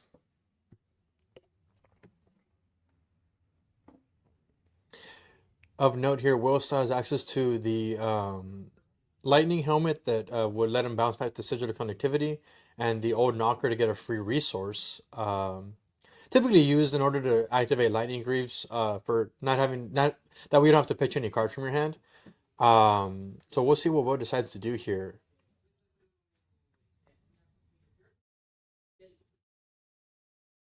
Thinking pretty hard about this. Yeah. Trevor really making Valda here look spectacular. Both players honestly playing really well, making both their decks look so great in the face of disruption from one side, aggression from the other, and both decks have looked really awesome. I'm glad we had this match here because this is not a match you typically see, but it is a really interesting match because one hero is benefiting off the other hero kind of doing their thing, and that's not usually how matches tend to go in Flesh and Blood. So I'm glad that we're getting this matchup here, kind of seeing exactly how it would play out. Yeah, it's great to see. Will is going to play out the Sigil of Brilliance now, deciding that he wants to be able to get value on it going into the next turn. And it looks like he's probably just going to let the rest of the hand go away. Yep, so taking he's going 10. To go to 4. Nope. Looks like the life total's got a little messed up there. But yeah, Will should be at 4. There you go. So he'll discard 3 cards, draw 3 cards, and Trevor will make 3 Seismic Surges from him having drawn 3 cards. Which means his next Crush attack will have Dominate on his following turn. Oh, and Will here activating a Celio, discarding a blank to draw another card, giving Trevor a 4th Seismic Surge token. Trevor's done with his turn, drawing back up, and Will is going to go ahead and start his turn. Potentially hold priority for Sigil of the Binding of the Third Age off of the Sigil of Brilliance. It looks like he's thinking about it. So in response to the Sigil of Brilliance, he's going to activate the Celio hero ability, discarding a Sigil of Aether to draw a card. Trevor will generate another Seismic Surge. Now he'll let the Sigil of Brilliance... Oh, still, in response to that, activate Bindings of the Third Age, amping 1 from the Sigil having left the battlefield. Go ahead and draw a card from the Sigil of Brilliance. Trevor will make another Seismic Surge. Trevor back up to 6 Seismic Surges again, likely making it so that his next Guardian attack is effectively free. And it will have Dominate. Either Bindings of the Third Age. There you go.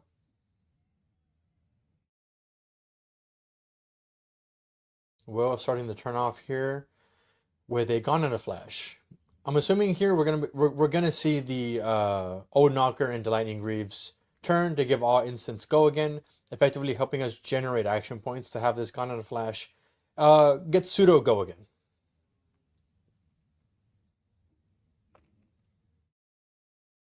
This could be a really scary turn for Trevor here. Will's really kind of bringing in the heat.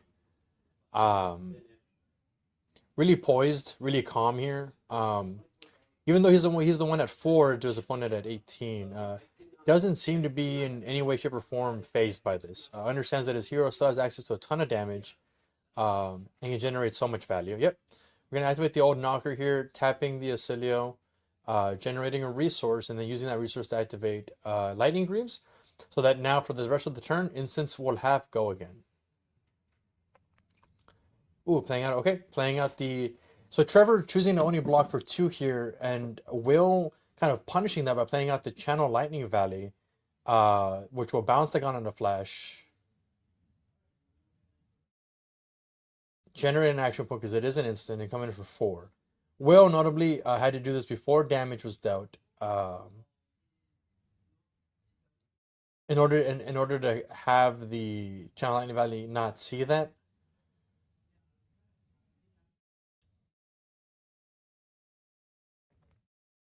And Will here kind of explaining that he did it before damage would resolve, so that the Channel Lightning Valley doesn't see that damage has already been dealt, so he could potentially still get a card draw from it.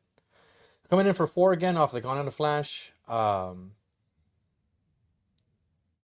I believe 2 cards left in hand, which I'm assuming are going to be instants.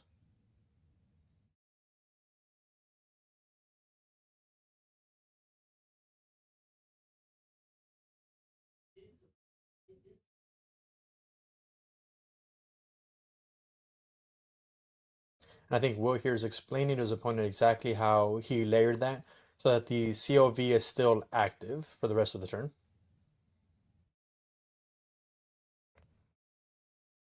Trevor here blocking with the, I think this is, I don't want to say Testament of Valahai because I think that's the shield, but this is something of Valahai where it's a yellow block card, block for 3, and then you can, when this defends, you may pitch 3, up to 3 resources into it to generate that many Seismic Surge tokens. And it looks like the life totals got messed up again here, but I'm sure those will get changed quickly. Because we have Trevor reviewing cards, seeing what'll occur here. Of course, we're gonna have Amp 1 on field as well, not including the Voltsar additional amp. We're gonna have the Blink played out, generating additional action points on top of the action points that are already being generated. Yep. And returning the Gone in the Flash. Trevor's sitting over here on a good pile of Seismic Surge tokens. Yeah, Trevor's probably looking at this like, I only really need to keep 1 card here in order to live. I just have to keep the attack that says Crush on it, and then I gotta send it to my opponent. Ooh, a Blast of Oblivion here. I'm in for 4. Having 1 action point left. He had 2 action points because, like you said, he played out the Blink, generating an extra action point. So the Blast here is just coming in for 4, losing an action point, so only has 1 action point left. Already drawn from the Channel Lightning Valley. Still has 3 cards in hand, one of them being the Gone in a Flash. Mind Warp for, looks like 7. 8. A whole lot of Amp damage. 1. So blocking 3, taking 5, I believe. Yep, it looks like he has survived at this point. Yep. Going to 11. 2 cards left in hand from Will. Can Will do 11 damage with 2 cards? So Trevor here effectively losing out on value for the Seismic Surges because he's blocked with 3 cards and he pitched 1 into this Mind Warp. Yeah, unfortunately losing that massive stack of Seismic Surges that he does have, but I think he's just happy to be alive here, right? No, at 11 life, with his opponent still at 4, I think there's still a very good chance that he comes back into this game. His opponent is choosing, Will is just having to Arsenal and pass here. Trevor is just drawing back up and passing. Yep. Trevor drew the 4 cards, but didn't look at them, put them down because he knows that Will has a priority window here to activate his hero ability or to play out any instance. Yep. So Will is going back to their turn. We'll see what occurs here. Just going to play out the Flittering Charge from Arsenal. Yep. And I know Will here is at less than half of his opponent's life total, but it does feel like Will is kind of in the driver's seat at the moment. What do you think? Yeah, I mean, I think if I'm Trevor, I'm a little worried about what's going to occur here. Mm-hmm. Playing out another sigil connectivity to give the flittering charge go again. Trevor blocked with another Crash and Bash, revealing, I believe, the Cartilage Crush from hand in order to generate the Seismic Surge token. And we know Will has a Gone in a Flash in his hand, and it looks like another Melded Shock card. I don't know which one. But he does have the Gone in a Flash, so we know he's going to be sending that. Going in for 4.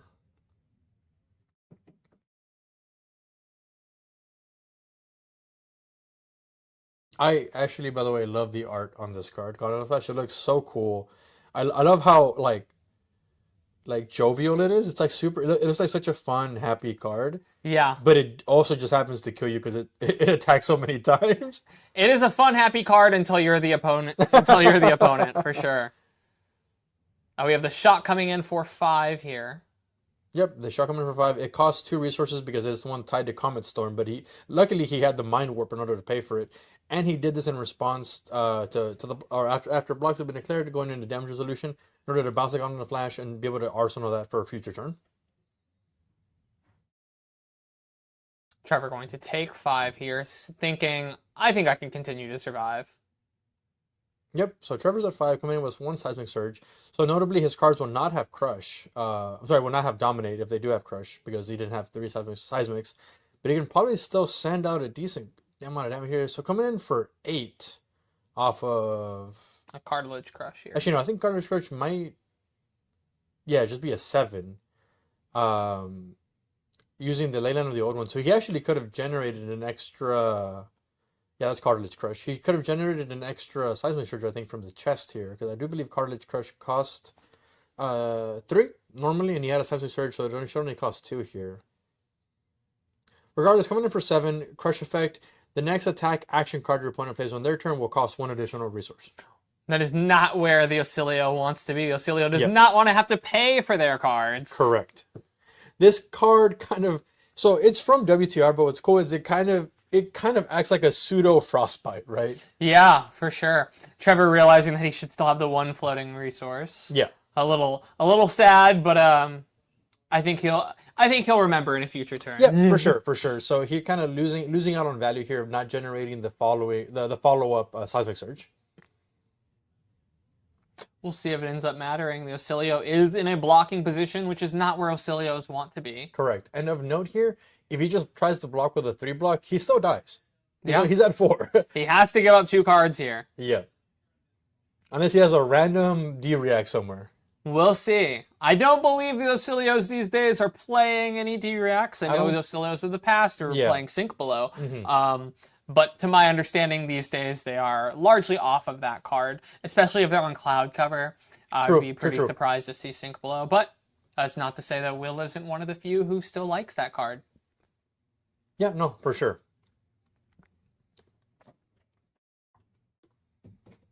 I know a local player here, a good friend of ours, Justin Fryer. I believe he used to play Sink Belows every now and then, especially in the matchups like this in the Guardians, where he could take it a little bit slower and set up some more turn-over-turn value, as opposed to trying to be super, super offensive and kind of just like, pedal to the metal, super just foot on the gas and just go, revving it up all the way.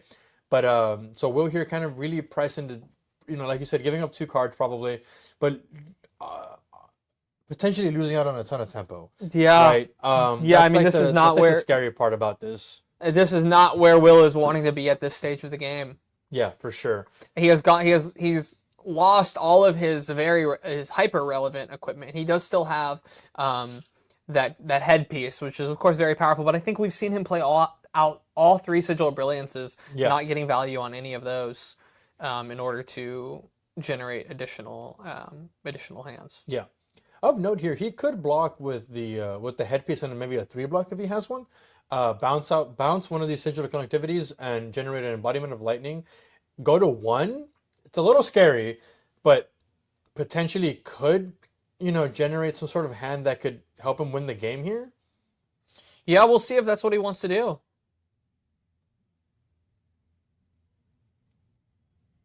And see what Will is thinking.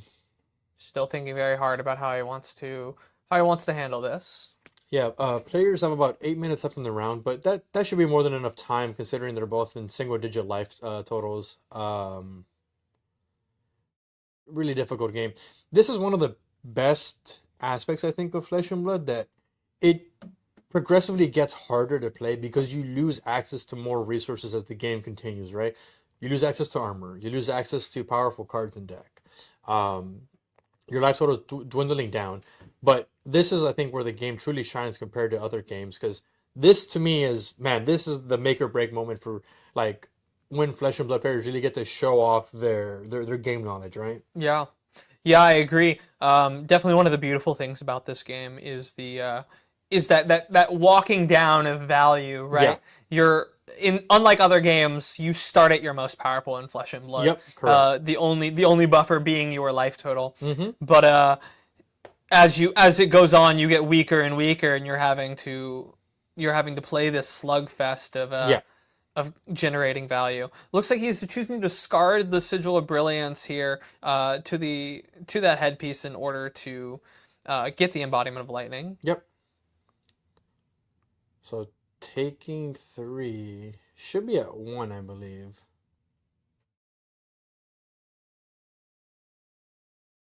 Trevor drawing back up. Will with 3 cards in hand, 1 in arsenal, which we know is the God on the Flash as an embodiment of lightning, which is obviously great to pair with a God on the Flash.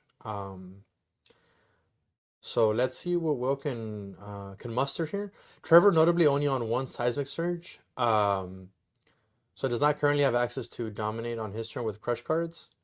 And Will opening up with the God on the Flash with 4 go again, and 3 cards in hand.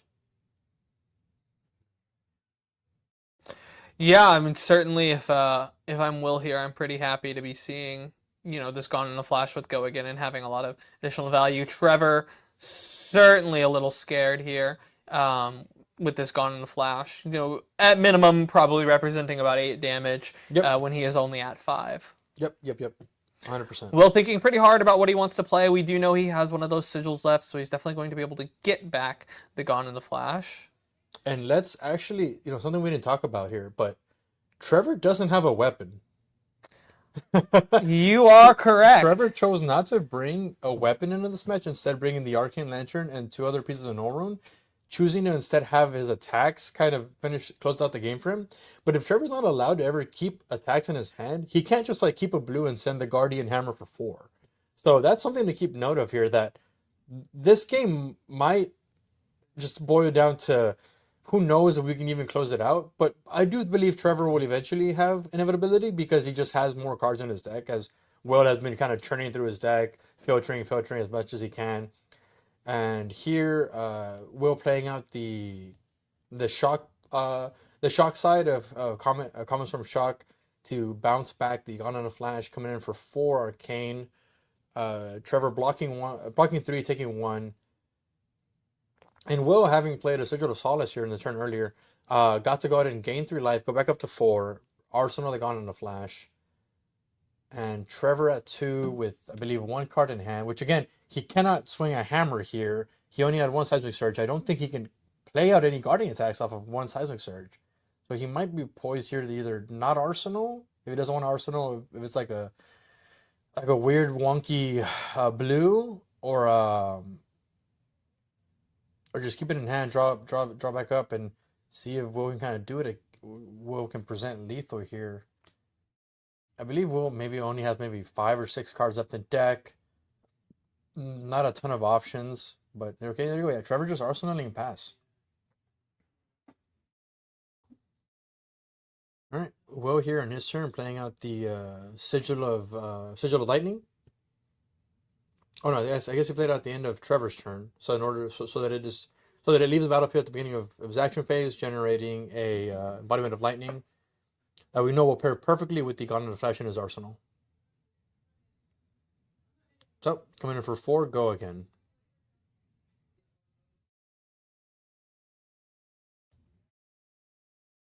Yeah, we'll see how Will tries to take over the end of the game here.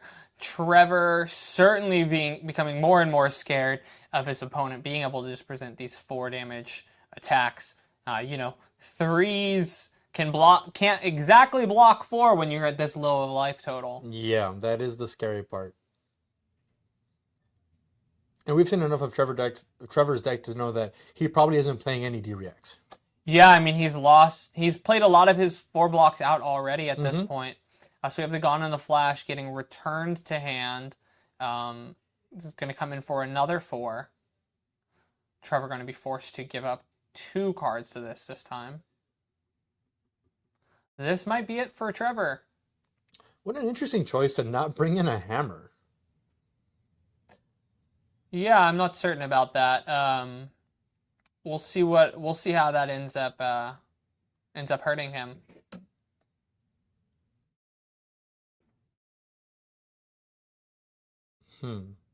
Trevor here blocking for 7. No, sorry, blocking for 6. And the Lightning Press pushing it up to 7. Oh, nice. And then Will closing it out with the with the shock there. Yeah, that is it for our hero Volta. Yep. Will going to be moving on to 3-1, winning his pair up, making him still live for our top 8. We're going to have 6 rounds today, so he needs to try to win at least the next one in order to make it to our top 8 here.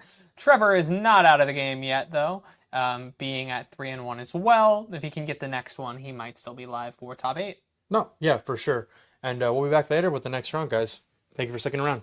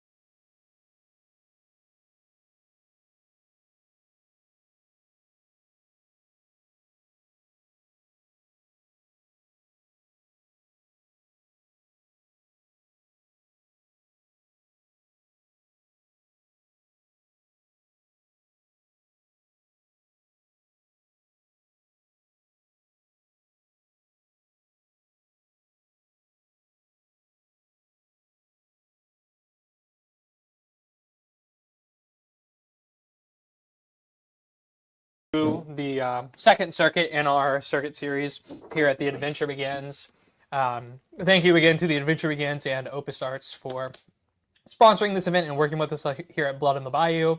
We're so excited to be able to bring some great CC games here to stream and to our local community. And our community loves being able to play great games of Flesh and Blood and have a reason to travel and hang out with each other.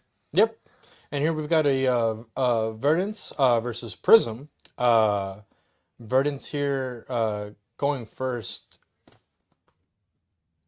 Not sure where the prisms. Oh, there we go. Where the prisms everything is. There we go. So, we got it. We got it quickly fixed. We're good. We're good. So Verdant's going first, playing out their rose, their Ring of Roses. Ring of Roses. I'm sure Lauren is very happy to see that card turn 1. A very powerful card. Yep. Here, Taylor presenting a Herald of Triumph yellow coming in for 6 go again. Lauren blocked 6, but he had the Angelic Wrath to give it to kind of come over the top for 3.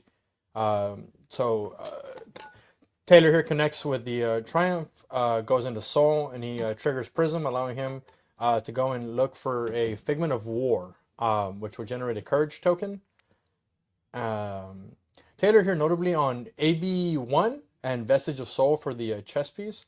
Probably going to lean heavily on the Aura package that Prism can present in order to kind of overwhelm the Verdance deck with ton of value, because Verdance isn't a action point heavy deck, so it can't really clear more than 1 aura per turn. Yeah, I would agree that's probably the plan that they're on. It does look like the Verdance was prepared for that, bringing in Enlightened Strike, knowing that they might need to be able to go wider in order to deal with such value that's coming out. It looks like they're just choosing to come in for 7 with this E-Strike, and they'll be arsenaling that last card left in their hand. Yeah. Prism here thinking about whether they want to take blocks. I know Prism is not a deck that typically likes to block, but it is also a hero that sometimes has to, due to the nature of having only 32 starting life.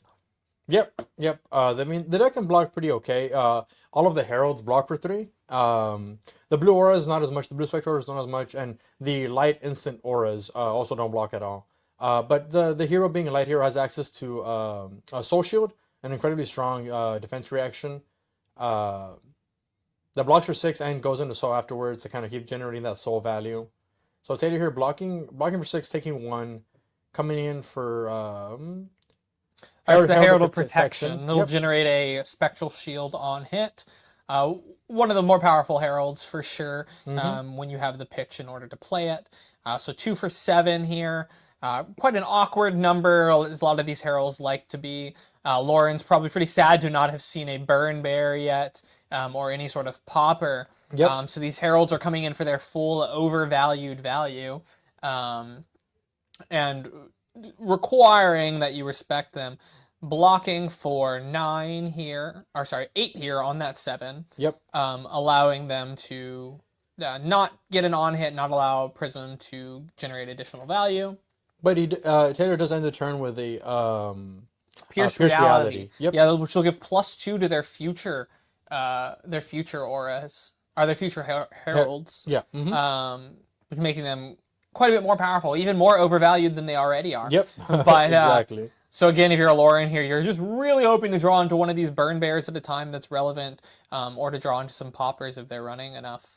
I do know one of the rough things about these Earth heroes is, while they have a lot of cards that say they come in for above 6, those cards don't actually block for 6. Yeah. On attack, because they are all pumped by their own abilities. Ooh, Lauren here having the perfect answer to the Pierce Reality within Scour.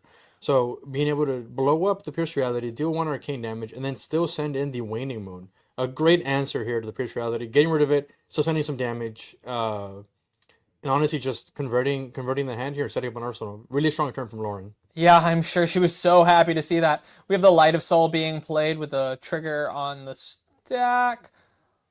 Looks like they'll be resolving it. They did get the Yellow Herald, which is going to activate Prism's ability, allowing them to grab a Figment. Yep. I wonder if he's going to grab the Figment of Erudition here to try and set that up so we can start seeing the really explosive Prism turns. Yep. It looks like that is exactly what they're going to do. Prism looking pretty good so far here at 28 to 37. You know, we have a 9 life total difference. Yep. But the thing about Prism is the life total doesn't always matter all that much. No. They're just going to get you with their overwhelming value at some point, and you just have to try to hope that they cannot generate their board state in order to take good advantage of that. Yeah. Yeah, the Light of Soul here really kind of amping things up. Taylor attacked with the Herald of Ravages for 6 go again, but was able to trigger Prism off the Light of Soul effect, resolving, putting the Herald into the Soul, and then finishing it off here with another Herald. Which one is this one? I believe that is Herald of Rebirth. There we go. Thank you. Thank you again to our production team. They know these cards quite well. Yep. So you got the Herald of Rebirth. That is one that just allows them to put a card with Phantasm from their graveyard on top of their deck. Yep. Allows them to continue, recycling their deck. So this is a card that they definitely want to see and be able to block with. We have Lauren just choosing to block for 6 here with their armor. One of this new Earth arms that came out, allowing them to get another Earth in their graveyard. Yep. I'm really sure they're a strong. little sad to see that go this early, because that's a card that benefits a lot off of them having additional Earths in Banish already. Yep, for sure. But it does allow them to now convert this hand into just a 2-card 7, get add an Earth to their Banish, setting them up for more powerful fellings down the line, as we saw earlier in one of our Verdance games. Yep, for sure. Taylor here blocking with 2 cards, taking 1, and just sending the Herald of Erudition. And this is so strong. If Laura does not have a popper here, either a Burn Bear or a attack with 6 or more power, to pop this, Taylor looks like he's going to be getting a card in Soul and drawing 2 cards, since Lauren's already kind of used all of her armor early on. We do have a Fate Ooh, and a nice. Mental Block. Love that Mental Block Yep. card, giving Lauren a Ponder here. Yep, fully covering up the Herald of Erudition, generating a Ponder token, having 2 cards left in hand, which is exactly kind of like what the Prism wants to do, and then just sending a 7 from the Colors of Aria. Yeah, this Verdance deck incredibly versatile, able to block quite a lot and then send these large attacks. Very reminiscent of the Bull Lander back in the day. Oh yeah, for sure. Which I think it draws a lot of people to this hero. Yep, 100%. Very similar play styles, minus the fact that Iyslander was a little bit stronger because she could play on your opponent's turn every turn. That is certainly true. I would argue that I don't know if stronger is the right word. I do know this Verdance deck is quite powerful, but I do think that both heroes are an interesting take on the Wizard class. Yeah, I will for say sure. that. For sure. The way that they approach the game is very different from the classic hero Kano. May he rest in peace. Yeah, I think James White has come out and said that they kind of refer to them as battle wizards. Yeah. Yep. Yeah, and I think that's a really interesting direction to take the Wizard class. I know a lot of people argue that it makes it a little too similar to Rune Blades, but I do think that they are still different enough in their card pools and Yeah, their for sure. exact play patterns that it still creates some interesting diversity. Yeah, among for sure, heroes. 100%. Taylor here, activating the Halo of Illumination early here. Yeah, quite early in the game to be activating Halo, but I'm not a Prism player, so I'm not. I know Taylor has been playing this deck for a very long time. Very sad to see her be so close to the edge. Yeah. And sure, he's looking to continue placing LL points on this hero of his. For sure, grabbing, so putting a Herald in the Soul, triggering Prism, grabbing the Figment of Protection here to generate a Spectral Shield, and then kind of maybe start setting up a board state here. Has 1 resource floating, and of note, Vestige of Soul is not active because the card has gone into Soul this turn. Yep.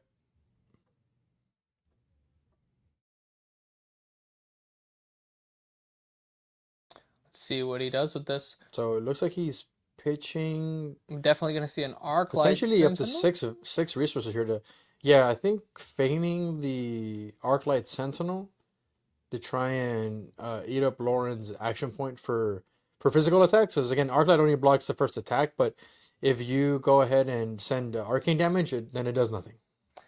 Yeah, of course. It looks like they are choosing to just swing the Herald, or the Soraya Archangel of Erudition in order to draw 2 cards, generate even more value in their hand. We'll just cleanly cover that up with a Sink Below. Personally, I like to just a lot of the times let these angels hit. Because it's not like they have on hits like the heralds do. We haven't seen a herald played yet from Taylor, and I'm sure one is coming. Yeah, so Taylor here is still with a full grip, 4 cards in hand, 1 card in arsenal. Vestige of Soul active. We do have the Balance of Justice being popped in order to allow such a strong play here. I forgot the name of this card, but Angelic Intendant. Man, this card is so good. Blocks 3, is a yellow. It awakens a Figment, which in and of itself generates a lot of value. It generates the 4 ward and sets up the angels that you can attack with now. And it goes into your soul so that you end up being soul positive. It's so strong. Yeah, I mean, it ends up being effectively a 2 soul play off of 1 card if you think about it, because you're saving the soul from not needing to awaken the angel. And then you're additionally getting a card into soul. So effectively, in a way, becomes a 1 card gain 2 soul. Correct. And then here, same thing, Taylor presenting another Herald of Erudition, coming in for 5 go again, since it's the first Herald he's played. And Lauren, again, only with one armor piece, and has already used the Sink Below. Yeah, as talked about earlier, would have liked to see that Sink Below. Yeah, because it has Dominate, yeah. So Taylor here reminding his opponent that this does have Dominate. It's 5 go again with Dominate. Lauren taking the 5 here. So, Taylor putting this in the soul, drawing 2, and then looking for another Figment. This is the Prism train rolling out of the station, full blast. I believe that life total should be at 32 rather than the 34 if they took the 5 there.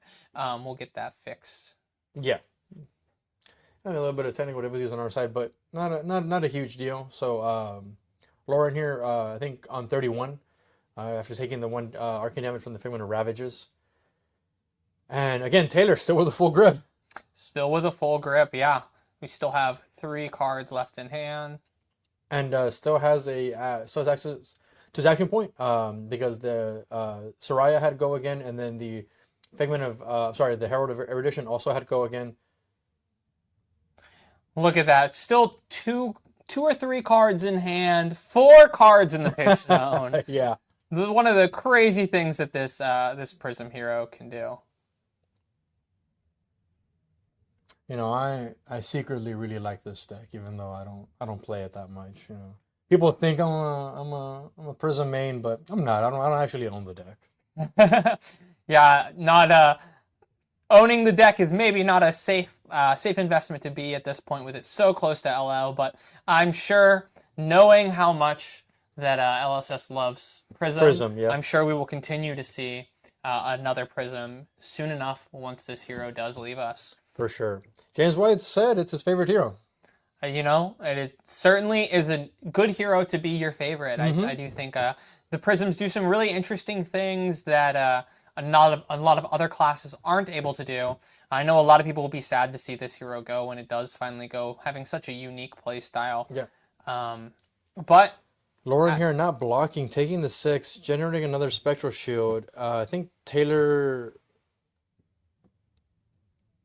Okay, setting up a Genesis. I think he didn't search with the Prism trigger.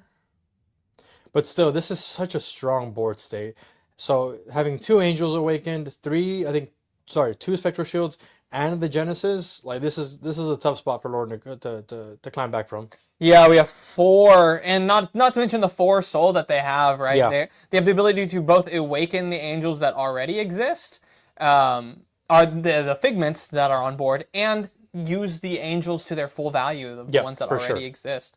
So really, really hard to get over the damage here. Yeah, for sure. Lauren choosing to come at face here, and Taylor will just take the 5, losing a Spectral Shield and 4 ward. Yep, losing the Angel of Protection. And then coming in with Light Up the Leaves for 6 arcane damage. It's a lot of arcane. We might just see Taylor pitch in order to bring one of the angels back. We might also see them activate that that arm piece of theirs for some of the arcane barrier. Let's see. Yeah, so Taylor here can, if he has a blue, can pitch a blue. Okay, never mind choosing to just lose Soraya on the Spectral Shield and I think take 1 damage. Yep. Looks like that is what's going to occur here. Wanting to keep their 4-card hand, knowing that the Genesis is going to provide them with a lot of value on this turn, so they're okay with having 4 cards in a Genesis and two Figments on board when their life totals are as they are. Yeah, this is such a strong position for Taylor to be in. Genesis is just such an incredible card, such a valuable card. We always say it's kill on sight. Genesis is kill on sight. Genesis is kill on sight and is a card that Lauren chose not to kill. Oh wow, okay. As it looks like you called it right. Taylor's plan here was to just generate as much of an aura board as possible, just create this insurmountable, overwhelming value, and just tell Lauren, deal with it. Yep, no, exactly. And not to mention the fact that at some point Taylor may be able to resolve Library of Solana, which is going to be even more backbreaking for Lauren. Yeah, looks like we have the Felling of the Crown coming in. Would not be surprised to see Lauren just banish 3 Earth cards in order to turn this to 8. Yeah, but honestly, I don't think Taylor minds Fellings anymore. I mean, look at the board state, right? Genesis, Merciful Retribution, and Pierce Reality? No, not Pierce Reality. I forget this one. Passing Mirage. Passing Mirage, yes, there you go. So they'll be blocking 6 here on the 8, taking 1 off the Spectral.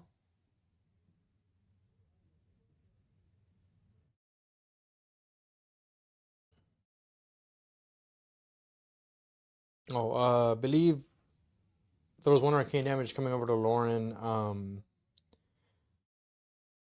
from the Spectral Shield popping because of Merciful Retribution.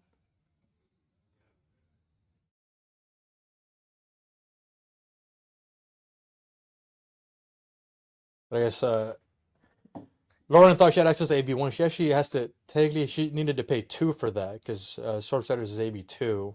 But that's fine. So we have the Enlightened Strike coming in for 5, go again. And again, Lauren notably not targeting any of the auras. Yeah, I think that at this point they've decided I cannot afford to clear them all, so I'm just going to hope that I can beat in face and make it not matter. Yep, Taylor here activating Prism to awaken Bellona for Ward 4. And then coming in with Burn Bear for 6 arcane damage. I mean, Lauren's drawing some pretty aggressive hands here.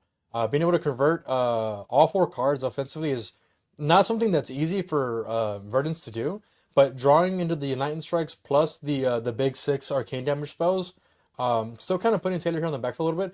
I do, however, feel like the advantage bar is definitely in Taylor's favor here. I would agree. I think the life totals would tell you differently, but that doesn't mean that the life totals don't always matter here in the game of Flesh and Blood. Yeah, correct. When you just have so much value on your board, it can be that the implicit value of those cards can more than make up for the difference in life. Yeah, and that's one of the reasons why I love Prism so much, is the value is never face up, right? Like it takes a while for the value to really generate and to really manifest. But once you've played against the deck enough times and played with the deck enough times, you see it. You implicitly see it. You're like, hey, like I'm actually in a comfortable position, even though my life total is like at half of my opponents, if not less than half. Yeah, and I think that's something that as the Prism player, you come to recognize that value. And if your opponent is not themselves recognizing that value, that just creates even more opportunities for greatness. Ooh, I think this is the Herald of War? War-Toon Herald. Sorry. War-Toon Herald. Yeah, War-Toon Herald. The classic 1 for 7. I believe this one might just be a blue, though, coming in. So it's 1 for 5, go again. But notably, no Phantasm because of the Passing Mirage. Also, notably, it looks like they pitched a blue there, so it does not have go again. No, so that's actually a yellow. It generated an extra resource because of the Vestige of Soul being turned on from the Genesis. Yeah, you're right. And again, not a Prism main. I want to make that incredibly clear. I'm not a Prism main, despite what the local community might say. Looks like Lauren is going to choose the block for 4 here, 5 off the Embodiment of Lightning, taking 1. Embodiment of Earth, but yes. Blocking 5, yep.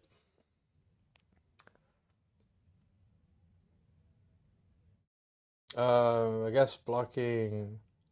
Wait, why did this trigger? They took 1. They blocked for 5. Oh, okay, it was a yellow Wartune Herald. Yeah, Sorry, so sorry. for 6.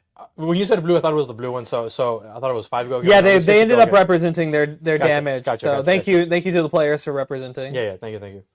Coming in for 4 go again off of Herald of Rebirth here, or Angel of Rebirth. Yep.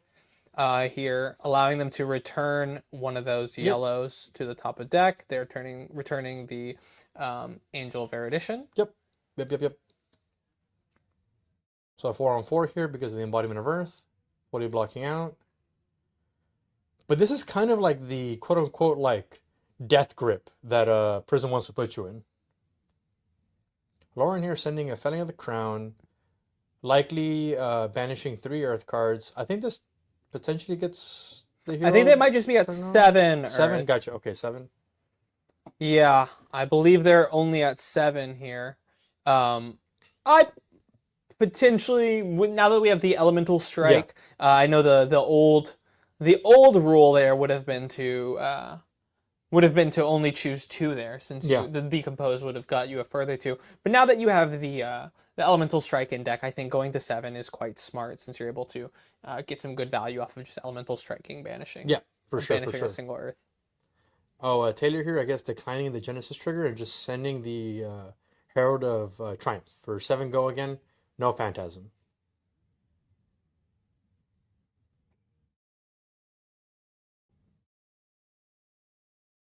Yeah, I think the loss of Phantasm here, off of that Passing Mirage, is doing a lot for this deck. I believe that turns off the Burn Bear ability, correct? The Burn Bear instant ability of destroy a card with Phantasm. I believe so, yeah, because it would no longer have the Phantasm, so you would no longer be able to destroy it.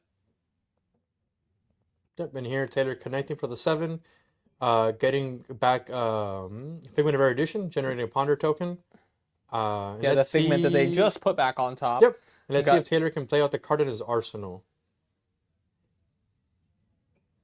Ponder pops, and what's cool about the Ponder, since it's an aura token, since it destroys itself, it'll deal 1 arcane damage from the Merciful Retribution.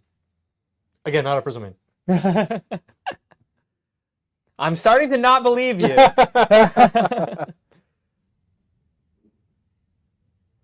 Lauren thinking hard about how she wants to convert this hand. We have a 16 to 11 as our players. Mm-hmm. But like you've said, the 11 doesn't really mean much to Taylor. Yeah, with the board as it is, it certainly is starting. It looks very much in Taylor's favor here. But we do have the Heartbeat, continuing to bring that life total up just a little bit more. Yeah. And we're just coming in for the Burn Bear. Yeah, for 6 arcane. For 6 arcane. Notably also allowing that Ring of Roses to get some additional value if desired. Oh, true. Taylor here deciding to see if they're gonna awaken one of the Figments and then pitch to Arcane Barrier to block some of this. Or if they'll just so blocking potentially just the 1, taking 5, yep. And then getting a life here, yep. Should be 20 to 5, I believe. Oh, okay, and then after the damage is resolved, using the last 2 floating from the from having pitched the Pierce Reality, awakening Soraya. Going to Taylor's turn here. Let's see if they will still decline the Genesis trigger. I would be surprised to see that happen at that point. I think they did that last time because their hand worked in such a way that they just wanted that they knew that angel was powerful. But at this point, the Genesis value of being able to get the Spectral Shield and turn on their Vestige is just a lot to deny. Yep. So here, swing with the Soraya, pitching the Angelic Intendant, banishing a card. Oh, okay. Lauren here, in response to the attack trigger, activating Storm Striders. Looking to say, I think we'll go ahead and make you lose that action point. Let's see if you can keep me from blowing up your aura.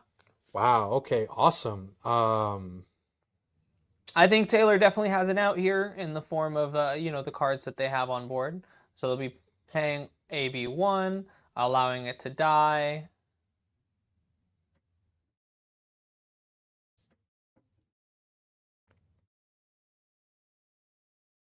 Taking 4, losing the action point, losing the Soraya.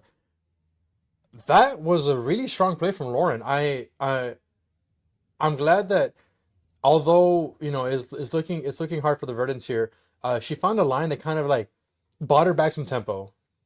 Oh, here with Taylor ending the turn here with an instant speed Genesis. The double Genesis though, not super relevant sometimes. It doesn't always generate as much value as the first one. Since they don't scale exponentially. You don't always necessarily want to have double Genesis triggers, and some players can get priced into, honestly, like, effectively turning to their deck too fast and losing access to a bunch of threat value. It looks like Lauren is choosing not to Arsenal because they drew a Sirens of Safe Harbor there. Yeah. Deciding that they'd rather have that available as a popper that'll gain them some life. But the problem with that strategy is that the Passing Mirage is still on board, meaning that they will not be able to pop this. Yep, and here Taylor sending the Herald of Triumph without Phantasm again, pitching the Light of Soul triggering again, getting the Prism to find another Figment, getting I think this is the Figment of Triumph, which will also give attacks another -1 this turn. But again, notably, the first attack does not have Phantasm because of the Passing Mirage. So Lauren here blocking for 6 total. Which will We have a lot of D-reacts in hand. We have a lot of D-reacts in hand. Wow. And there's another D-react. Yeah, that's unfortunate. In the shelter. Yeah, and we kind of see here Lauren's posture being that just kind of drew a hand that did nothing except defend, but you don't want to be in that position against Prism. Yeah, it looks like they decided to discard that shelter in order to try to get some rolling value on future attacks. We have another of those Angelics. Yeah, this is such a strong turn here from Taylor. I believe that is the Angel of Ravages, which will come in for 2 Arcane when it attacks. Correct.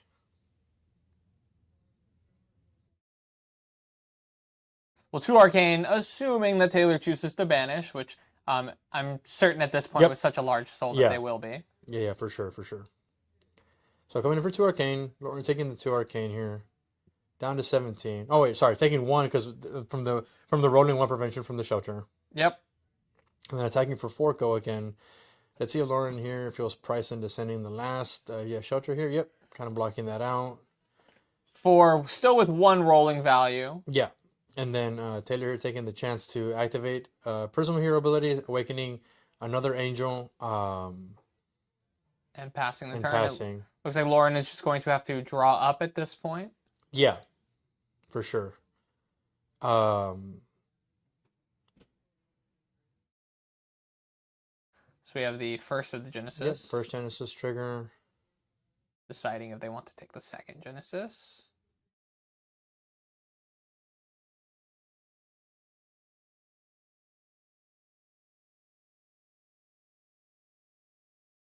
Here, attacking for 4, go again.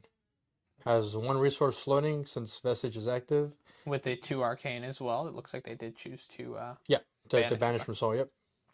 2 for 6 go again is pretty good. Split damage. Split damage, correct. Call back to Rosetta Thorn. It's basically a Rosetta Thorn. It's Rosetta Thorn's big brother. Coming in now with an Angel, of course, with go again. Yep. And no Phantasm. Yep, and this is, I think, a blue Herald of Triumph. Coming in for 5 go again. Declining the Prism trigger off of having hit and going into Soul. Something tells me Taylor at this point is out of Figments. That might also be true, yes. And coming in for another 4 again. 4 go again with, I'm sorry, just 4 no go again with Victoria Archangel of Triumph. Not choosing to activate the attack trigger ability. Yeah, they're deciding that they don't think that they'll get a good amount of value off of that. Potentially could have gotten. It would have gotten some value here. Yeah, in this case, I think if I'm Taylor, I'm thinking, they might just send Arcane anyways. True. That did not end up being the case. We did get a nice felling of the crown happening here. Taylor will just choose to block 6 and absorb extra damage with the spectral shields.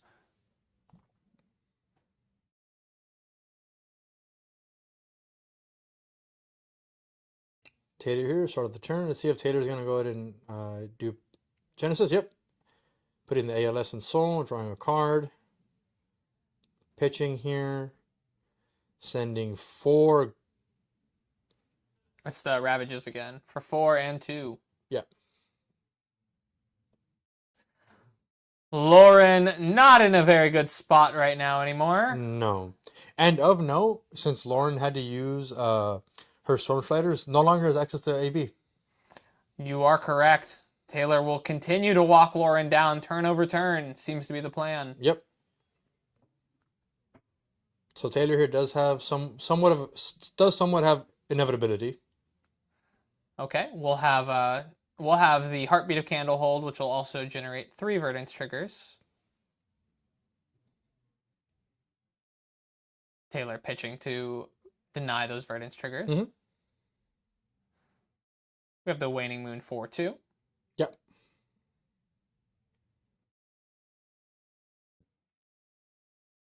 Taylor paying for 1 of that and then losing a Spectral Shield. Yep. And dealing 1 arcane damage back. That's gotta feel so bad. You send some, you gain some life, send some arcane damage to your opponent, they block it out, and then you also happen to lose a life. Ooh, this. I believe that the last Herald of Erudition, yep, still coming in with Dominate. No way to. Oh, okay, that. But Lauren having the a mental block here to get around that. Still love that card. Yep.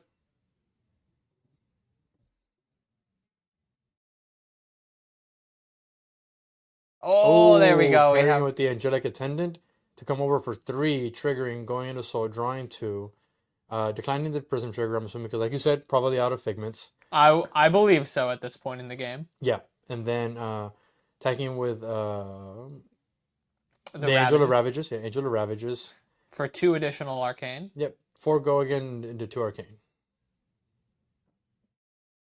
Lauren here having to probably take the 2 arcane since she already used the mental block.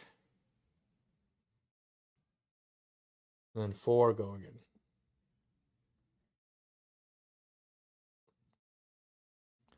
Blocking, but I believe it might be 4 here. Sending the last injury for 4 go again, and they should close out the game. And there here goes Lauren. Yeah. Very sad. Yeah. Looked very sad to see that happen, but that's that was how still a this close matchup game. goes sometimes. Yeah, that was all things considered, still a pretty close game. I think Lauren maybe just kind of choosing to not respect the Spectra token, the auras, which I do think is a game plan that you can take as burdens, but does make it hard for you to eventually. The longer the game goes, the more value all of the Spectra auras are generating. Yeah, I agree. I want to take the time to talk about our circuit series again. As mentioned, this event does have a 1K of prizing. You can see the breakdown there at the top. First place will be walking away with $250, as well as some circuit points. Yep. Those circuit points, you can see the breakdown there for first place. These points will generate every time you go to one of our events. Yep. At the end of all 6 events, the players in the top 16 of points will be walking away with additional cash prizing. $500 to first place. This couldn't happen without the sponsorship of The Adventure Begins, allowing us to throw this circuit for y'all. Again, we are so thankful for them, and we're so thankful to be pairing with Opus Arts. Their beautiful tokens provide additional value to our players. Get people to come out to these events. Yep. So excited to be able to see the support for Blood on the Bayou and the support for The Adventure Begins. It couldn't happen without those wonderful sponsors. Thank you so much. No, for sure. Thank you so much. And then we'll be back for the next round, guys. Thank you.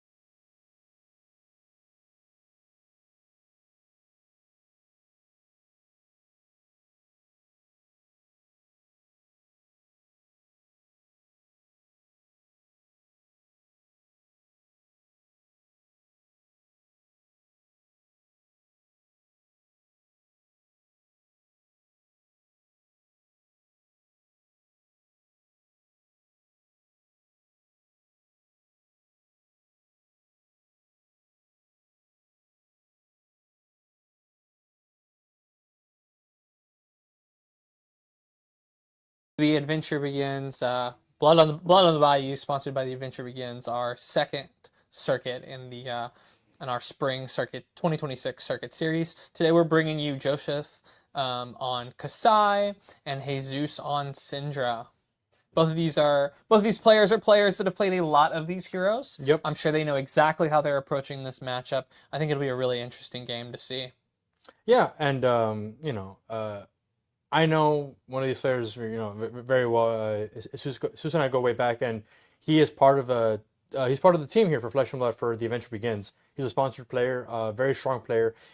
Arguably, in my opinion, the strongest aggro player on our team. He understands aggro very well. It's one of the things that we always talk about. How I like playing more defensively you're a Prism oriented. man. Sure. All right. I guess I'm not beating the allegations. I like playing Prism and I like playing Guardians. All right. But Susan understands the matchups really well. He knows when basically how aggressive to be in every matchup.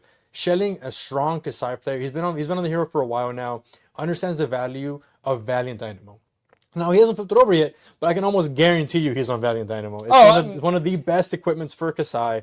If he wasn't on Valiant Dynamo, then something crazy would be occurring. Exactly. Then we would need to have a very long talk with this man. So yeah, I mean, both these players, as mentioned, are very experienced on their heroes. They know how to approach this game. It's going to be really fun to watch. Both these players are currently X and 2, but our bracket is looking a little spicy today. Yeah. So they are both fighting for their lives, maybe to get into top 8. So we wanted to take the time to show their game in case one of these ends up being a winning end. Yeah, no, so like I said, we've had some crazy breakers. We've had some crazy buys that lead into some weird rounds.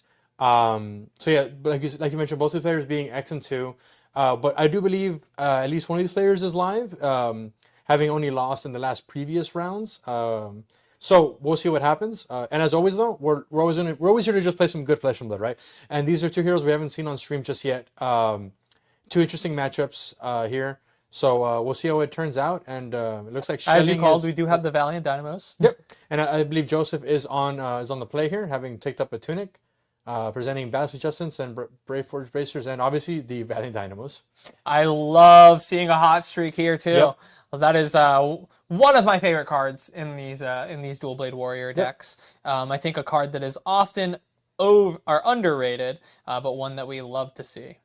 Wow, here Joseph playing out the blood on her hands for effectively 0 value, but just probably wants to just get a yellow card in the graveyard early in order to activate the Kasai hero ability later on. Yeah, my assumption here is that they're wanting to both get that card out of their hand, because realistically, if they're not seeing the copper yet, in such a quick matchup, they're not going to see the copper. Yeah, for if sure. they try to hold on to that. They know their game plan, as we mentioned. They know that they need to see that at a later point in the game. Yeah. And pitching it away isn't going to do anything for them. So they might as well get the yellow value and just arsenal an actually relevant card. They're just going to choose to block with armor here. Yep. Knowing he's again here sending the Ronin Renegade and using a kunai with chain to represent the flick knives activation, flicking one of the daggers, dealing 1 damage to keep the chain link active for maximum momentum. Yep, so they're wanting to continue flowing forward. They're also looking like they're going to be gaining their resource. Yep. In order to continue to push some extra damage. Yeah, off of the blood spattered vest. They're going to use that resource just to swing a kunai here in order to create a larger combat chain. Yeah, and Sus here really, since Joseph committed the Dynamo to the first chain link, this was kind of punishing that by sending in the dagger and chain link 2, kind of pricing Joseph into not really wanting to block that, right? So now we have an active chain link 3 that does have a mass momentum trigger. If Asus here has an attack reaction of any kind, he'll be able to punish him and get a draw off of the mask. Looks like we're just going to end on a lava burst here. 4/5. Joseph going to choose to just block that 4/4 with the Fate Foreseen taking 1 damage here. Yep. He's just going to activate the Syndra, getting back their kunai. Yep.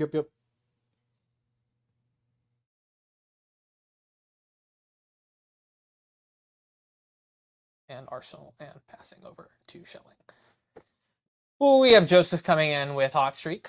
Of course, I would not be surprised to see this be the attack that they come in with every single time, because Syndra's deck is probably mostly attacks. Yeah. Meaning that they could get some incidental free value, but even if they don't, it doesn't matter because Kasai is a deck that has attack reactions that are able to give it go again anyways. Yep. Absolutely right.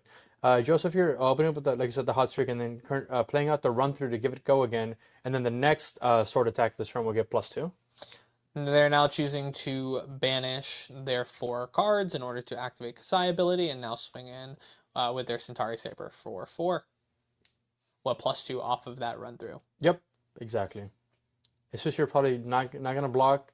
Take the 4. Okay. Oh, okay. It looks wow. like we brought in a sinkable Oas Jesus. As mentioned, Jesus knows this matchup. They know their game plan. Yep. And they know that that is a card that can generate a lot of free value, and still allow them to have powerful hands. I think that's one of the beautiful things about this Syndra hero is that they can afford to block. Yeah. Sometimes. No, that was a really well timed sync below there. I agree. We have the Ignite coming in for 2. It'll give -1 to their next Draconic card that they play or activate. So one of my favorite things about that means you can do it on the kunai, turning it into effectively just another head jab, but a head jab that goes over multiple chain links. Yep. Or you have quite a few 1-cost cards that come in for 4 that you might see them playing, giving them a lot of value. Shelling, of course, with this wonderful armor suite, allowing them to just say, okay, I don't need to give you cards from hand. Yeah. Coming in with the pain in the backside for 3, getting blocked pretty cleanly. Both heroes still at a very high life total. We have 36 to 38. Already 3 turns into the game, I believe. And ending the turn here with a...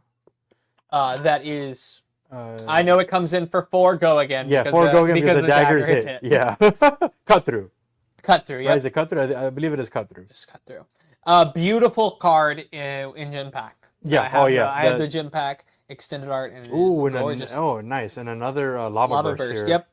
I did peek that lava burst in their hand on last turn. Cool. I'm sure they're very happy to see both of their lava bursts at this point in the game, allowing them to just have some offensive overlap. Okay, so you're buying back both the daggers for free, having more than enough Draconic chain links, ending without an arsenal, and Joseph here. I will say though, Joseph is kind of throwing the armor in really early, right? So he eventually will not have access to some of it besides the Valiant Dynamo. Yeah, and I think if you're Joseph here, you know that that's just what you have to do in this matchup. Oh, right? Wow. Sending in the Nourishing Emptiness. Oh, I love this card. Yeah, wow. So happy to see this card being played. So 6 Dominate, on hit, your hero gains +1 intellect until the end of the turn. Allowing them to draw up to 5 cards, which effectively only acts as a slightly better arsenal if you think about it. Yeah, sure, But powerful nonetheless. No, for sure. Yeah, really good turn from Joseph here. Finally, was able to gain the life lead.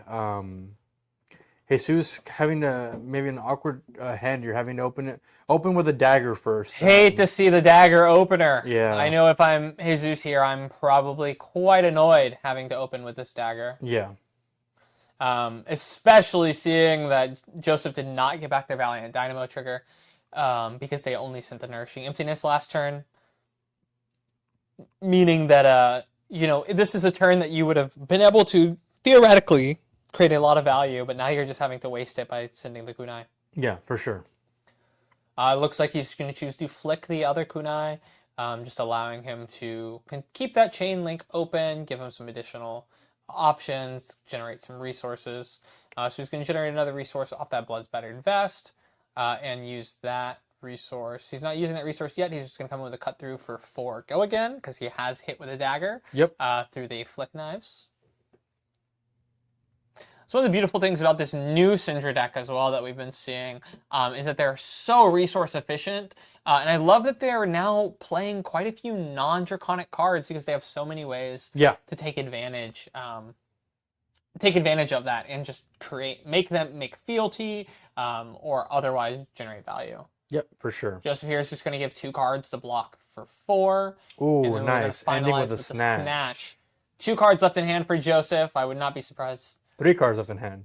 Oh, you're right off the Nourishing yeah. Emptiness. 3 cards left in hand for Joseph. I would not be surprised to see him throw 2 down in front of this, considering the armor is gone. They might not want to let Jesus have a arsenal. However, if Joseph does block out here, he probably can't get back his dynamo value.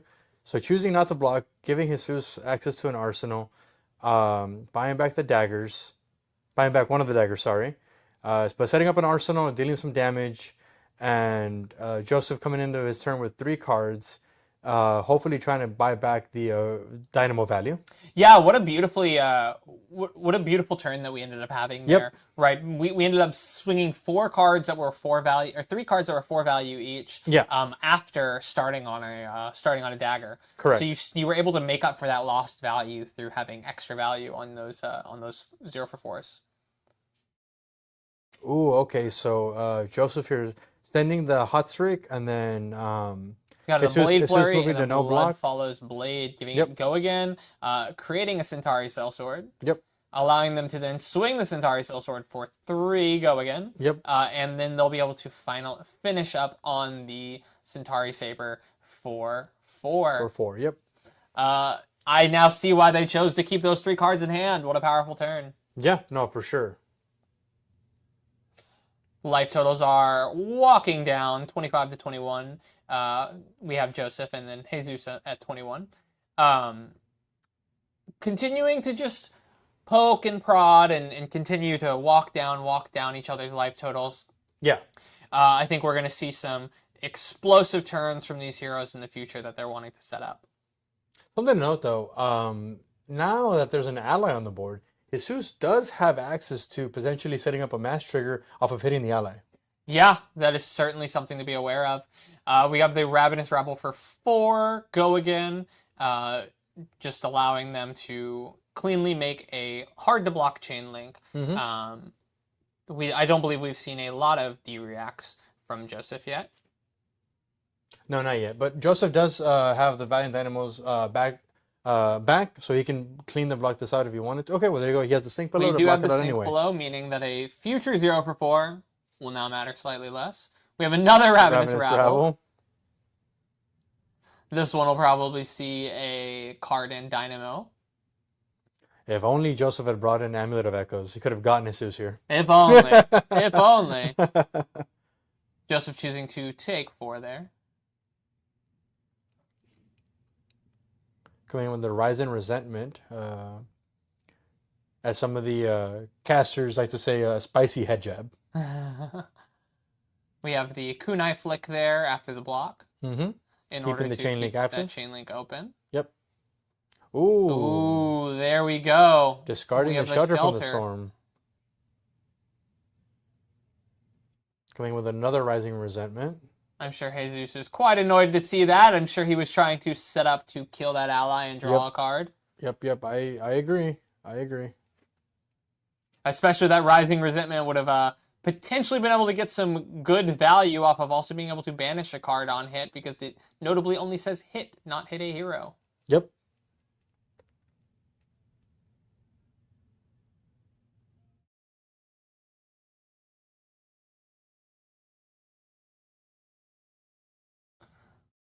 Joseph let that hit, so it allowed them to banish that 1 for 5.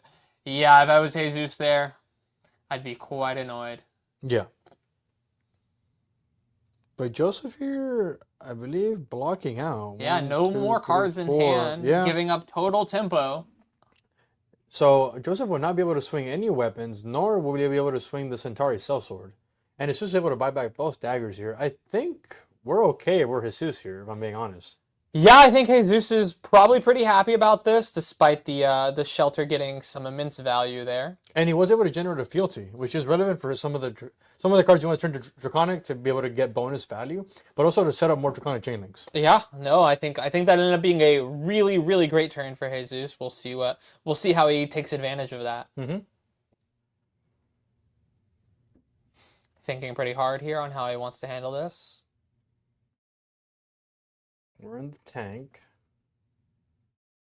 Another thing I love to see with these Flesh and Blood is players coming in with with custom tokens. Oh, those are awesome, right? Continuing to show off, some of their own personality and being able to represent that in a way that is still clean and able to be understood by the opponent. Yeah, no, 100%.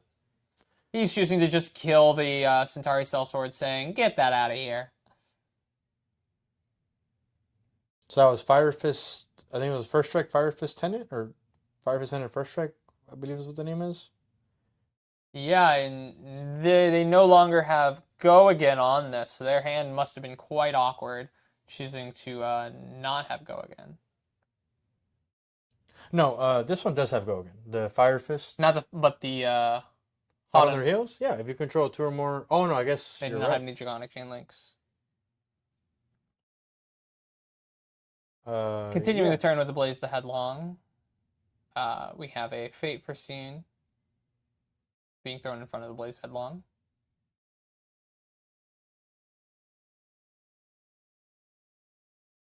And this is Blade. I can't remember the name of it, but it comes in for 3, and on hit will flick a dagger. Is it Blade Follows Blood? Something like that? Or Blade something. Gotcha. Yeah, I also don't know all the Draconic cards. It's not a talent that I'm necessarily drawn to, so I don't play it a lot. But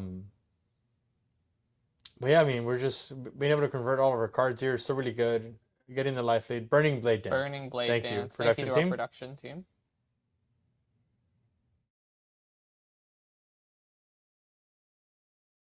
Being able to buy back the daggers.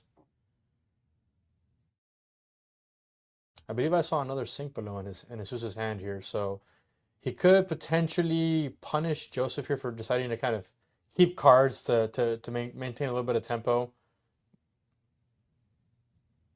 And Joseph here showing off his collector prowess by having these beautiful like EA signed slice and dices. Yeah, beautiful.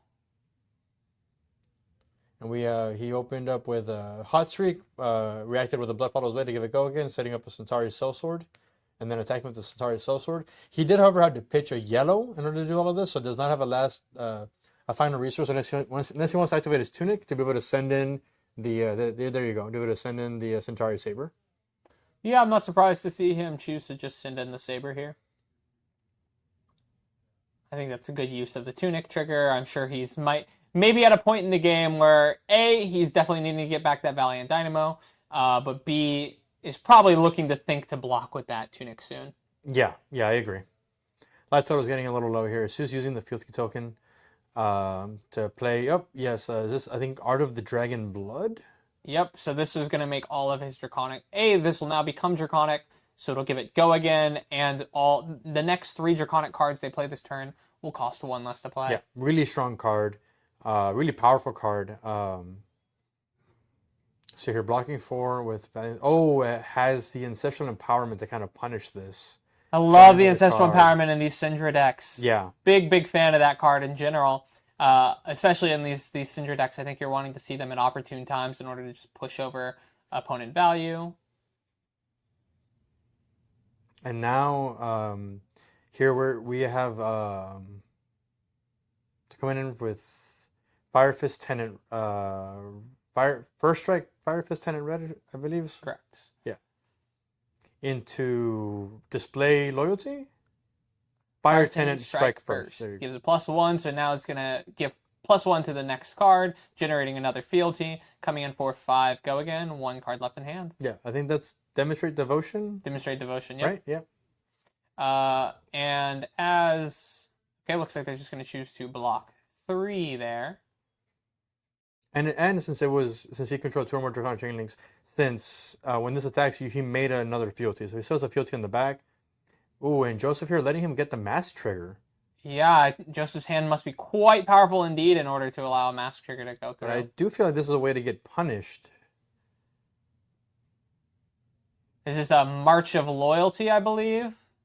Oh, okay. So Joseph kind of letting him draw a card so that he can activate his Balance of Justice to draw another card for himself as well. But we'll see if that doesn't come back to bite him, though. Yeah, we got the March of Loyalty coming in. He has, in fact, generated a fealty this turn so that it's going to have Go Again. Oh, wow. That's some interesting tech. Okay, I like that. I like that a lot, actually. Yeah, it's quite an interesting card that we've seen. I believe that it looks like Jesus is just playing the deck that recently did well in Godonks, I believe. One of the callings out in Europe. It's a very interesting take on these Syndra decks. No, yeah. I mean, I like the value of the card. It's a 0/4 that blocks 3. And if you're kind of doing the thing that Syndra now wants to do, which is to create fealty, it gets go again, which is awesome. Yeah. And I think even sometimes, even if it's just a 0/4 that blocks 3, you're still happy to see it as a chain ender. Yep. We got a throw dagger here, allowing him to get rid of one of the daggers and draw a card. He's going to choose to return the dagger and in the turn, arsenaling and passing over to Joseph. For sure. Really strong turn from Jesus here. He got to set up an arsenal, deal some damage. We don't have to worry. We don't have to try and play around or worry about balance of justice value in the future. Joseph's already activated it. And he's on, like, the fact that he's been able to kind of prevent him from generating any gold or copper this game has been really good. Really good for him. Yeah, I completely agree. Joseph keeping 2 cards in hand in order to just send something back. I think at this point he realizes he has to let Jesus deal some damage in order to try to. All right, Jesus here cashing in the Mask of Momentum. And let's note, he still has access to one more activation of Blood Spattered Vest. Has access to the Dragon Path Flight Scalers. Dragon Scalar Flight Path. Thank you. Yeah, he does still have full access to a lot of his other armor. While the Mask of Momentum is one of the most powerful, I think one of the also most powerful things about Mask of Momentum is that it says block 2 on it when you get to this point in the game where if you're hitting your opponent 3 times in a row, they're dead. Yeah. And so knowing exactly when to cash in that mask is what separates a good ninja player from a great ninja player. And Asusia kind of maybe sniffing out the last Blood Follows Blade, blocking the initial attack with the Mask Momentum, preventing Joseph from generating the Centauri Sellsword, kind of blocking an additional 3 value from that. Yeah, there's a really, really great block there. Ended up being really, really valuable. Gonna come in with a pain in the backside for 3, secretly 4. Yeah. We'll just get cleanly blocked for 3. Okay, Ignite, awesome. So Ignite 4/2, as mentioned earlier, one of the beautiful things about this card is just being able to secretly be a head jab. Yep. Which is what we're gonna have happen here. Dagger for 1. I wonder if he's gonna activate Blood Spattered Vest here. Looks like he's gonna choose not to activate Blood Spattered Vest. Need it. Sending in March of Loyalty as an ender here. No fealty has been generated this turn. I believe we're going to get some value from our... I think the last card is Sentence Snatch. This might be a turn to activate the... what are they called again? Dragon Scalar Flight Path. Thank you. That to give this go again in order to then kind of punish Joseph for having maybe not blocked fully and then ending the combat chain with a Snatch to really get him. Yeah, I think we might see that as well. You do have a little bit of missed value if he goes for that line because he didn't get that 1 block off on that equipment if that's what he was going for. Yep. But I also think if you had taken that block, that would be a really heads up into your opponent that like, hey, I'm probably activating this next turn. Yeah, so Susir kind of, like you said, maybe playing a little bit of mind games with Joseph, right? Yeah. So ultimately, yes, he lost a point of value, but he was also able to take Joseph's whole hand and his tunic. And his tunic because he did that. So at the end of the day, I think he's happy. No, for sure. I think he's really happy. And Joseph losing out on Valiant Dynamo value for this following turn, being at 5 against a Flick Knives deck, really scary. That is incredibly scary. It's not where I would want to be if I am Joseph. Especially 5 to 14 are the life totals. Yep. We're going to see some continual posturing from both heroes trying to walk each other down at these last points of the game. Yep, for sure. And I think if you're Jesus here, you're feeling ancestral empowerment again. Oh, and what a wonderful ancestral empowerment! Yeah. This one is going to be worth 2 damage because of going over for 1 and then flicking the dagger, and then drawing a card as well. So turning that ancestral empowerment into a 5 value ancestral empowerment, considering on how you are. On how, especially now he's cashing in. You can see he's cashing in his chest piece, getting him 1 resource. The value alone is crazy here. Ronin Renegade for 3 go again. Joseph saying, use the dice. Rising Resentment for 3 go again. Thank you to our players remembering to remind gently to use the dice. Activating Flick Knives here, bringing Joseph down to 2. I believe Joseph feels like he's possibly just out of this game already.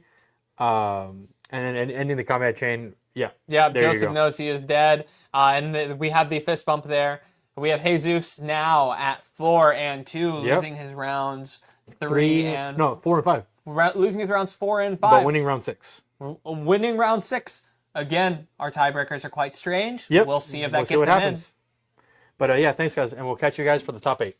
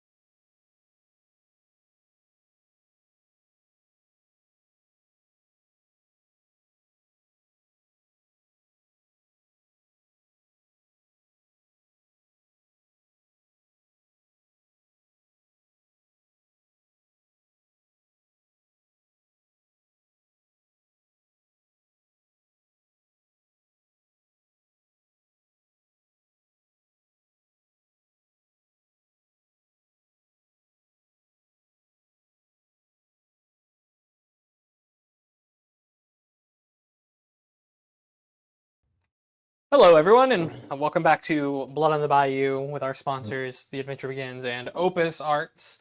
We have a PQ today with a 1K in prizing.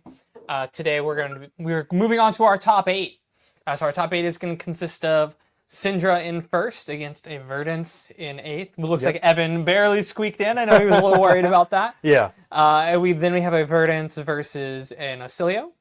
We have a Valda versus a Prism, which is what we're going to be showing you on stream. Spoilers. Yeah. And then we have a Dio versus Syndra. So we have 2 Syndras. Notably, only 4 Syndras showed up today, and 2 of them converted. So No, that's really good conversion rate. very good conversion for the Syndras. 9 Verdants, and only 2 of them made it in. So not a great conversion for them, but the 2 Verdance players that are playing it are people that I expect to know the hero, know what they need to do, and probably do very, very well. I mean, we're gonna see. We're gonna see how this shakes out. I'm excited to see this game we're about to cast. Any thoughts on any of these matches? Yeah, so I think in our first versus 8th seed, I want to give it to the Syndra. I think Syndra is probably favored in that matchup. Verdus doesn't have a lot of quote-unquote disruption. She just kind of has really good value plays, right? So she wants to play on the axis of big arcane spells, big attacks, but low action point value. Whereas Syndra is kind of converting her entire hands for the most part. And as soon as Syndra starts generating a fealty, it's going to look pretty tough for the Verdants. But the match we're going to be looking at right now is Taylor versus Trevor. We got a Prism versus a Valda. This one's bound to be interesting, notably because in the past, Guardians have really struggled into Prism and into this Aura plan. Spectra kind of eating up your entire action point has been has been tough for the Guardians. But Valda is a little bit more aggro slanted. So let's see if the Valda is going to be able to kind of like convert and really, put the hurting on the Prism. Yeah, I know they just played in round 6, and the Valda did take it through a timely pummel. We'll see if that's the case again in this game. It looks like, again, the life totals are wrong. I know the players have the life totals correct, but we should be able to get that updated. Yeah, it should be 40 to 32. So we're going to see the Valai pitched to the Seismic in order to generate 2 Seismic Surges, or to the Tectonic Plating in order to generate 2 Seismic Surges. And we're just going to see a Hammer Swing from there. Yep, pitching a solid ground here. Interesting that it's still in the deck. For the most part, you don't necessarily want D-Reacts, but if it's part of your blue base, it's probably okay. We see the Prism full blocking in order to just change the hand. Yeah. They're just like, I don't like this hand at all. Let's get rid of this. For sure. This is a pretty decent start here for the Valda, considering the Prism didn't get to develop an aura for free, quote unquote for free, off of the Valda losing her action point there. Spells pretty good tempo here for the Valda. Yeah, certainly. I mean, having 2 Tectonic, or having 2 of those Seismic Surges starting is really exactly where you want to be as Valda. So the Prism here is sending a Herald of Protection. Yep. It looks like this one is a yellow Herald of Protection coming in for 6 here. I'm sure Valda is going to have plenty of ways to pop this. Oh yeah, for sure, 100%. This will be on hit Prism ability, on hit make a Spectral Shield. On hit, go to Soul. And on hit, go to Soul. Mm-hmm. Kind of skipped over that by saying Prism Yeah, ability, no, you're good, you're good. My apologies, speaking to the Prism main. I should be again not a Prism main, guys. I don't care what you read in your Discords. I'm very excited to see how this game plays out. Yeah, same. Looks like he'll just be popping 410. He's like, I don't care. There's no way you can reduce this in a good way. Taylor here, I believe, activating the Phantasmal Footsteps just to kind of filter out the ALS out of the hand. Yep, Taylor is probably just looking to develop some auras, so they're trying to trying to churn through their deck in order to get to those auras. Yeah, for sure. Let's see how what the Valda does on their turn. Yeah, activating Tectonic Plating. Is to make that a another red surge. Debilitate I see being pitched? I'm not sure. Possibly. And then a blue Macho Grande. Yep, sending a Disable for 9. This will bottom the Arsenal, I believe. If it crushes. On crush, yeah. Yep, correct. For 9. That is a big chunk of damage for the Prism here at 32. Seems Taylor here. Pitching. They're choosing to just Genesis, okay. Just generate the Genesis. 2 cards left in hand, taking 9. Yep, and this is kind of one of those things that the Prism really this is the Prism's game plan moving forward, right? Taking the damage, but in order to set up the auras that the Guardian will inevitably struggle to answer. Yep, looks like we got a Passing Mirage now that's going to be turning off.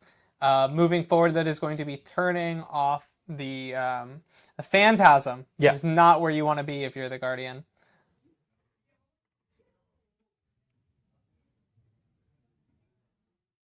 Playing out. I do not remember the name of this card. Leyline of the Old Ones. Oh, got it.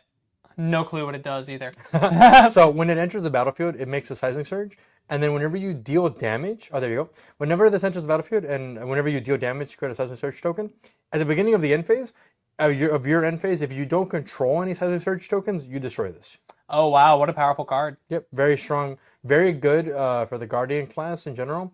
Right now, really only used by Valda, as she's the one that really cares about these Seismic Surges. Yeah, I mean, she has such easy access to these Seismic Surges that it doesn't surprise me that she'd like to see this card. Yep, for sure. And especially because she, not only does she get good value out of the Seismic Surges, but she can create them very easily. Yep, for sure. And as we mentioned before, Trevor here should probably get rid of the Genesis. That's one of these kill-on-sight cards. Activating the Tectonic Plating to make sure he can keep around the late on the old ones, and then I won't be surprised if he just pitches for Titan's Fist to attack Genesis. Yeah, we'll certainly see what he does here.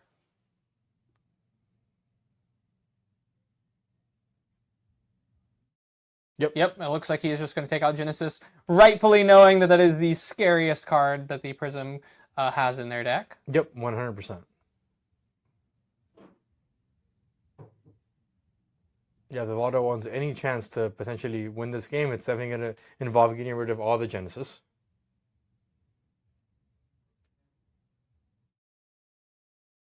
Seems like both of these players know what they need to do in order to win this game. Yep. We have the Wartune Herald coming in for 6. The yellow Wartune Herald notably does not have Phantasm because of the Passing Mirage. Yep, just 6 go again. Quite good value. With 2 cards left in hand and 1 in arsenal, they're quite happy to see this. Yep. But since it's notably just 6 damage, Trevor should have a decent time blocking it. Yeah, I mean, certainly the Guardian deck can block 6.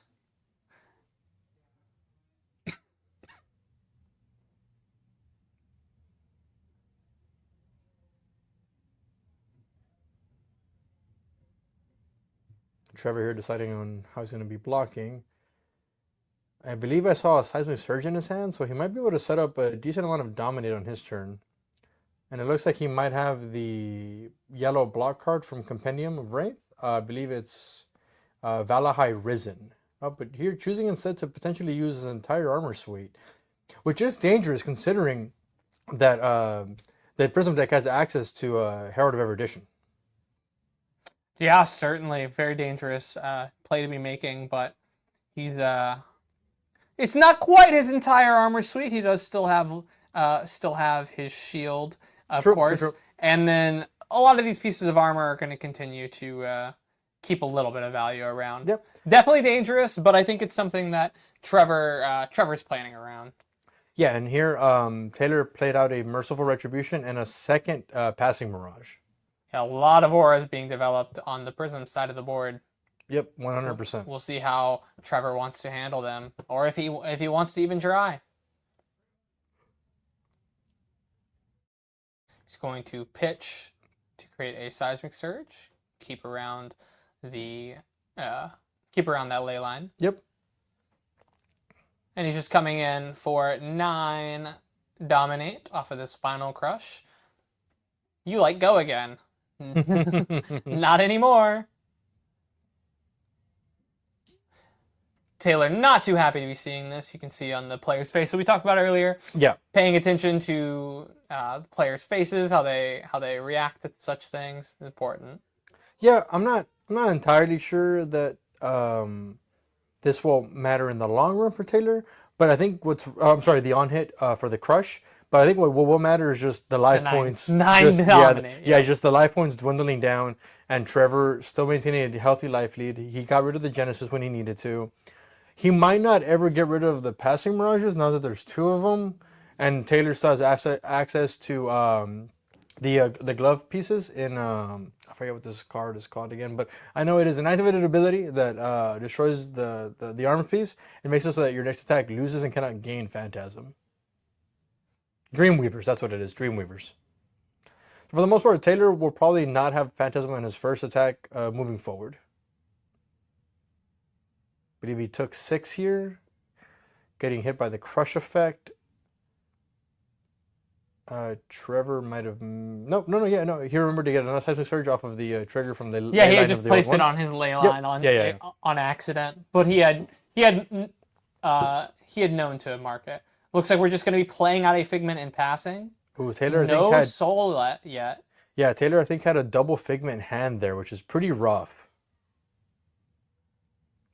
And here we've got 2 seismic surges popping. I believe one of the Figment. Yeah, it was. I believe one of the Figments was from Arsenal there. Gotcha. So Trevor coming back with a 5-card hand. Can he convert it?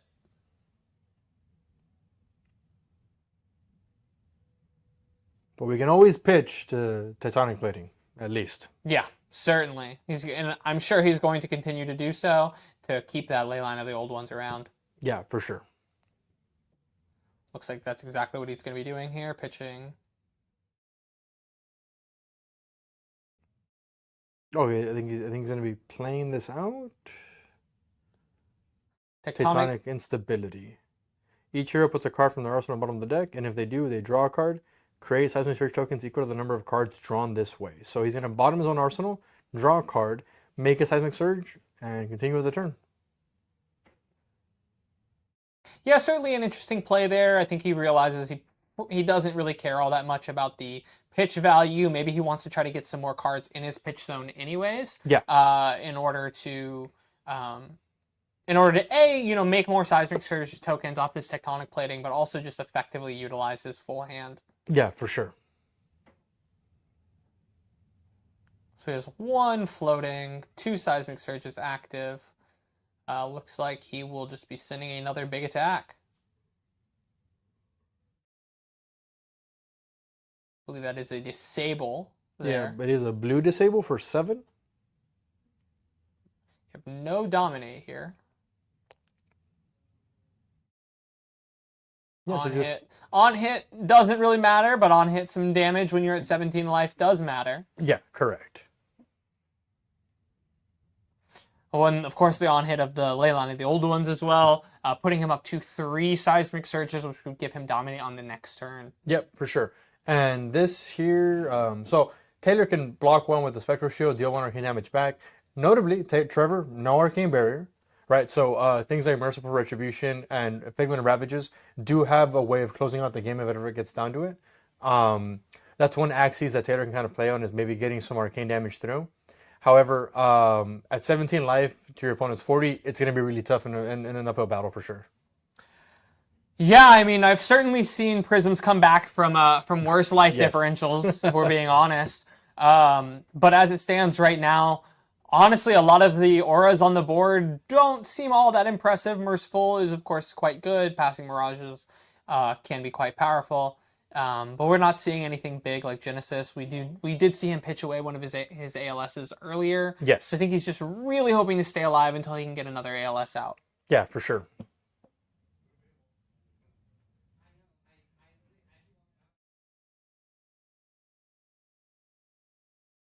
I wonder what the players here are discussing. Playing out a Figment of Erudition. Taylor here getting a little unlucky, kind of having Figment heavy hands. He hasn't seen a lot of Figments in his hand. Yeah. Blocking 1, taking 6, and dealing back 1 arcane damage from the Merciful Retribution.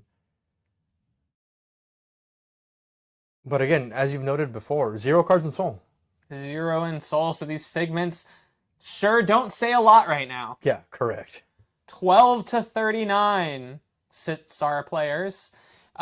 We have Trevor arsenaling and passing over to Taylor, who has 1 card left in hand. Well, he did have a Ponder that's going to pop at the end of the turn, deal 1 arcane damage from the Merciful Retribution, and let him draw a card to see which card exactly he wants to arsenal. But yeah, Taylor kind of being value negative at the moment, even though he set up 3 auras pretty early here.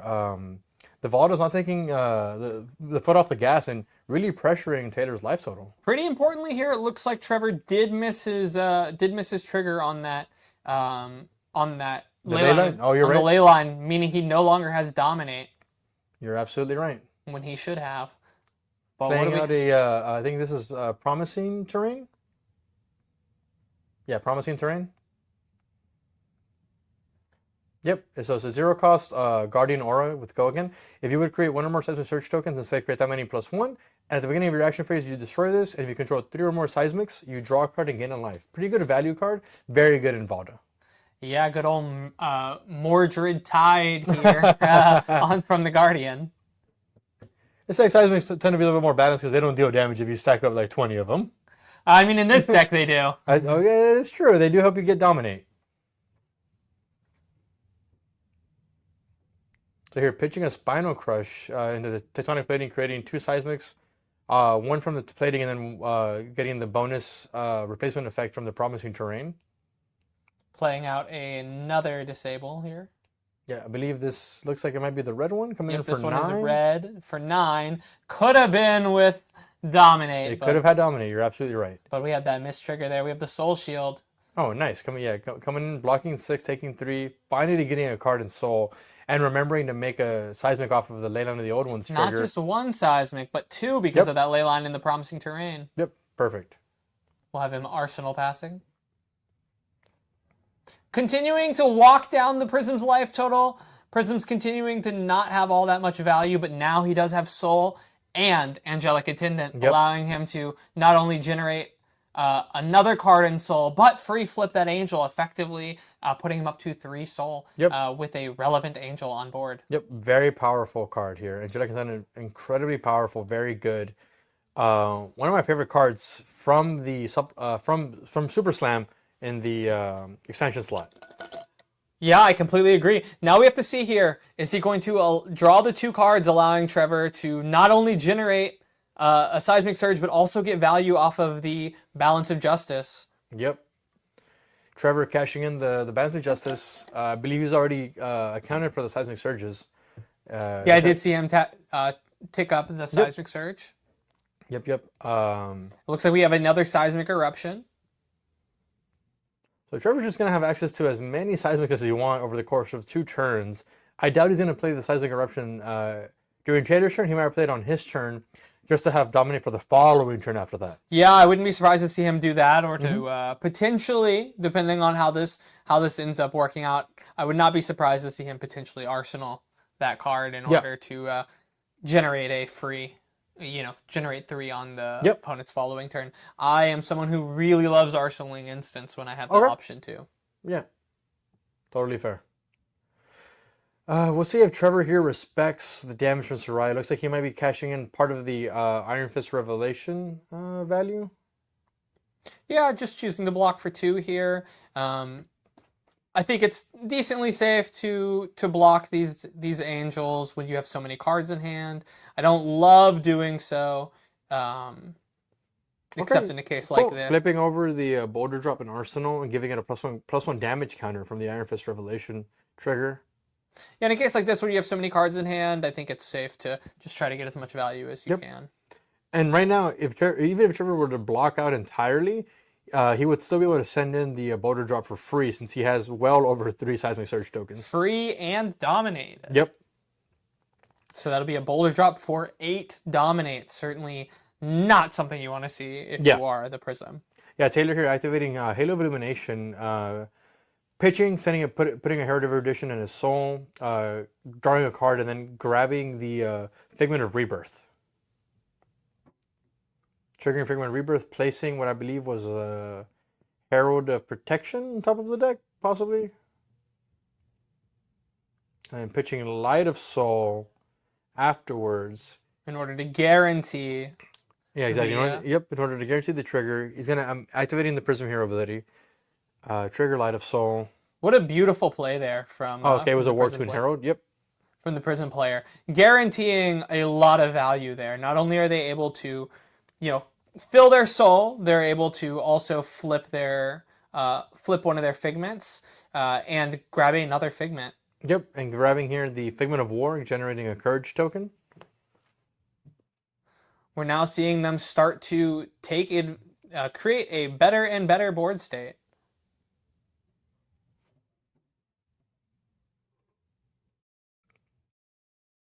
But don't forget, Trevor does still have 4 cards in hand off of that Balance of Justice. And more Seismic Surges than we can count. Looks like he's using 2 dice to represent it.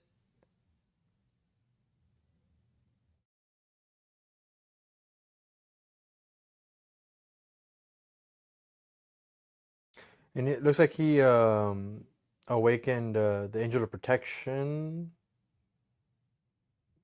Possibly.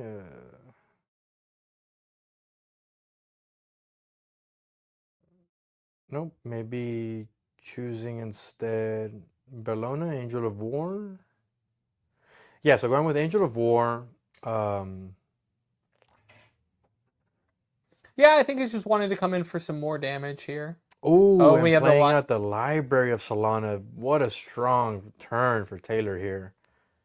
Yeah, continuing to churn through his deck, continuing to try to find those ALSs. We'll see if he draws it. I think that's ALS I see him draw. He's probably going to respond here to the Seismic Surges. Yeah. This is going to be such you can see his smile as he realized what he drew. This is going to be such a tempo negative play for Trevor here, because he's going to just have to send in so much into this ALS.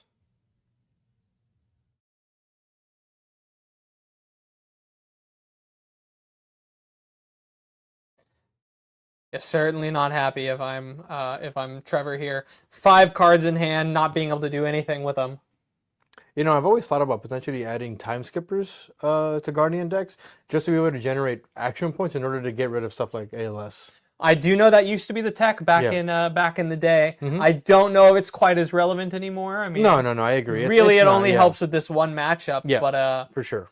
I do think it's a powerful thing to consider.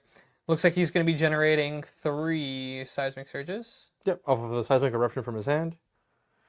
He might just overpitch into the Titan's Fist, get rid of ALS, pass back, and see what Taylor can do.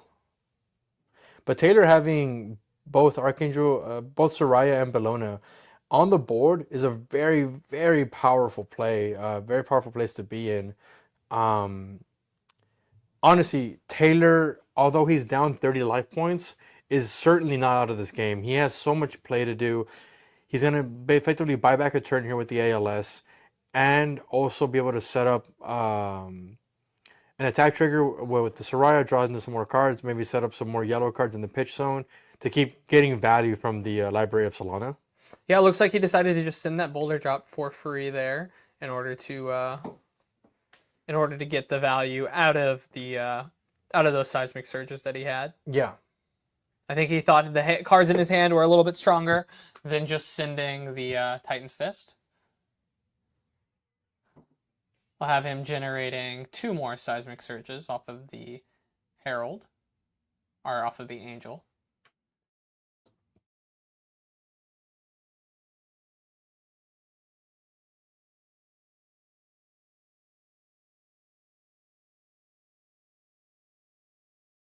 Oh, awesome. Cool.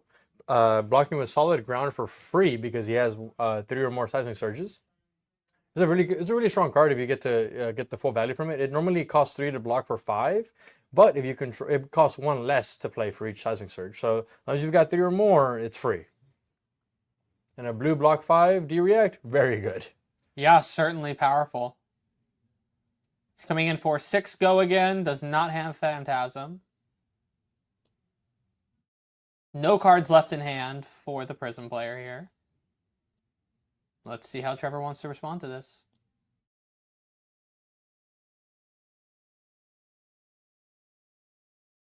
The library's still around.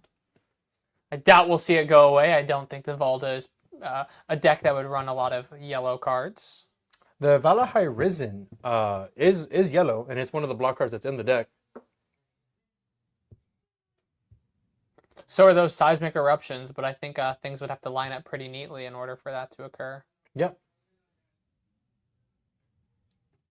And then ending the combat chain here with a Bologna swing, just for 4.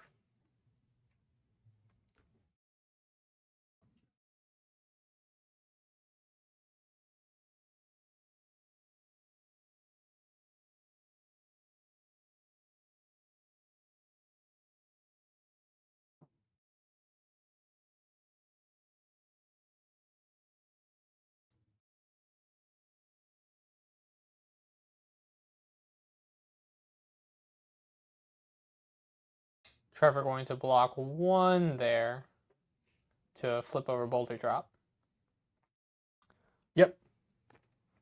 I wonder if Trevor's gonna try and swing into one of the angels, or if he's gonna or if he feels poised to just keep sending attacks into Taylor. Looks like we have another ALS drawn by the Prism. They might not have the resources to cast it this time.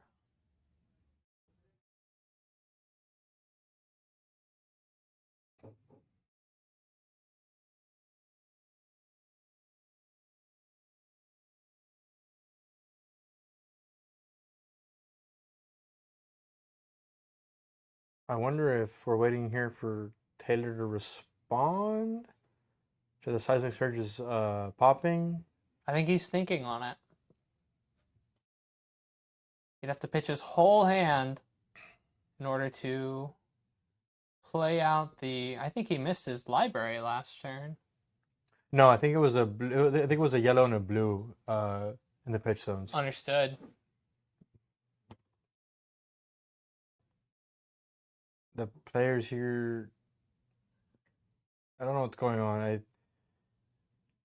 Trevor put some cards back on top of his deck, or I think he maybe accidentally drew up at the end of Taylor's turn.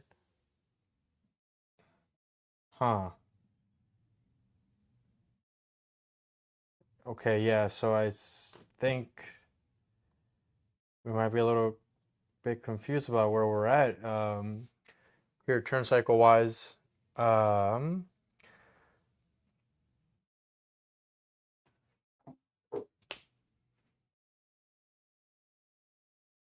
Sorry, guys. We'll be back shortly. It seems that we cut away from the match. We'll be back in a little bit.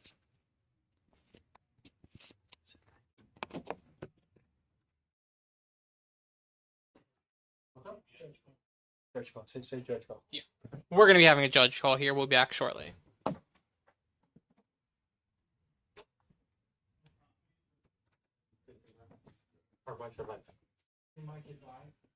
Yeah, we told them.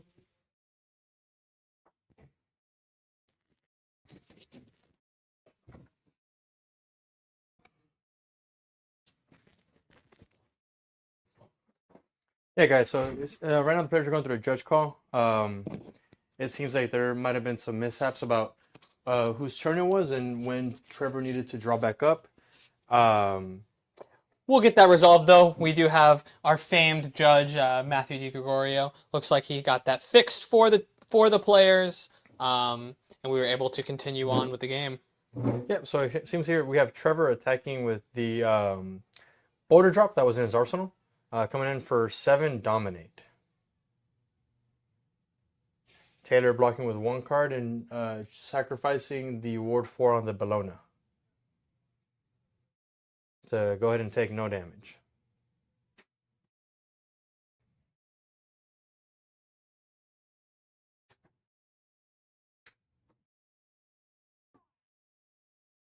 Did you lose?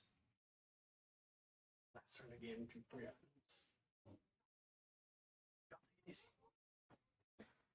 All right, guys. So I think we are, Trevor's moving to Arsenal here, drawing back up. Yeah, losing his ley line because the no damage was done. We're going to see Taylor here now pretty in the hot seat, attacking with Soraya, banishing his last card in Soul, and drawing 2 cards. Still has, notably, that ALS that we saw on hand. Yeah, and kind of having like discipline here to not play it out in response to the seismic surge popping. I think it's really good. Taylor here is definitely in control of the game, even though the life totals are, there's such a huge discrepancy in the life totals. Um, if I were playing this game as Prism, I would feel like I'm in control. Having the Soraya here, along with the library and the multiple Spectra auras, I would feel like the Vada doesn't have a clear wave back into the game, and as long as I don't get cheesed out by any of the big dominate attacks, I should be good to close the game out at some point.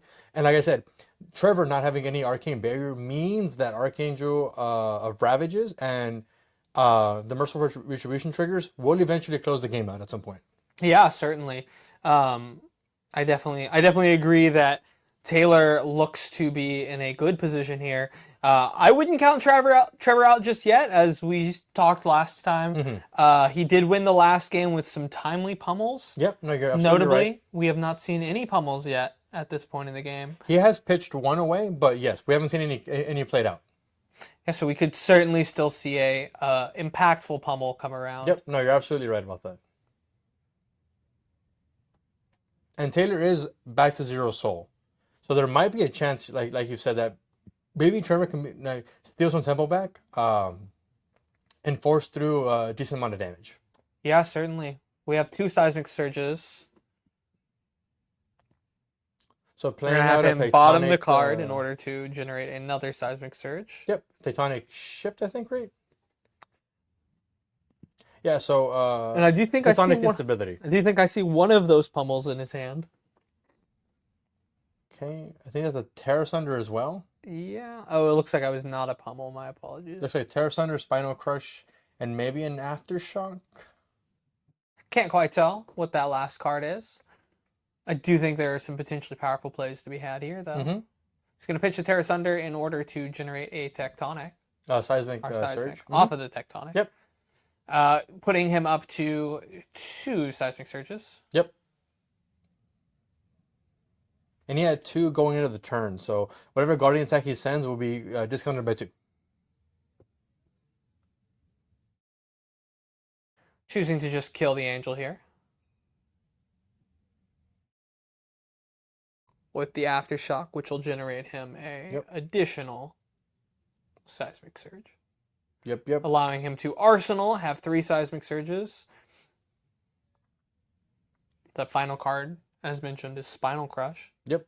Taylor here getting a trigger off of the Genesis, which we both know is incredibly powerful. It's kind of how you get the train rolling to have Prism like cheat on resources with Vestige of Soul and draw more cards, draw better cards, get your soul kind of going. And here we see him pitch the Figment of Ravages to send a Herald of Protection, yellow, for 6 go again, notably with no Phantasm. So with this all in combination with the Intellect 5 that he might be getting every turn from the Library of Solana is kind of how you overwhelm a lot of the mid-rangey decks, especially the Guardians. Notably, Trevor is at 4 seismic surges here, so he can pretty easily block out this whole hand and still send that Spinal Crush in arsenal. He would still need 1 resource. Spinal Crush costs 5. 5. Yeah. I need to learn my Guardian cards. No, you're fine. You're fine. Again, these are 2 classes that I like playing a lot and kind of understanding the macro game plans for both classes. Looks like he'll finally be providing that shield of his. Yeah, the Testament of Valahai. Blocking for 5 here, I believe. The Testament, I think, right now, since he has 4 seismic surges, We'll blocks have for additional. 3. Yep. Oh, sorry, blocks for 2. No, it gets +2, so yeah, blocking for 3 and then 3 off of the headbutt. So blocking for 6 total. Blocking 6 total. And then ending the chain here with another Herald of Protection blue. This one does have Phantasm, though.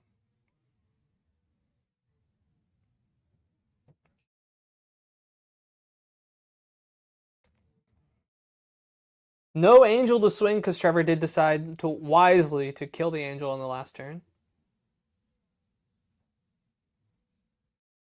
So it looks like he's probably just priced into popping this here and sending 2 cards.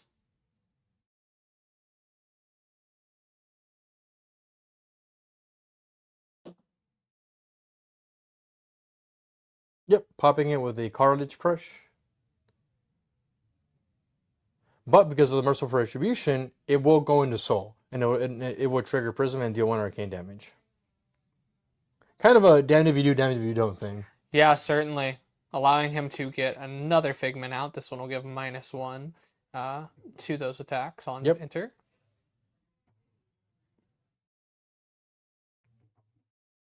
One thing I think to note here is that Taylor has already used that headpiece. While it was a very powerful turn that he used it, it does certainly provide him with less options now with the life totals as they are. Yep, a lot of times we'll see the Prism wait to hold on to that Halo and use it at the last second in order to close out the game. Yeah, for sure.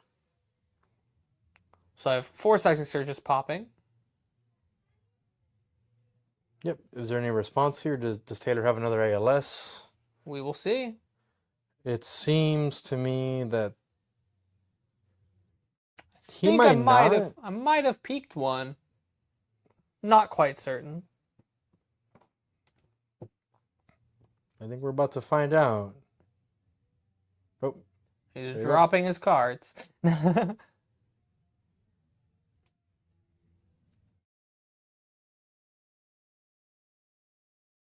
So yeah, it looks like Taylor is not responding to the Seismic Surge or responding to the Tectonic Plating activation.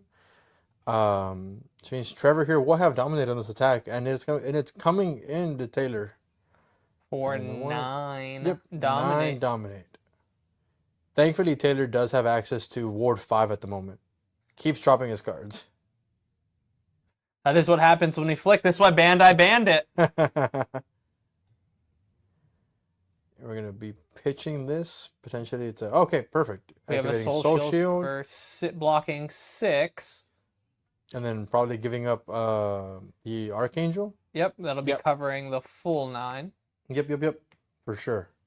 Allowing Trevor to then arsenal that last card in hand. We are 32 to 8. 1 Seismic Surge on Trevor's side generated that turn. Yep. And moving over to Taylor, still with 3 cards left in hand and 1 in arsenal.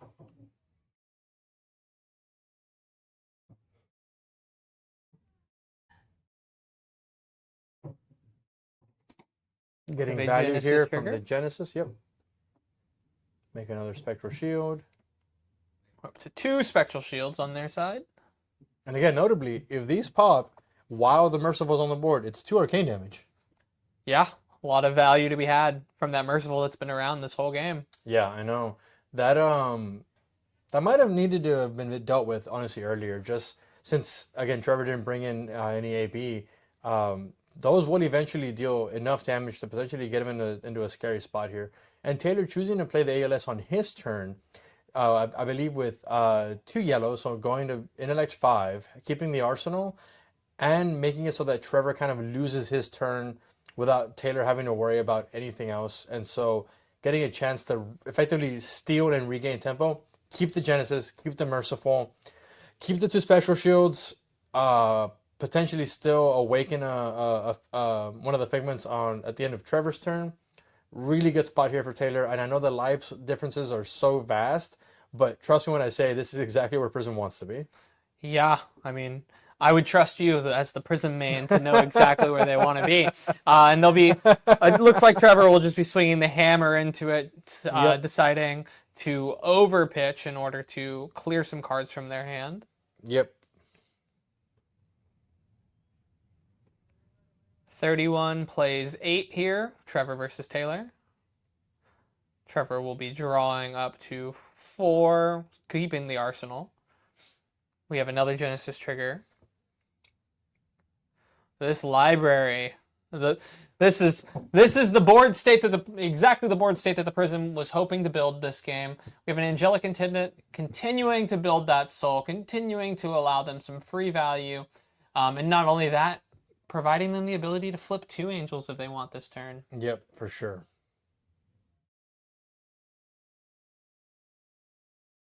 We swinging the Angel of Rebirth. Yep. No, sorry, Angel of Protection. Angel of Protection. Yep, making 2 more Spectral Shields.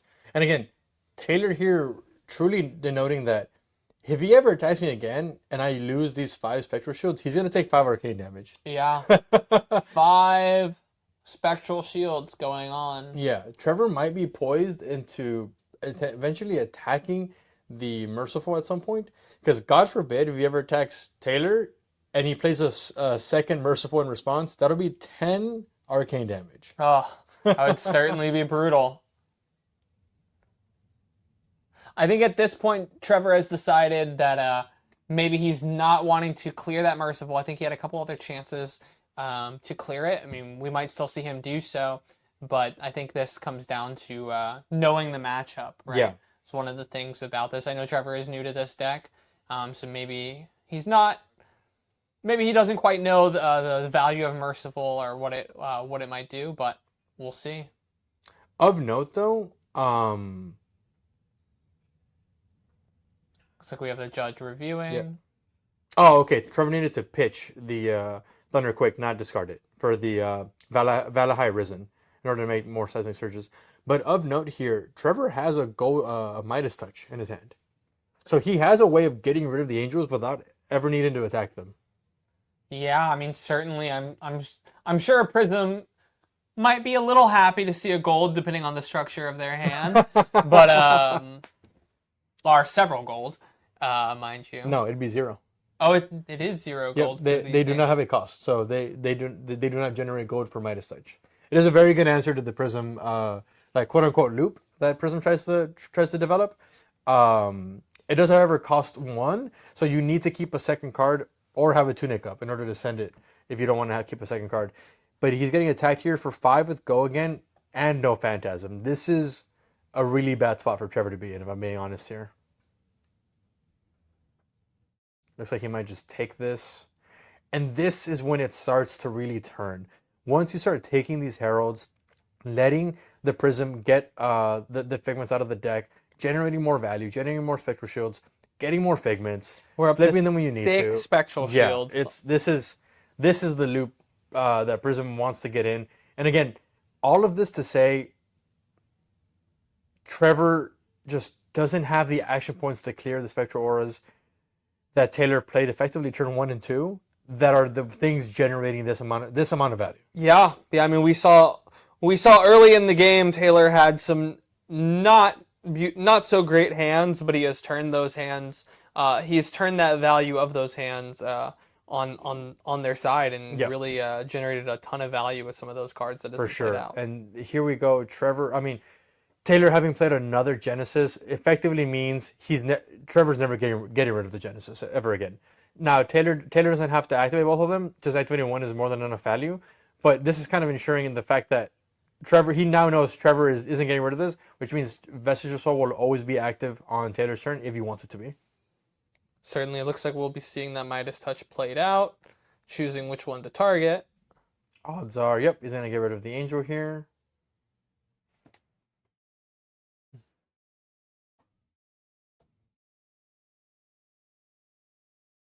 No, yep. Trevor not knowing that he actually gets no gold for this since the flip Figments do not have a cost.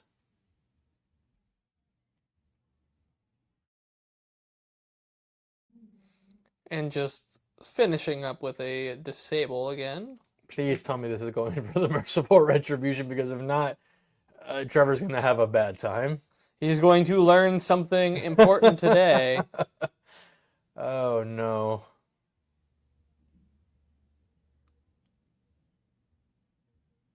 Does he have another Merciful to really punish him? Looks like he might. He's certainly considering pitching 2 cards.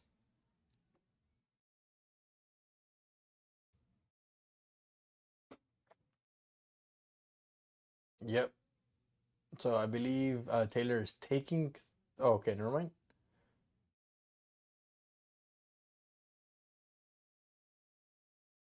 He's thinking really hard about it. Yeah, and again, notably, this is one of our top 8 matches, so there's no time for this match, you know? They have all the time in the world to think. So Taylor taking 3, but then sending 6 back to Trevor. Yeah, certainly not an equal amount of value. Yep, I agree. 19 plays 5 here, Trevor to Taylor.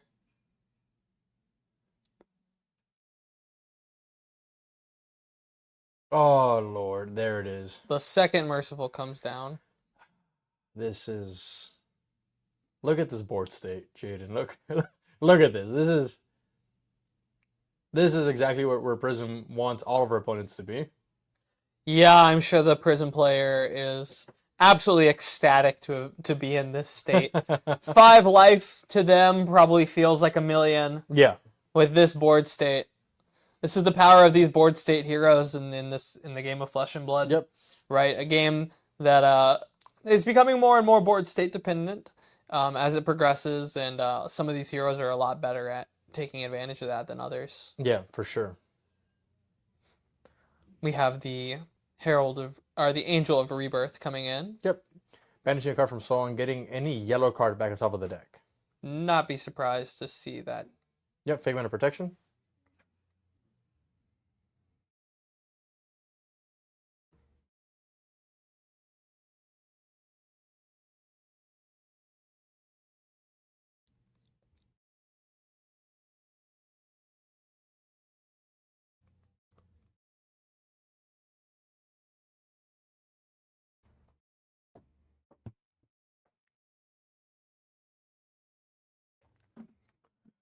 So we've got, so it was Avalon, Archangel Rebirth, 4 go again into 5 go again off of a War Tune Herald Blue that does not have Phantasm, notably.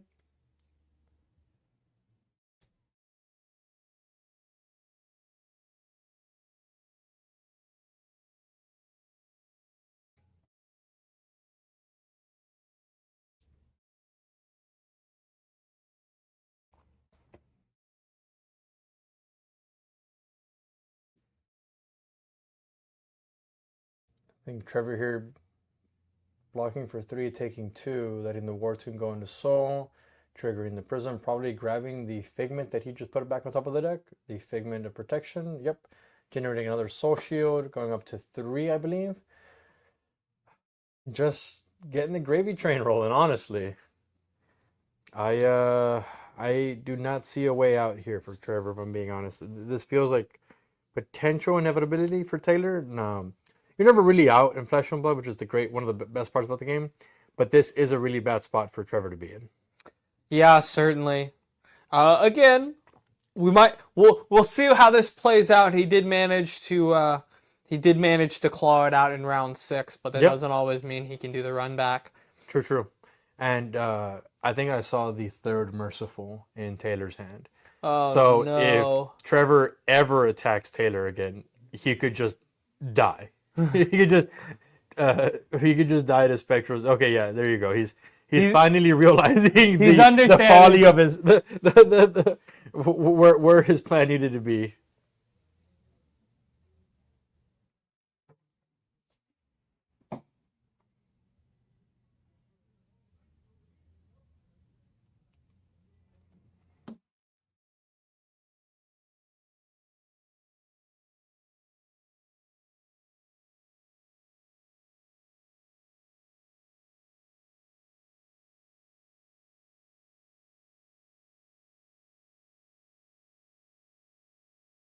Looks like we have a judge call. They're Yeah. trying to figure out if they're able to play out another card in response to the Spectre trigger, I believe. Yeah. Okay, so it looks like Trevor's taking 2 Arcane here off of the Merciful's checking. Then he's going to pitch a blue here, I think, for 4 resources in order to play out the other Merciful. Yep.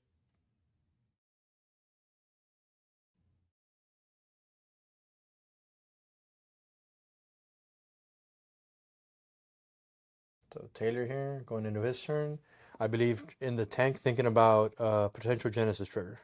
We have 3 cards in hand, 2 Genesis on board, 2 Mercifuls on board, 2 Figments, 1 Angel. Not happy to see this if I am Trevor here. Yeah.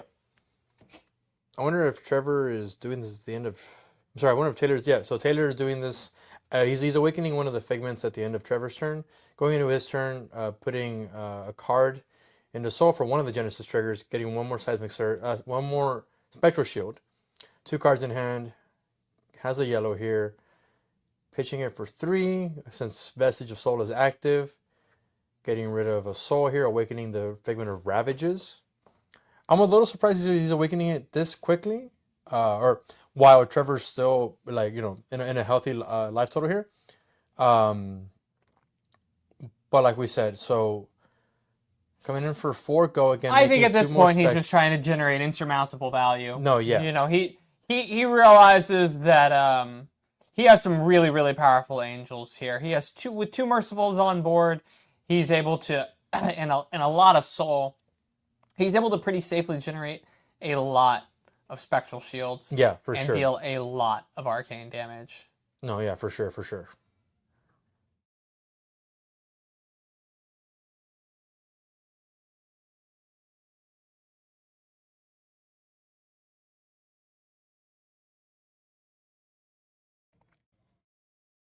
Oh, so Taylor's doing the trick where he's targeting the arcane damage from the Angel Ravagers to himself to pop the spectral shields to deal even more arcane damage to Trevor from the Merciful Retribution triggers. Oh wow, what a beautiful play there. Yeah, this From is Taylor.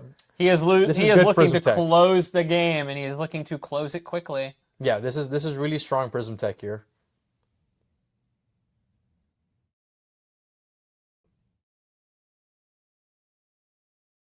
Nine plays 5. He is walking him down. This 5 life feeling like a billion. And let's note, at one point it was 38-8. It was. He managed to Claw it back. he managed to claw back as mentioned, as Prisms like to do. Oh, play another Midas touch here. But this is it. He's pitching a red to do this. This is the only action point Trevor's taking. Yeah, we'll see what he decides to do. I would not be surprised to see him get rid of the protection. But remember, he has the Archangel of Rebirth. If he doesn't get rid of the Rebirth one, he can just get back to Figment. Oh, you're certainly right there. And again, not a Prism main, so Not a Prism. I barely know that. Yeah, of course. Looks like he is choosing protection. Yeah. But again, all these angels really work in tandem with each other and set up such a strong board state for the Prism player that honestly, at some point, it just feels insurmountable. Like that, it just feels like a different way of playing Flesh and Blood. Certainly.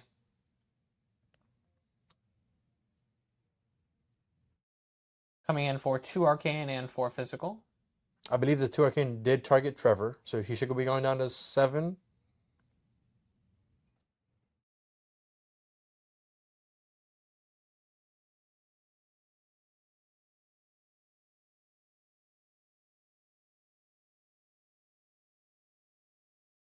Okay, blocking here. Sending Herald of Air. Oh no. Oh no. This is backbreaking. So this is 5 go again, dominate, no phantasm. Trevor's gonna take 2 here. Taylor's gonna draw 2 cards, put in a soul, trigger Prism if he wants to, but I don't think he has any more figments since he drew the last segment in his deck. But just presenting so much evasive damage here. Has the Mercifuls, I do believe this game is probably relatively inevitable. I think it's more than over at this point. Yeah, especially with the no block in hand. Our hero Valda falls. Yeah, going from second place 5-1 to a death here in the top 8. But now we have Prism moving forward, hoping to put some more LL points on Prism before she goes. No, yeah, fantastic game from both players. Really interesting gameplay, and again, the Prism being able to navigate themselves out of that from such a huge life deficit is always great to see. And we will be back, guys, next round for one of our top 4 matches. Thank you.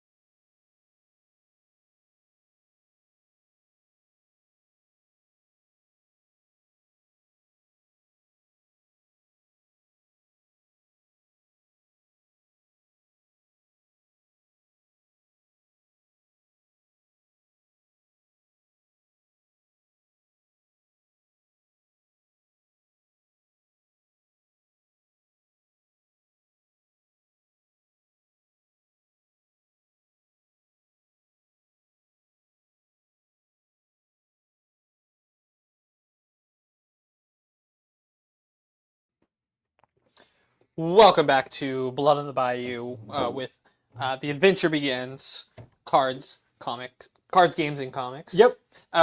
Today we have our top 4 match. We're going to be watching Syndra versus Prism.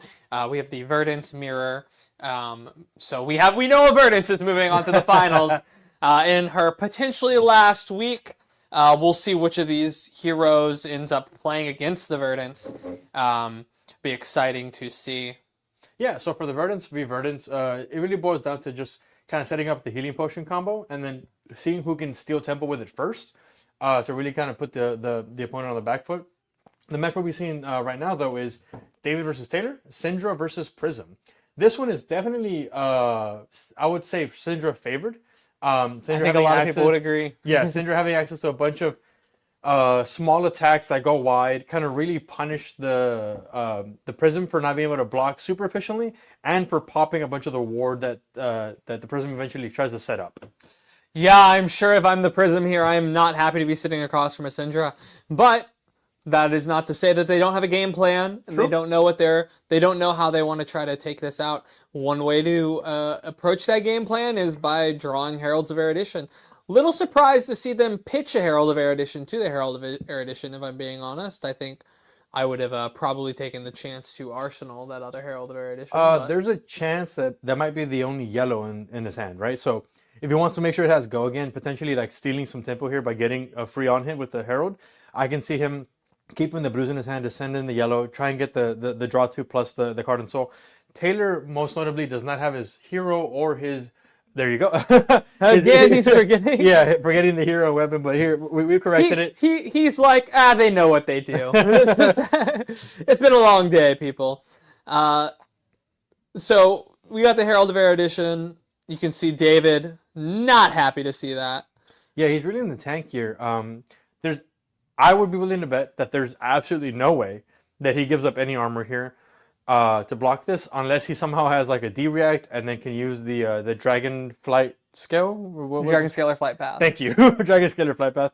Oh, wow. Looks like he's just going to say, here, I'll give you 5 armor. Wow, okay. David really valuing the tempo here. If I'm honest, I'm not that surprised. You know, Really? Okay. As a ninja player, Is that how you would have blocked? I think I would have blocked that. Okay. You don't want to allow them to get the heralds out. Okay, yeah. Or at this stage of the game. Okay. You just do not. You want to try to deny them soul as you can, knowing that in the future turns, the way you're denying soul is by doing damage. Okay, no, fair enough. Again, I don't really play aggressive classes like that, so I'm not super confident in how I would have defended myself there. But I know that as someone who is Prism adjacent, I would have felt pretty good there. The fact that I got to eat 2 armor pieces, eat up the whole hand.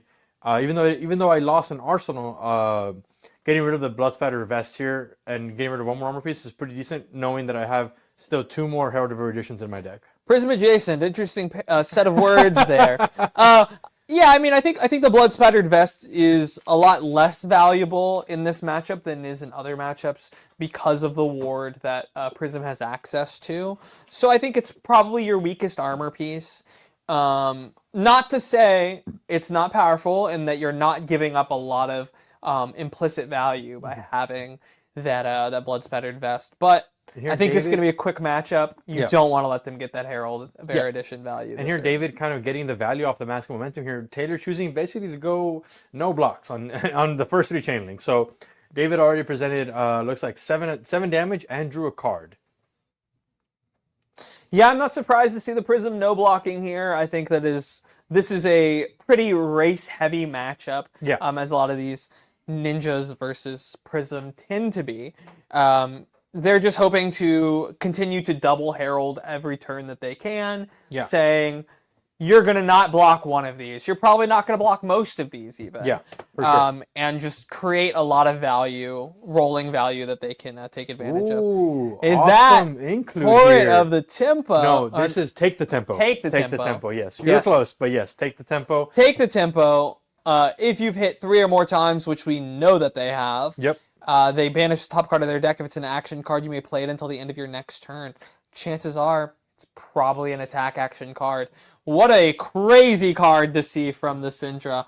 Love to see includes like this. Yeah, so notably this does have to hit, so Taylor kind of has to let it get the trigger off. But if he does, David is going to be setting up an arsenal, 4 cards in hand, and a card in banish that he can play next turn. That's effectively 6 cards to be able to send at Taylor, really punishing him here with a really powerful chain ender. Yeah, and I think if I'm Taylor here, that there's almost no way that I'm taking this. It seems to me that he is. He said, "We ball." Oh wow! What a good one to draw. Oath of loyalty here off the banish. This I will say, I think I saw that his last card in hand was Oath of Loyalty, so not 100% certain on that. So this might actually be maybe one of the worst ones to draw off the top. But that's not to say he can't just play the one from banish. Yeah. And keep one in arsenal. effectively having like a free arsenal, right? Yeah, it's a free. At that point, it ends up being a free arsenal. Beautiful 5-card hand. We see an Ancestral Empowerment being drawn here. You can see he is thinking on his blocks. He's thinking if he wants to deny this angel. You know, I think one of the things that separates a ninja player playing this matchup, a good ninja player playing this matchup, is the willingness to block. Mm-hmm. I think that a lot of people think that this is a matchup that you want to race, but it is, but it isn't. Okay. You want to be able to deny the heralds as much as you can while still presenting at least 2 or 3 chain links on your turns. And I think if you're doing that, you're going to win this game. You're going to win this match every time. Let me ask you this. So, since you're more acquainted with like the ninja stuff, do you ever bring in any poppers in this matchup, or is that not something that's even in your sideboard? So, I typically don't run poppers. Okay. But what I will bring up in these matchups a lot of the times is I'll bring in D-Reacts. Okay. Usually just because I usually have 2 or 3 D-Reacts in my deck.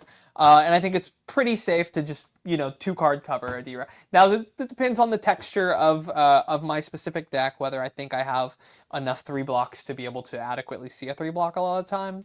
But, just having the availability of D-React and blocking with armor sometimes can be I'm so really confused. What happened here? How did...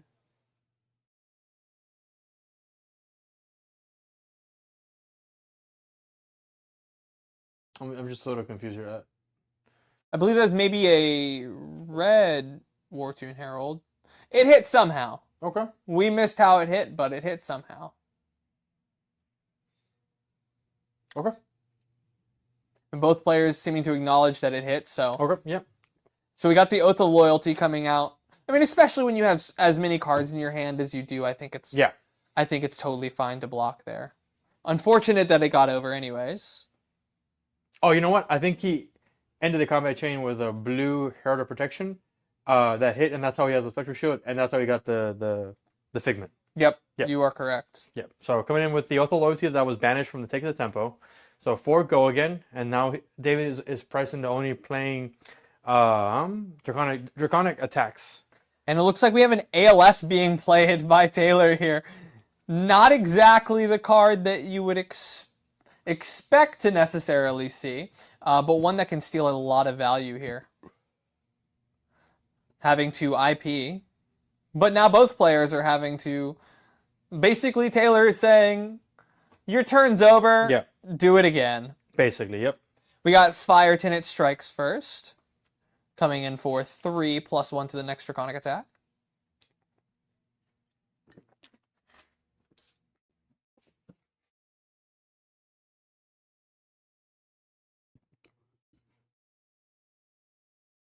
Looks like we have a Halo being activated.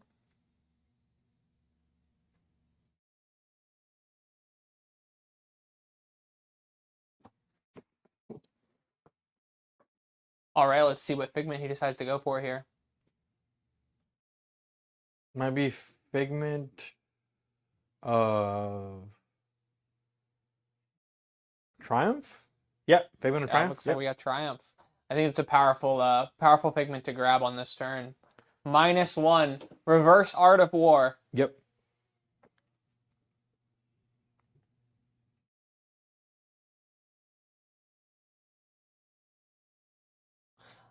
I think Taylor is playing to all of his outs.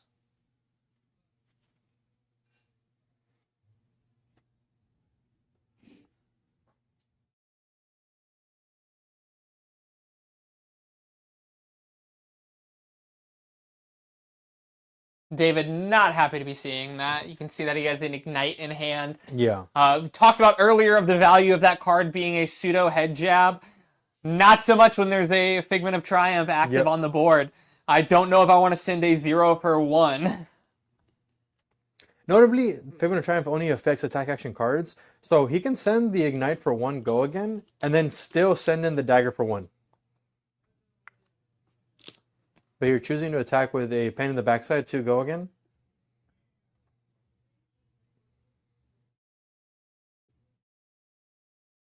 I believe the last card might be...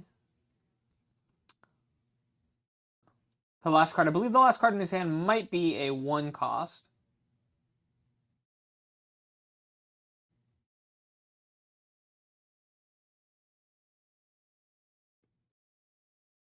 Taylor thinking hard about whether he wants to block this. 35 plays 14. Blocking with the Herald Rare Edition. Yep, so we have the Ignite coming in for 1 go again. Blocking with, Phantasmal Footsteps. 1 go again. For 1 go again.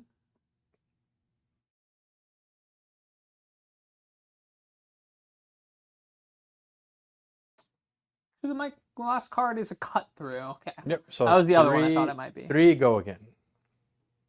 Oh, it should be 3. Because the dagger did hit, so.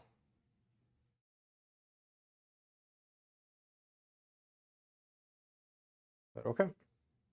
There's not enough Draconic Chain Links in order to bring back the daggers. Certainly not where I'm wanting to be if I am the Syndra. Flipping and attacking with the Angel.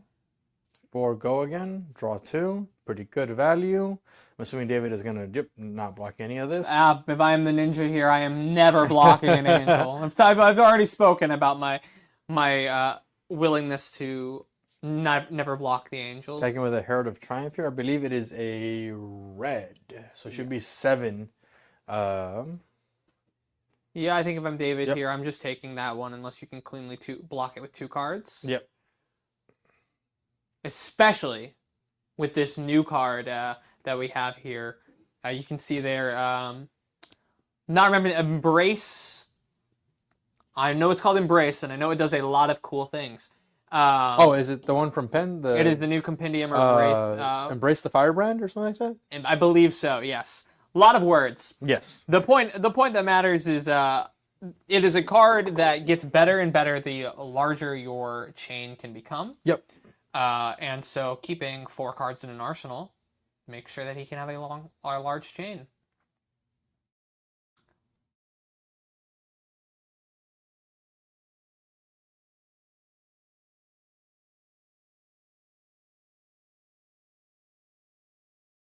Starting off with another Oath of Loyalty. Yep, I believe that was the oath that he had arsenaled earlier in the game. Finally finding... Inflame the Firebrand. Inflame the Firebrand. Yep. Thank you to production. So starting off with that Oath of Loyalty, finally finding a hand where it's valuable to use it. Coming in for 4, go again. And here Taylor sacrificing the Angel of Erudition. Yep. Now coming in for 3, go again off of a Lava Vein Loyalty. Yep. We do still have... I think it's a Hot on Their Heels? On the Heels, yep. Hot on the Heels. For 3, go again. And does this one generate a fealty, or...? This one on hit will mark. Ah, okay, gotcha.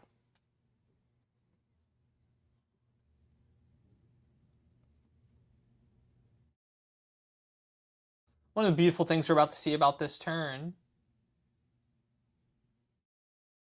Activating Syndra, getting back the daggers. I believe Taylor, like you said, probably should be marked. Yep, when this hits a hero, mark them.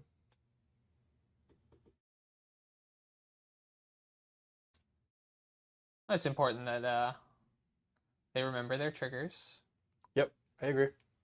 So now, one of the beautiful things about this card is that it's going to turn all of it's going to turn their last card into a Draconic card. We'll have +2 from its own effect as well, and go again. So it's going to be a 4 go again. I heard they banned Brand with Cinderclaw. To be fair, this brand takes a little bit more. Takes a little bit more setup. Yeah, exactly. Takes a little bit more setup, and is certainly not cards that you don't want to see together. Yeah. If Brand and Inflamed existed in CC together, it'd probably be a very powerful deck indeed. Yeah.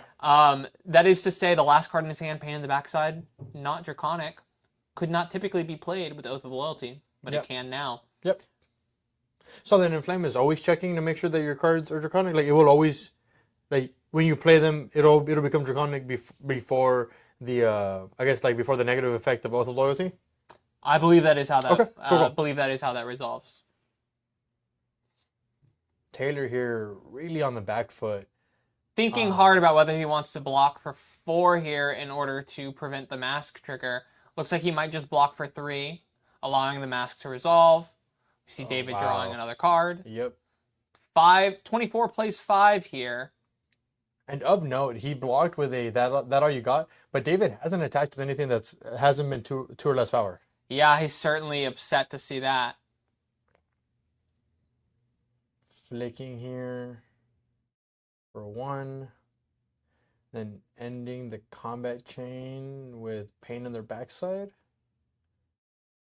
Like you said, being able to get played because of the Inflame the Firebrand. Yep, so this is a 0 for 3, secretly a 0 for 4. Yep. That is your life total as the Prism here. I don't see how Prism comes back from this, if I'm being honest to you. It's a mountain to climb. Oh, he had activated Syndra ability earlier in the turn. Mm-hmm. Okay. We have Ignite in hand, so we're going to see that 2 into 1, most likely. Presenting a lot of combat chains, making it really hard for the Prism. Taylor here has Light of Soul in hand, which means he has 1 less card that can actually block. Well, I mean, he could convert the Light of Soul into an Angel. Choosing instead pitching. Interesting. Oh, okay, pitching a blue here. Blocking 1 with Phantasmal Footsteps, having 2 left over to be able to awaken a Figment if he needs to have Ward 4. Surprised to see this play from him, considering he has the Light of Soul. I'm not sure why he would choose to get rid of one of his 3 blocks, but hey, Taylor certainly knows what he's doing. Yep. The worst part about trying to awaken one of the angels is that you can definitely just get flicked. Yeah. Right? Certainly. And here comes the throw daggers. Yep, coming in for 4 go again with a cut through.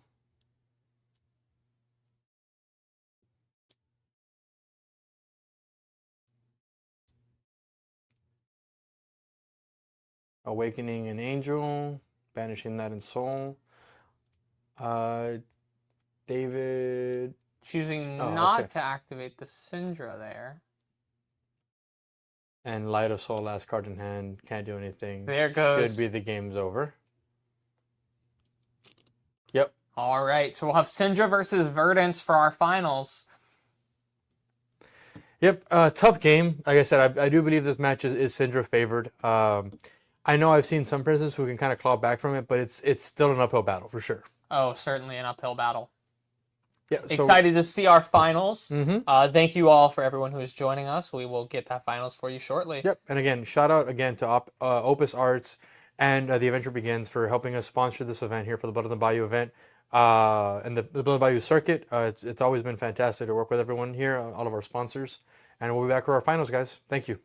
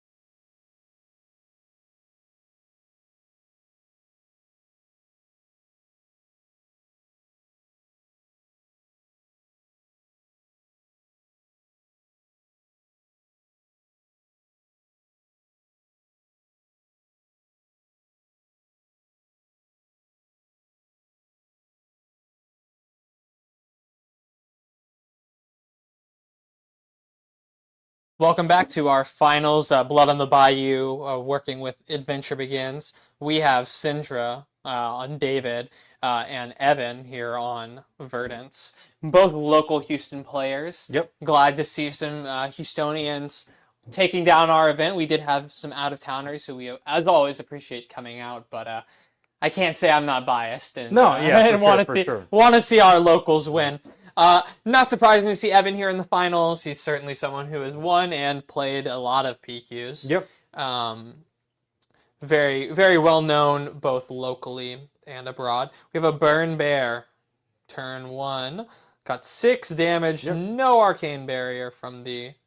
Oh, we just got notably, we do have the Spellvoid 1 from the Claw and Serakai. Going to 5.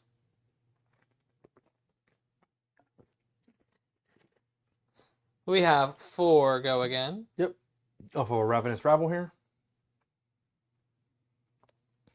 So David here, priced into being obviously the beatdown because he is the Syndra.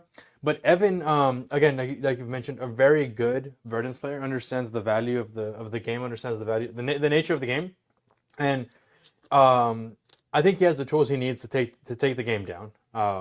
Like you said, yeah, there's still a little bit of an awkward hand for the Syndra. We see 2 Enders, well, one of which is a pretty good arsenal there in the Blood. Yeah, Art of Dragon Blood. Very good card to arsenal in order to just get good value. Looks like he's just going to choose to end on it though, thinking his Lava Burst would be better on a future turn. Yep.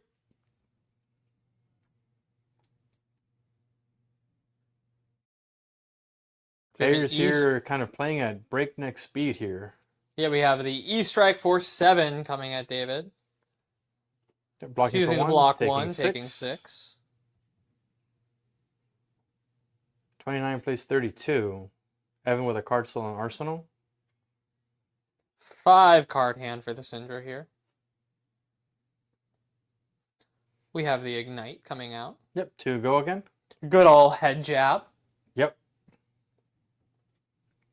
And 2-1 go again.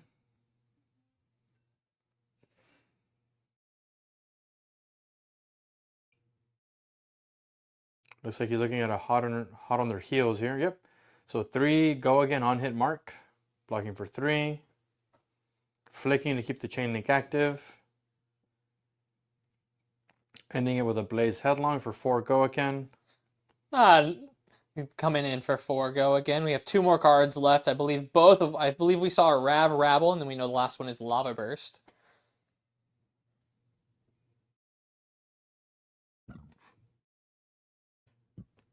Having to block with his chest piece here. Yep. Rabble 4 go again. 4. We didn't see the top card yet before you said 4. But it was always going to be a red. And we have the Lava Burst for 5 as the ender here. Yeah, Evan here, yeah, just poised into taking this damage. This is a pretty explosive game so far for David here. Buying back the Claw and Serakai before the combat chain closed. Another E-Strike Evan for just 7. another E-Strike for 7. Likely being just taken by David here, odds are going to go to 22. Yep.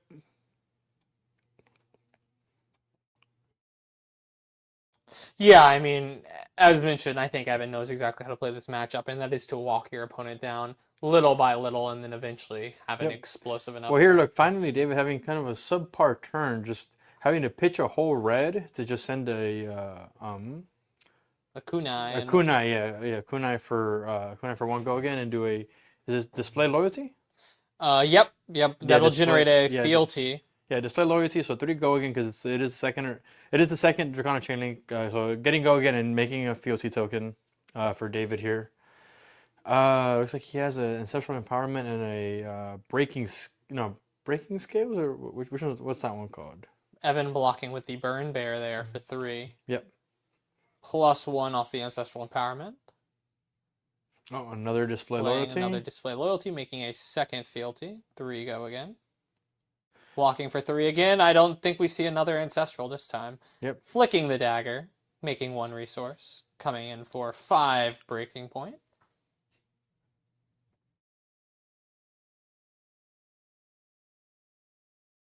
thinking on the 5 breaking point. Yep, here comes the breaking point. Breaking point coming in for one. Or One for for five. 5. On Destroy hit, that destroy Arsenal. Yep. Evan thinking on his hand how he wants to handle this. He has the Elemental Strike. Gonna looks like he might just throw Providence down. Might block the full 5. Might just Providence and go up to a 3-card hand. We'll see what he does.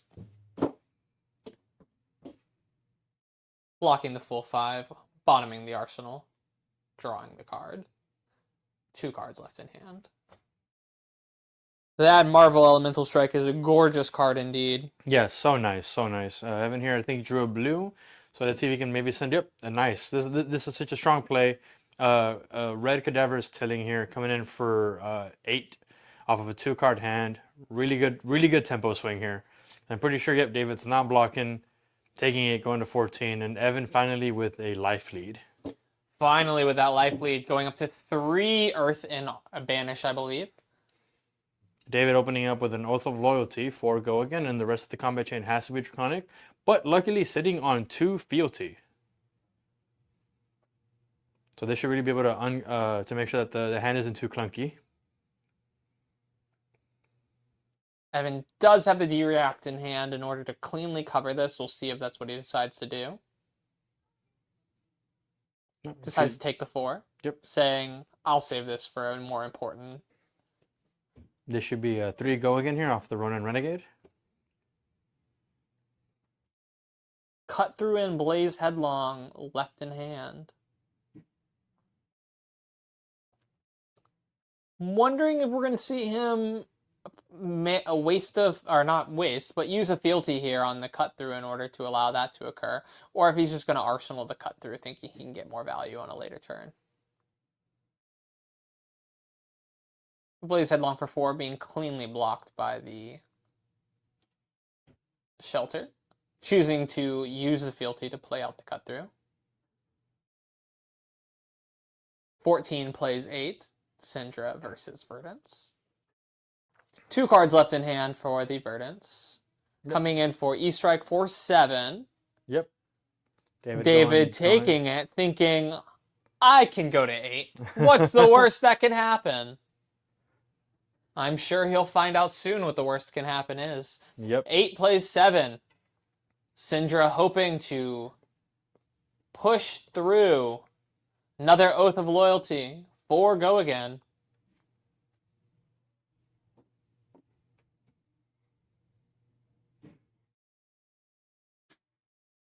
If I'm Evan here, I know I just need to stay alive long enough to find my Burn Bear. Yep. And just get him dead. Yep. Sink below, searching, finding, not the Burn Bear. We do see a Felling of the Ground in hand. And a Plow under, which I think he'll end up just blocking with. I agree.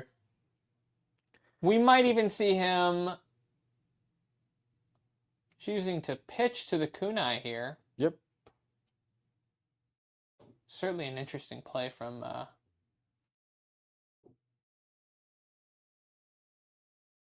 thinking that they don't want to continue to get value out of the cards in hand and be able to go as wide as possible.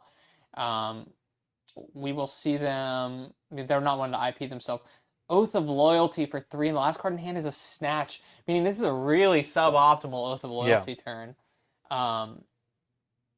Choosing to just pitch, or they generated a resource off of the chess piece, allowing them to swing that final dagger. Mm-hmm. 7 plays 4. And I'm pretty sure Evan's about to send the big old Felling of the Crown. We have the Felling of the Crown. This. Never mind. Plow under. Sending. Oh, okay. Sending Plow under.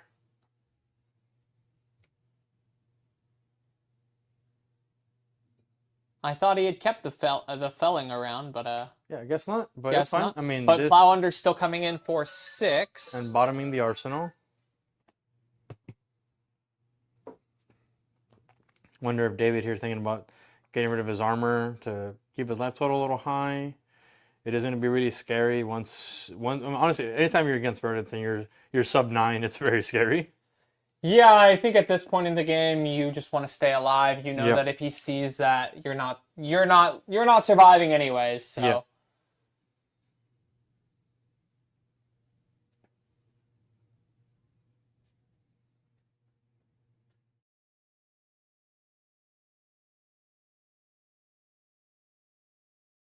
thinking on his final block.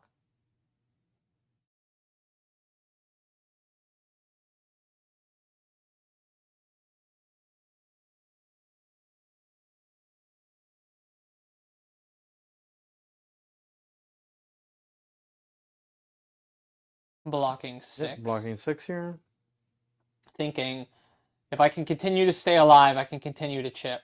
Oh, but it looks like that's going to be it. I see a burn bear in hand. I'll light up the leaves. There is no way our Syndra survives this. Yep. Evan's still choosing to block here, just to get all the options out of David, making sure that there's nothing kind of tricky going on here. Certainly. David coming in for 2 instead of choosing to Arsenal the card. Yep, and there we go. Evan Storm says, Striders. okay, Yep. you're dead. Light up the leaves. Waning Moon coming in for 9. Yep, and that'll And close there's out the game. Thank you again to everyone for coming out and watching Yep. Blood on the Bayou, sponsored by Adventure Begins. Thank you again to Opus Arts for supplying your beautiful Gold Kiss Rum tokens, as well as the beautiful Cold Foil Rune Chants for Yep. our last circuit. Yeah, for our last Age event. Our last event, event 1 of the circuit. So this is event 2 of the circuit. As a reminder, we do have 4 more events. Evan winning this event is going to get him 15 of those circuit points. Yep, for sure. Bringing him quite a bit high up on that leaderboard. Absolutely, and honestly, great games played by everyone today. It was fantastic casting all of these games. I think my personal favorite though was still Micah versus Dave in that Victor versus Huntsman match. Yeah, it was fascinating to watch the Victor win through fatigue after all 3 hunted resolves. Yep. As well as one of them getting the remembrance. I would have never thought that would have ended with a Victor being fatigued. I agree. But yeah, hey, thanks guys so much for tuning in and catching all the games. And we will see you guys next time. Thank you so much. Bye, everyone.